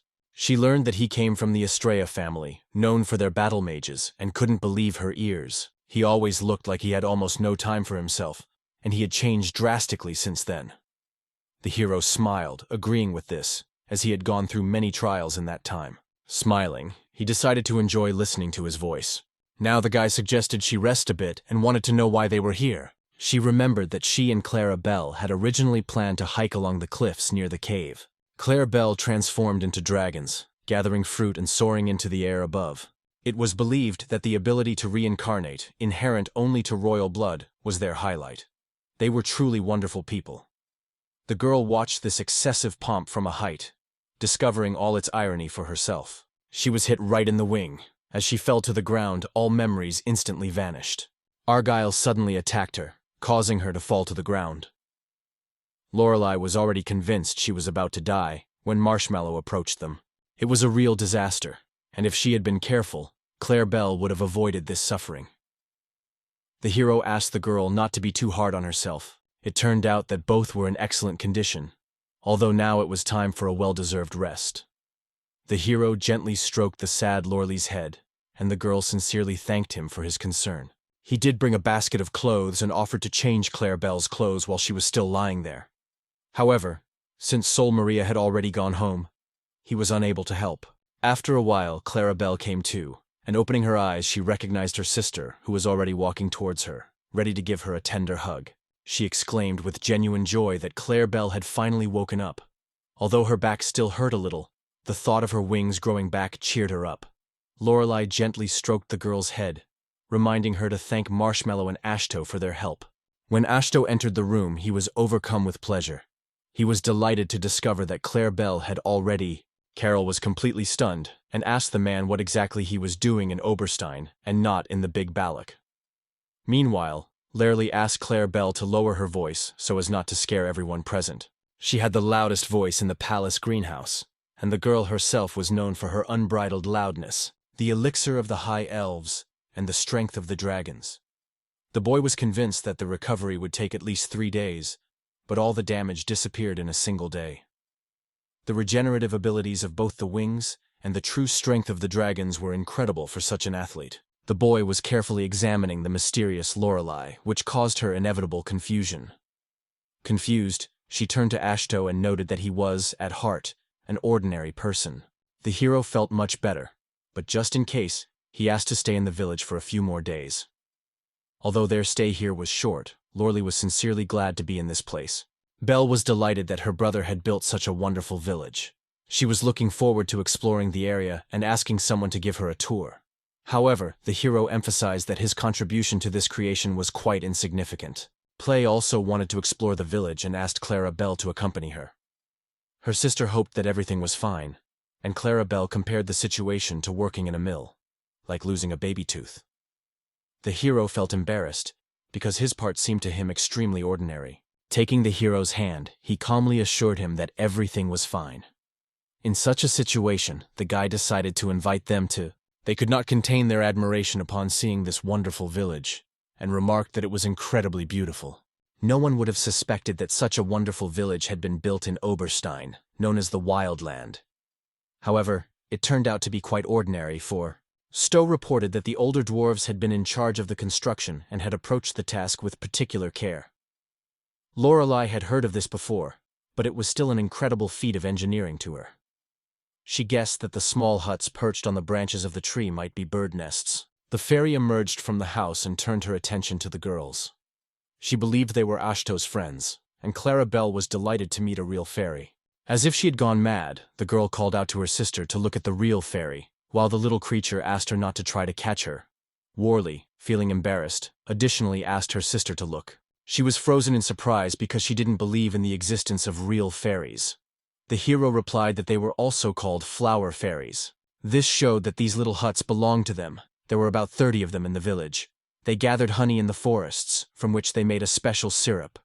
Clara Belle's eyes lit up when she heard about the sea fairies. The fairy decided to share her magic syrup, because the girl so passionately dreamed of tasting it. However, she had no intention of giving it to those who tried to capture her, even if the latter promised not to pursue her anymore. They headed to a garment factory where hellhounds made clothes, bags, jewelry, and a host of other products. She was filled with curiosity, for she had never seen clothes made before. In the workshop, they were met by an extremely beautiful girl, whom she watched with great joy. Concerned for their well-being, she asked if they were allowed to wear these clothes. Smiling, she announced that she had fully recovered. Muddy was delighted. She had looked quite unhurt just yesterday.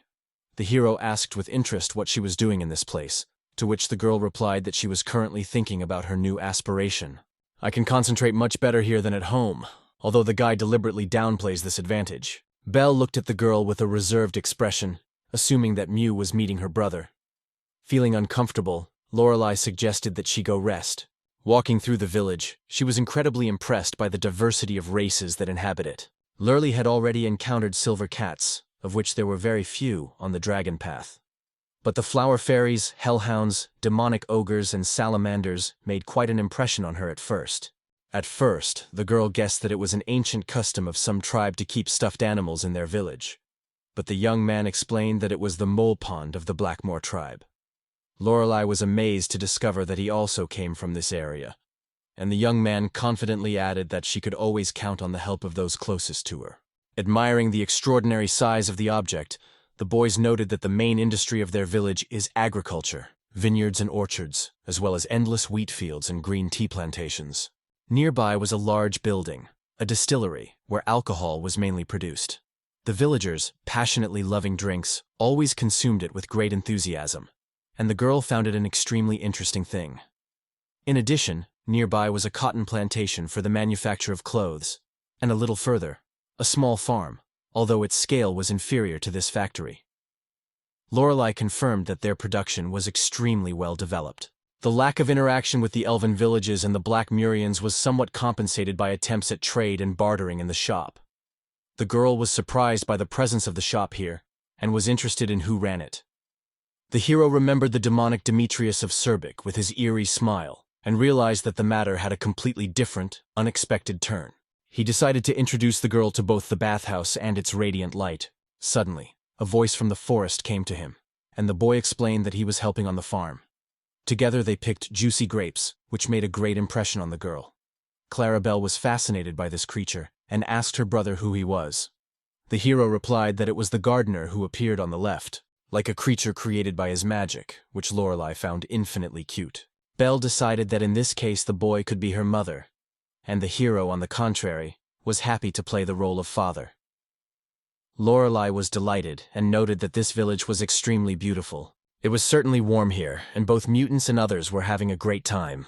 She considered it a real source of pride to have made Oberstein such a peaceful place. Guy added that it was through everyone's combined efforts that extraordinary results were achieved. Excited by the idea of supporting this village, she decided to discuss the idea with her father when she returned home. When Belle learned that they were being sent away soon, she was overcome with sadness. She wanted to spend more time with her brother so much. Lost in these thoughts, she inadvertently crushed the unfortunate girl. The master tried to explain to the girl that her parents would be worried if she didn't return home. The hero offered to take her to the village, promising that if they allowed her, she would always be able to use the safe road. However, someone interrupted them, saying that the girl wouldn't even have enough time to correct the path. He was surprised when he saw an unusual shell on a huge centipede. The girl sincerely thanked the Amnoska for the trip, and decided that next time she would ask to be taken not only to the village, but also to the Dragon Lord. It seems that he had never been to that place.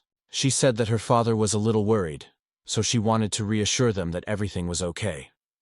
To do this, she gave the girls a letter from their parents. He also handed Ashtov a letter, assuring him that he had something special for him. Pliabelle stated that the letter belonged to Lorelei, and the girl herself carefully verified that it was indeed from her. She was glad that her father had allowed them to stay here for a while, and it seems he had even sent greetings to Ashto in his letter. However, it had been stated that they could only stay if the shell allowed it, and Ashto wondered what the shell had to do with "Thank you, Dragon Lord." He turned his head and realized that the girls had already disappeared from sight. Suddenly, Clarabelle approached him and asked his younger brother to take care of them. The hero carefully read the letter and discovered that it contained other information. The task of returning home was crossed out. Instead, an inscription appeared, reassuring the hero. "Don't worry, she won't burn them." The hero became worried. Drops of sweat began to appear on him. Meanwhile, the girls decided that visiting the library would give them a lot of fun moments. So, the sisters from the dragon tribe, tired of excessive parental care, decided to move to the village. Finally, she reached the largest building in the village, the library. The building had been built quite recently, and, according to Ashtos, the bookshelves had not yet lost their original, slightly unfinished appearance. The location of the library instantly enchanted the girls. Lorelei had never seen such a huge and beautiful library, and Clarabelle informed the hero that her sister was extremely fond of this place. She recalled that during her stay at Big Balak, she visited the library almost every day, a place that did not leave her indifferent. The demonic staff were unexpectedly surprised by her appearance, welcomed them to the library and asked what book they were looking for. However, the hero replied that he had come here to show his guests the existing collection. He was sure that there was a guard next to her, but he was mistaken. Suddenly, a girl who looked like her appeared behind them and thanked the mayor for his work. Ashto was sure he was shit, but he was wrong again.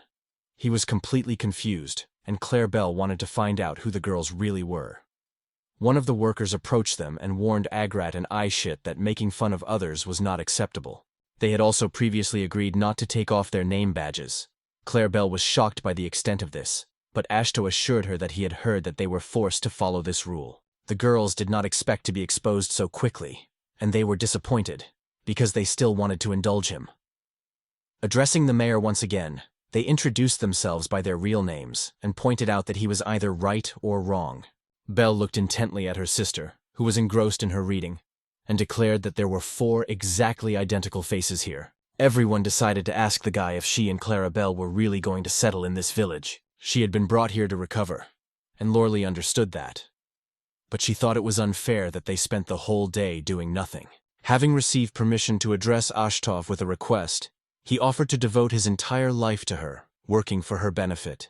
I sincerely dreamed of becoming a librarian, and couldn't understand why this man was so suddenly surprised.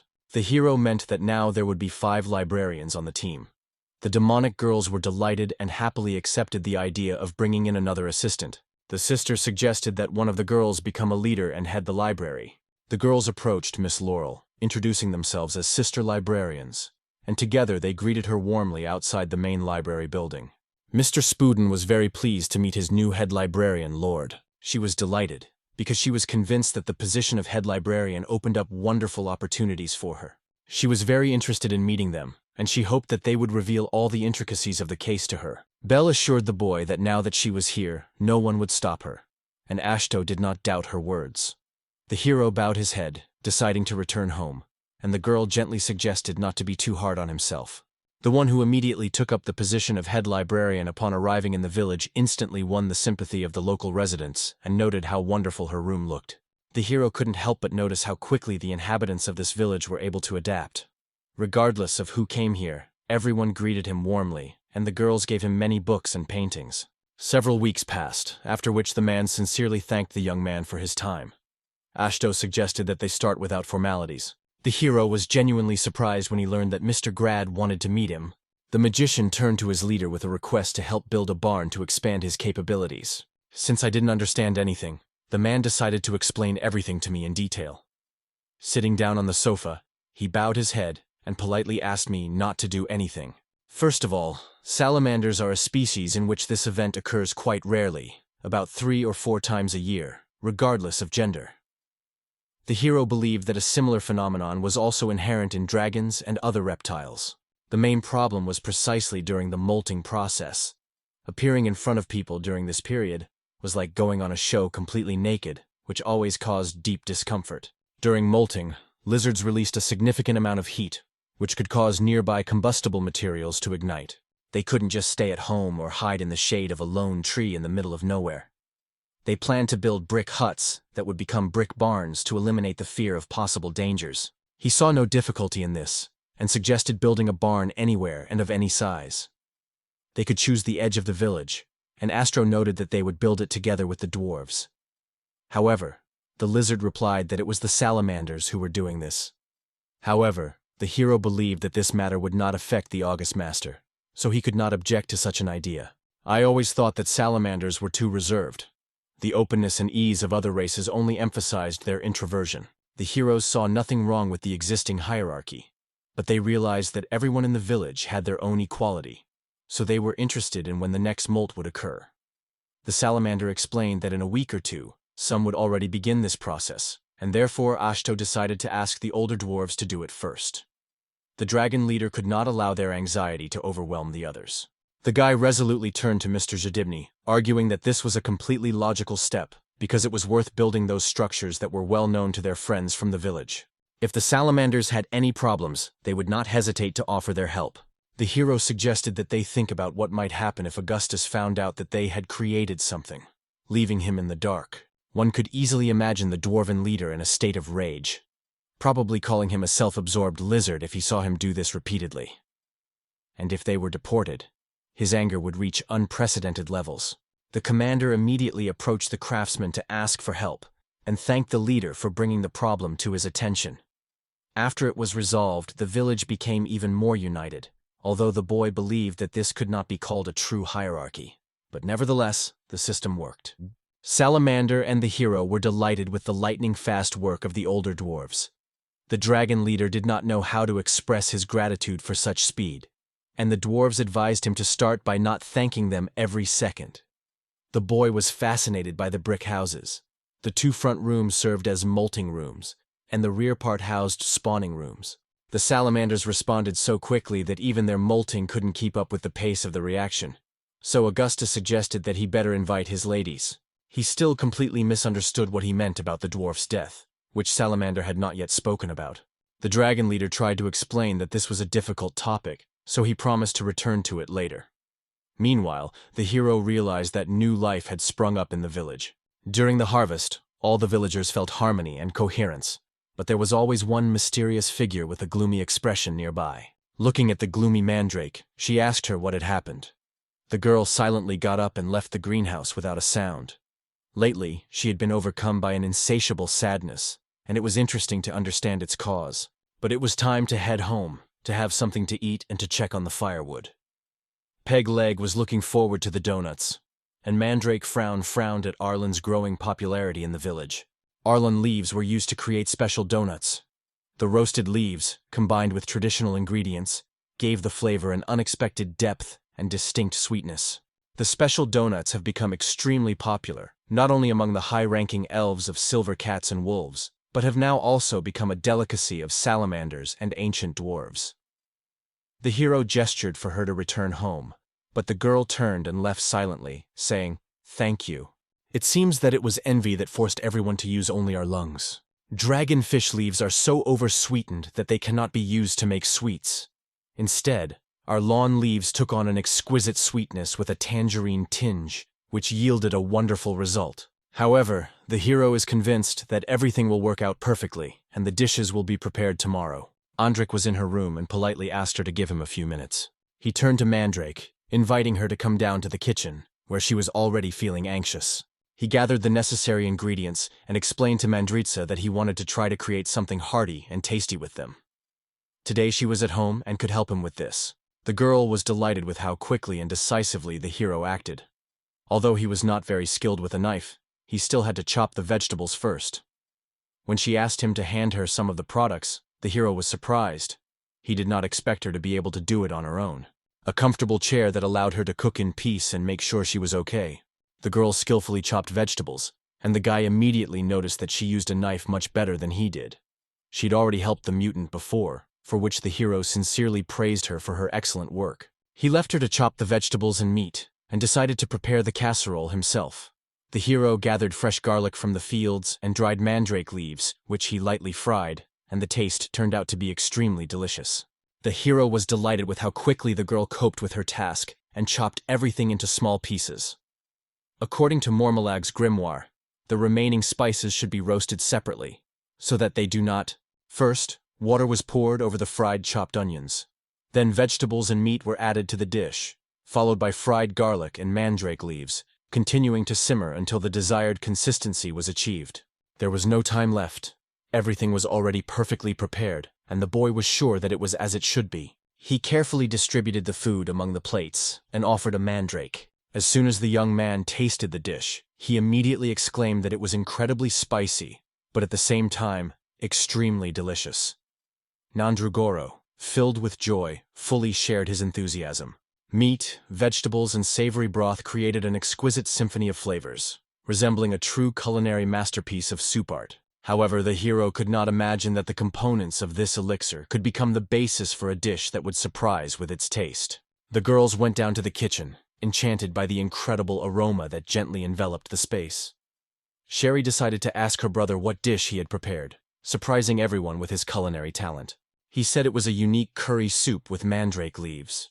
The dish was so delicious that they decided to definitely try it, dividing portions onto each plate. He considered the dish to be slightly spicy, but its taste was simply incredible. Muti, blushing with embarrassment, frankly admitted it was a real penis. It was a real fantasy, and she asked to share the recipe. The girls eagerly demanded more, dreaming of enjoying this dish regularly. Everyone shone with their skills, and even the ladies' man smiled broadly thanks to the secret recipe for action. One day he told Ashto about a spring he had discovered when he decided to hunt an elf. He thought it was a lake at first, but it turned out to be a real water artery, and he had never seen such a huge spring. His story caught Heath's attention. Someone noticed that huge fish could be seen in this place, and suggested that they try catching them here. Ashtodi followed the idea, which seemed very interesting to him, and soon an unexpected discovery was made outside the village. From that moment on, the main character decided to go in search of the source, because in his measured life, even a short moment of peace by the still water was priceless. She was filled with excitement when she heard about the arrival of spring. Always dreaming of tasting fish, she never imagined that such a wonderful miracle existed. Fishing in the wide spring pond seemed incredibly exciting, so if everyone agreed to go, she decided to cook a delicious meal for them. She mentioned that they would need fishing gear, but she didn't have the necessary equipment, as she had been putting off fishing for a long time. Meanwhile, the guy had already gone to look for gear at Dimitri Shibuya. She dreamed of fully immersing herself in this world, and her sister immediately suggested she go with her. Almost the entire village decided to join Ashto, and the hero felt uncomfortable because of the huge number of people. Zero tried to convey that not everyone could go together, and they would have to split up. As soon as Mole heard about the source, he immediately applied to join. On his way to the village, he stopped at this place. It was majestic and wonderful, and the water in it was truly excellent.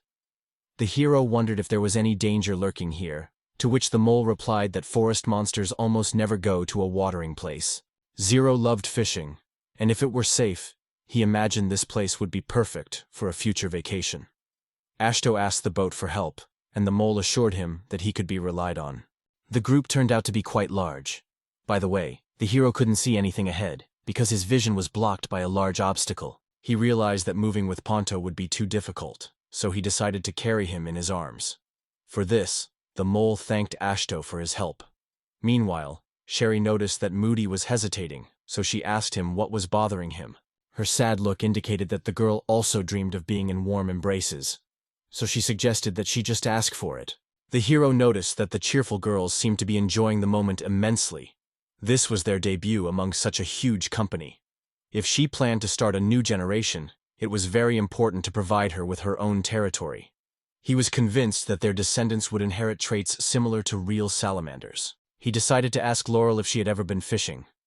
But the girl had never fished. If she wanted to eat fish, she would simply catch it and swallow it whole. The guy in the Pentagon uniform decided it was best not to do that to her. Lamana thought fishing was a relaxed and fun pastime. She agreed to lend the girl her gear, offering to go fishing together. Lorelei thanked her, hoping for the support of the elves. The dragon and the elf were fishing together, which was a truly unique sight for them. Ashjo asked how far the spring was, to which the mole replied that it would take about 2 hours to get there. He was convinced that their squad would reach their goal much faster, and the hero believed that 2 hours was too long a journey. Everyone seemed to enjoy it, so by moving slowly, they would be able to avoid excessive fatigue. After about 2 hours, the boys found themselves in front of a spectacular landscape. The water shimmered under the bright sunlight, and the place sparkled with a variety of vegetation. The heroes were amazed by its beauty. The boys shouted to Asheville, hinting that this place was incredibly large, and asked him to go in search of the person in question. Kai was so out of breath that he didn't even think about the weight of the moth. Elma, frowning, declared that the hero didn't have enough strength. Meanwhile, Ashto looked up and realized that this place was truly incredibly beautiful. He had seen places before where algae were rife, and there was always a fishy smell, no matter how carefully they cleaned. But here the water and air were crystal clear and spotless. In this situation, Claribel suggested that the boys go their separate ways and enjoy their own entertainment. But her sister did not share this idea. Belle was left confused, not understanding what was going on, while Loreley explained to her that they knew nothing about this place at all. No one could have predicted the consequences that could have occurred if she had accidentally turned around and crashed into the wall. She scared her sister, warning her that she could be trapped and eaten. It seems she managed to really scare her younger sister, because her mother had shared similar stories with her more than once. She just asked her sister not to risk her life until she was sure the place was safe, and she agreed. By the way, the hero noted that she was an excellent mentor. The girls were having fun fishing and swimming, and the young man was enjoying the peaceful atmosphere. Nudie sat down next to him on the blanket and told Ashto that she had already prepared dinner, offering him a delicious snack. Their dialogue was suddenly interrupted by an elf, who turned to the boys and announced that on one of the islands, looking more closely, they saw a mysterious island that had appeared in the middle of a huge wall. It was there, although it was a long way off. The boy was seized with a burning curiosity, and the ferryman decided to fly down to explore what was there, but Astro stopped him. One of them suggested that it would be better to see everything together, and Astro suggested they go. The spring turned out to be incredibly large, and the heroes suggested turning it into a giant boat, similar to a cruise ship. Nudie was delighted with the idea. He decided to ask Mr. Balgold about the situation around him, and at first glance, nothing threatening was observed. Given this, the hero made a firm decision to contact August and the others with a request to build a boat. As soon as the boat was ready, they would set off to explore the island. The girls immediately noticed how Ashto suddenly came to life, enchanted by the atmosphere of the place. Up until that point, the boy had insisted that the ferry not set off alone, and the girl had submissively agreed, although she longed to be with them. Previously, Nudie had sailed in small boats on small lakes, but she had never set foot on a real ship, and the big ballad belonged to the hostess. Upon returning to the village, they immediately made purchases. Everyone else was hurrying home when the boy heard a voice behind him calling for help. It seemed as if there was something unusual in this world. He turned, hearing a voice calling him from the spring. He felt that before they could begin to explore this island, something extraordinary awaited them. Ashto, looking in surprise in the direction of the sound, thought that he was in the very depths of the night.